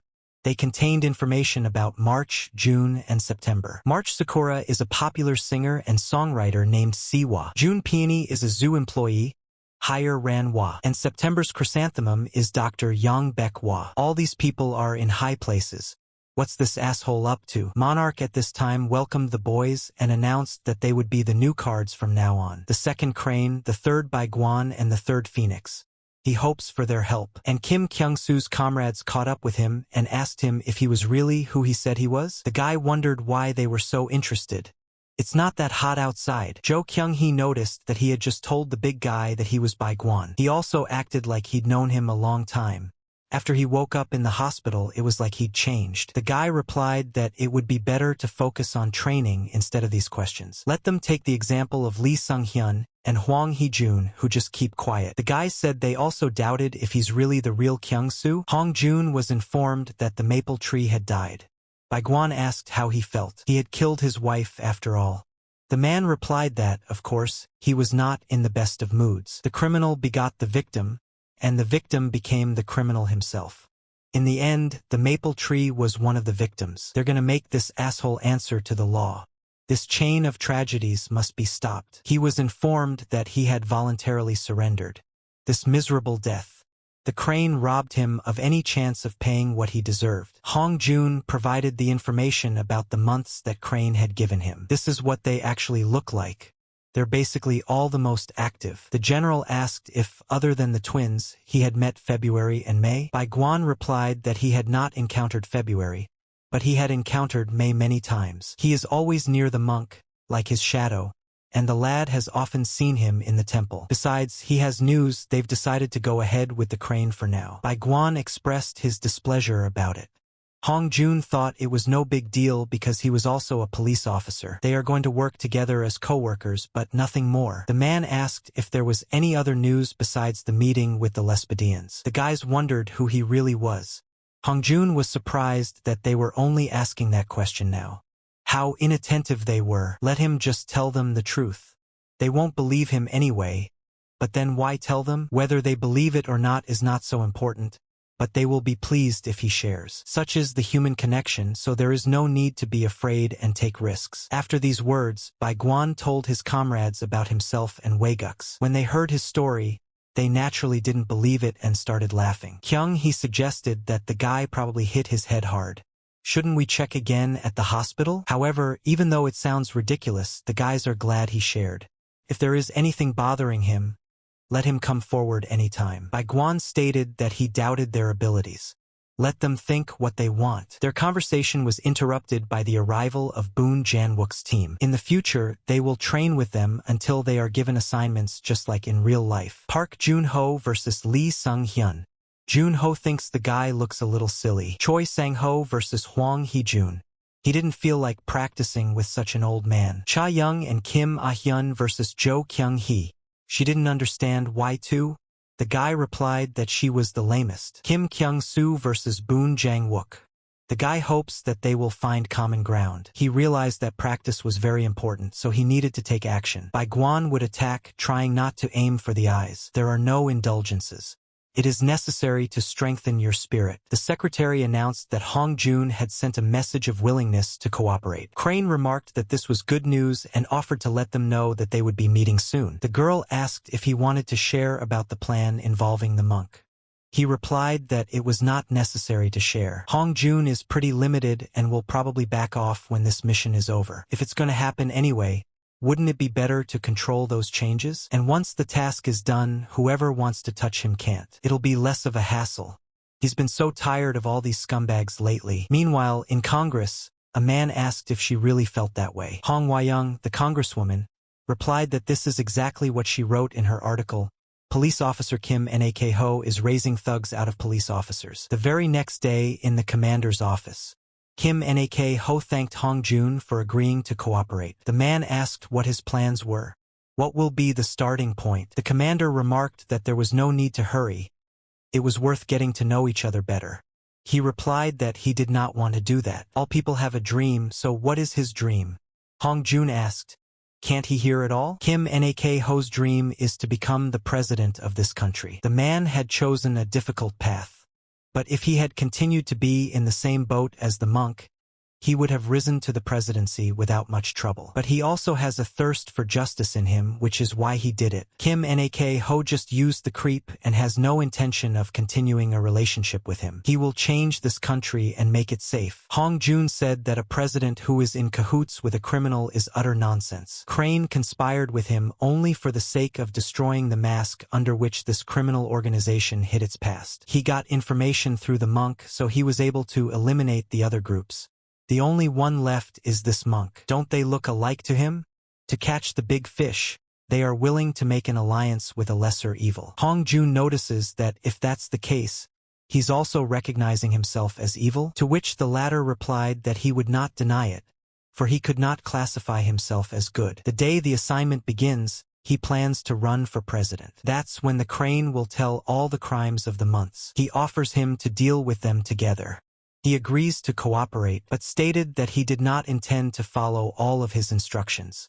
They will try not to kill monks. They'll just capture them alive to voluntarily surrender. And the black monk and everyone else will be tried by the law. The man smiled and noticed that the man had gotten a lot bolder after the leaf cleaning task. But does he allow himself too much in his presence? Hong Jun thinks it doesn't matter because he has a trump card that neither he nor the monk has. The man asked if he meant Kim Kyung-soo. Didn't he already use him? Even if he did, why would he bother? He's not gonna die anyway. He holds all the cards in this game. Crane replied that it gets more interesting. You'd think Kim Kyung-soo is invincible. He'll deal with the consequences himself, though. They'll start by trying to catch the monk with what they have. The start of the assignment and the day his presidential campaign is announced. He's hoping for a good game. Hong Jun decided to say one more thing. Does Kim Nak-ho know the difference between the two? For the sake of his dream, he got in the same boat with evil. But Hong Jun didn't. The presidential election is 1.5 years away. During this time, everyone has been practicing as much as they can. There was no time for rest. One had to labor every second. Someone learned martial arts techniques from scratch, and some developed their long-distance running abilities. Hong Jun's team worked around the clock to reach new heights. The new months didn't sit idle either. They trained with the best. Lespedetza's older brother helped his younger brother recover. 6 months passed, and finally the X-day came. Kim Nak-ho ordered his secretary to prepare a press conference. The girl noted that his rating as a future presidential candidate is rising. On the surface, it seems that there is nothing more to add here, but if you start campaigning too early, the attacks can begin. The man thought that it was no big deal. In any case, it was only necessary to capture the group, and the place of the president would be his. It will get the public's attention, so it's not good to procrastinate either. It is not known what Waguksa says there. They will proceed according to their plan. The girl reported that Deputy Hong Wai-young's rating also went up significantly. If he makes a statement or gives his opinion on policy, she is forever saying the opposite. Of course, splitting is the most effective way because each side gets half. But that doesn't change the fact that he won. At a press conference, Kim Nak-ho said it has been 5.5 years since he became police chief. It had never happened in his practice, but this last term of service was coming to an end. During this time, he has managed to catch many criminals, but there are still some in their country that have not been found. Last term, he's gonna find major undercover groups. As police chief Kim Nak-ho, he said that having successfully completed this operation, he was going to run for president. It means only one thing: the crane has declared war. The monk told the orchid to let all the months know it was ready. The game has begun. Let everyone watch what he does. It's time to determine who will take on which months. Choi Hoon is in charge of the March Sakura. The man thinks it doesn't look particularly strong. Shin Seo, he will take over the June peony. The girl asked if he wanted to switch since she had scary eyes. Jin Myung-hwan is in charge of September chrysanthemum. It's ironic for him, since the hitman works for a man who saves the lives of others. Kim Nako said that when they eliminate all the months, he will immediately hold a press conference to denounce the monk. He will mobilize all forces to capture Waegux, and that's where their relationship with him will quietly end. Choi Hoon asked if Captain Boon Janwook would be involved in this operation. The man replied that they were on the same side for now, so there would be no quarrels. The past was best forgotten. Suddenly the secretary announced that she had some urgent news for the boss. A call came in from Deputy Hong Wai-young. The man told her to tell her that he would call her back. The girl thinks he'd better talk to her right now. She asked if his latest assignment had anything to do with Waguksa Temple. Hong Wai-young thanked the man for taking the time despite being busy and suggested that she get down to business. Rumor had it that his latest assignment involved a man from Waegux. She was curious, so she called. Crane realized what that meant. Did she have a man in the political precinct? Maybe it's Hong Jun. But with his honor, I don't think he'd do that. The boss said he didn't know what she was talking about. It seemed strange to the girl. Had she misunderstood? Hong Wai-young is a former lawyer and a third-term lawmaker. She gets on his nerves, accustomed to identifying her opponent's weaknesses, digging in, and fighting dirty. If he said one word, she'd start nagging. He'd have to get rid of her sooner rather than later. The supervisor doesn't know where she heard it from, but it's false information. Hong Wai-young replied that it was strange. She had heard this information from someone who was directly involved in the case. These words were relayed to her by the monk himself, who said he was after him. The man smiled and asked, "So is she that February plum?" The girl replied that it was a message from the monk and advised him not to try to tag along in his master's place, but to return to his own. Hong Hwa-young asked what his answer was. The man replied that he'd rather give her a chance to choose, have her join his team. If she really is a plum, then all the suspicions surrounding her are true. He was referring to rumors of her gang affiliation. Plum replied that all people are subject to rules. There are school rules, medical law, legal law, and so on. It depends on what their role is. Their role is the monk's command. His word is law to them. He gave her one last chance. Would the crane return to him or not? The man said without thinking for a long time that he refuses. She doesn't know what the outcome will be. Plum replied that whoever breaks the law should be punished. You couldn't even feel the fear through the screen. The man thanked her for revealing herself. She's on the list for elimination too. The girl smiled and asked, who else is liquidating who? For them, the hitters are the ones who set the game, not him at all but themselves. Plum has informed all other months to go on full attack. Kim Nako said she's crazy and should know her place. The girl asked, wondering if the pawn had taken it upon itself to oppose its master. The man replied that she thought she would survive if she got rid of him with a mission. There will be an investigation and the bastard will want to get rid of the evidence and ditch her. Only a lunatic would go along with this plan in her name. The girl thinks his role is to be a pawn and she, in turn, will fulfill her role. They'll see each other soon. She'll come to see him in person. The secretary opened the door and informed her supervisor that some people had broken in. The news of the late-night invasion of the enemy brought a smile to Kim Nako's face. It was an involuntary laugh that could have been the result of simply not having enough words, or it could have been a reaction to the fear that was driving him crazy. Anyway, he liked the whole situation. There was a certain beauty to it. Now he had an excuse to get rid of the creep. All the more reason he would have had to destroy months anyway. Winning this game depended on him staying alive. Let them try to kill him. He's here and he's not going anywhere. Plum was informed that they had breached the entrance, and she told the man to send his guys in. His name was Moon Young-chan, and he was the deputy leader of the Dokwa gang. They drew their weapons and moved into battle. Young-chan asked if they needed to wear masks. Hwa-young replied that no, because their task wouldn't take long. Then it turns out their role won't be too long either. The police are with them. The girl replied that of course not. Young-chan assumed it was. The result wasn't that important. They were going to die anyway. Hwa-young asked if he pantsed.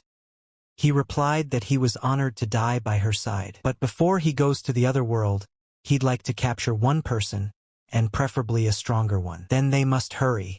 The man reminded her about the mask. The girl replied that she didn't need it anymore. Chrysanthemum remembered her passion for cutting someone's carotid artery. Suddenly the dog decided to disturb the doctor, but he had time to react and hit it on the head. Peony asked why he was beating her doggy.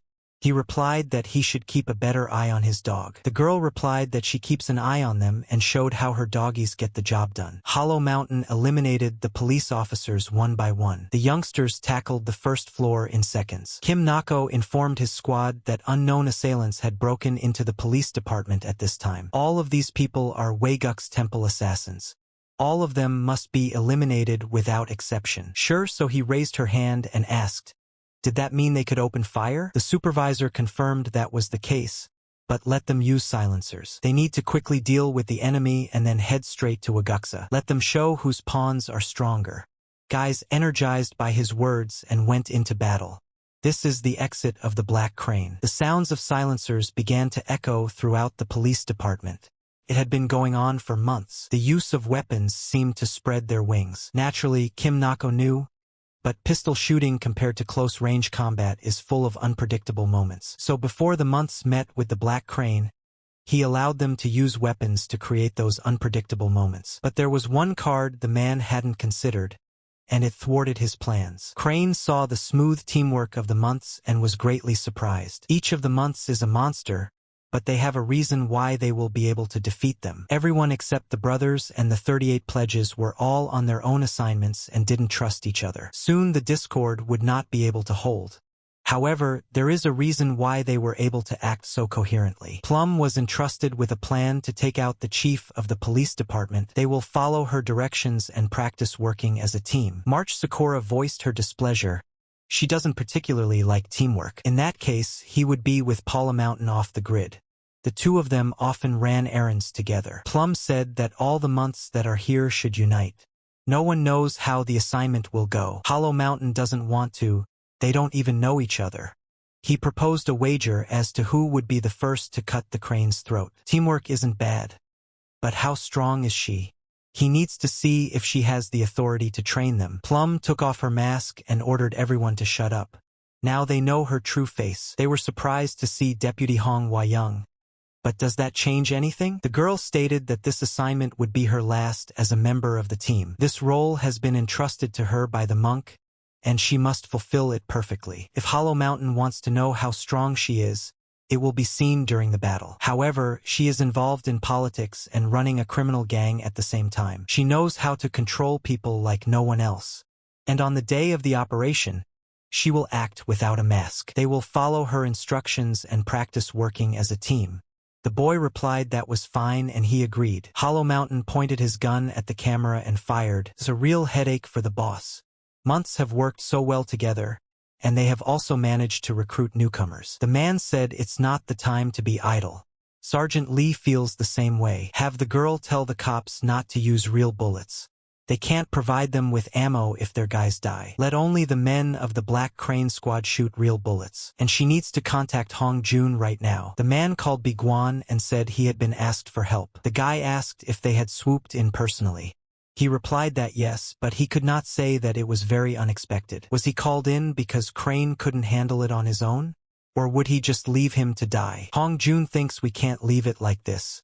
He's the key to capturing the temple. Also the months, we must try to take them alive. Although it's a difficult task, it's worth a try. Have him call Boon Janwook immediately. Bai Guan replied that there was no need for that, he was around now. He'd better watch himself.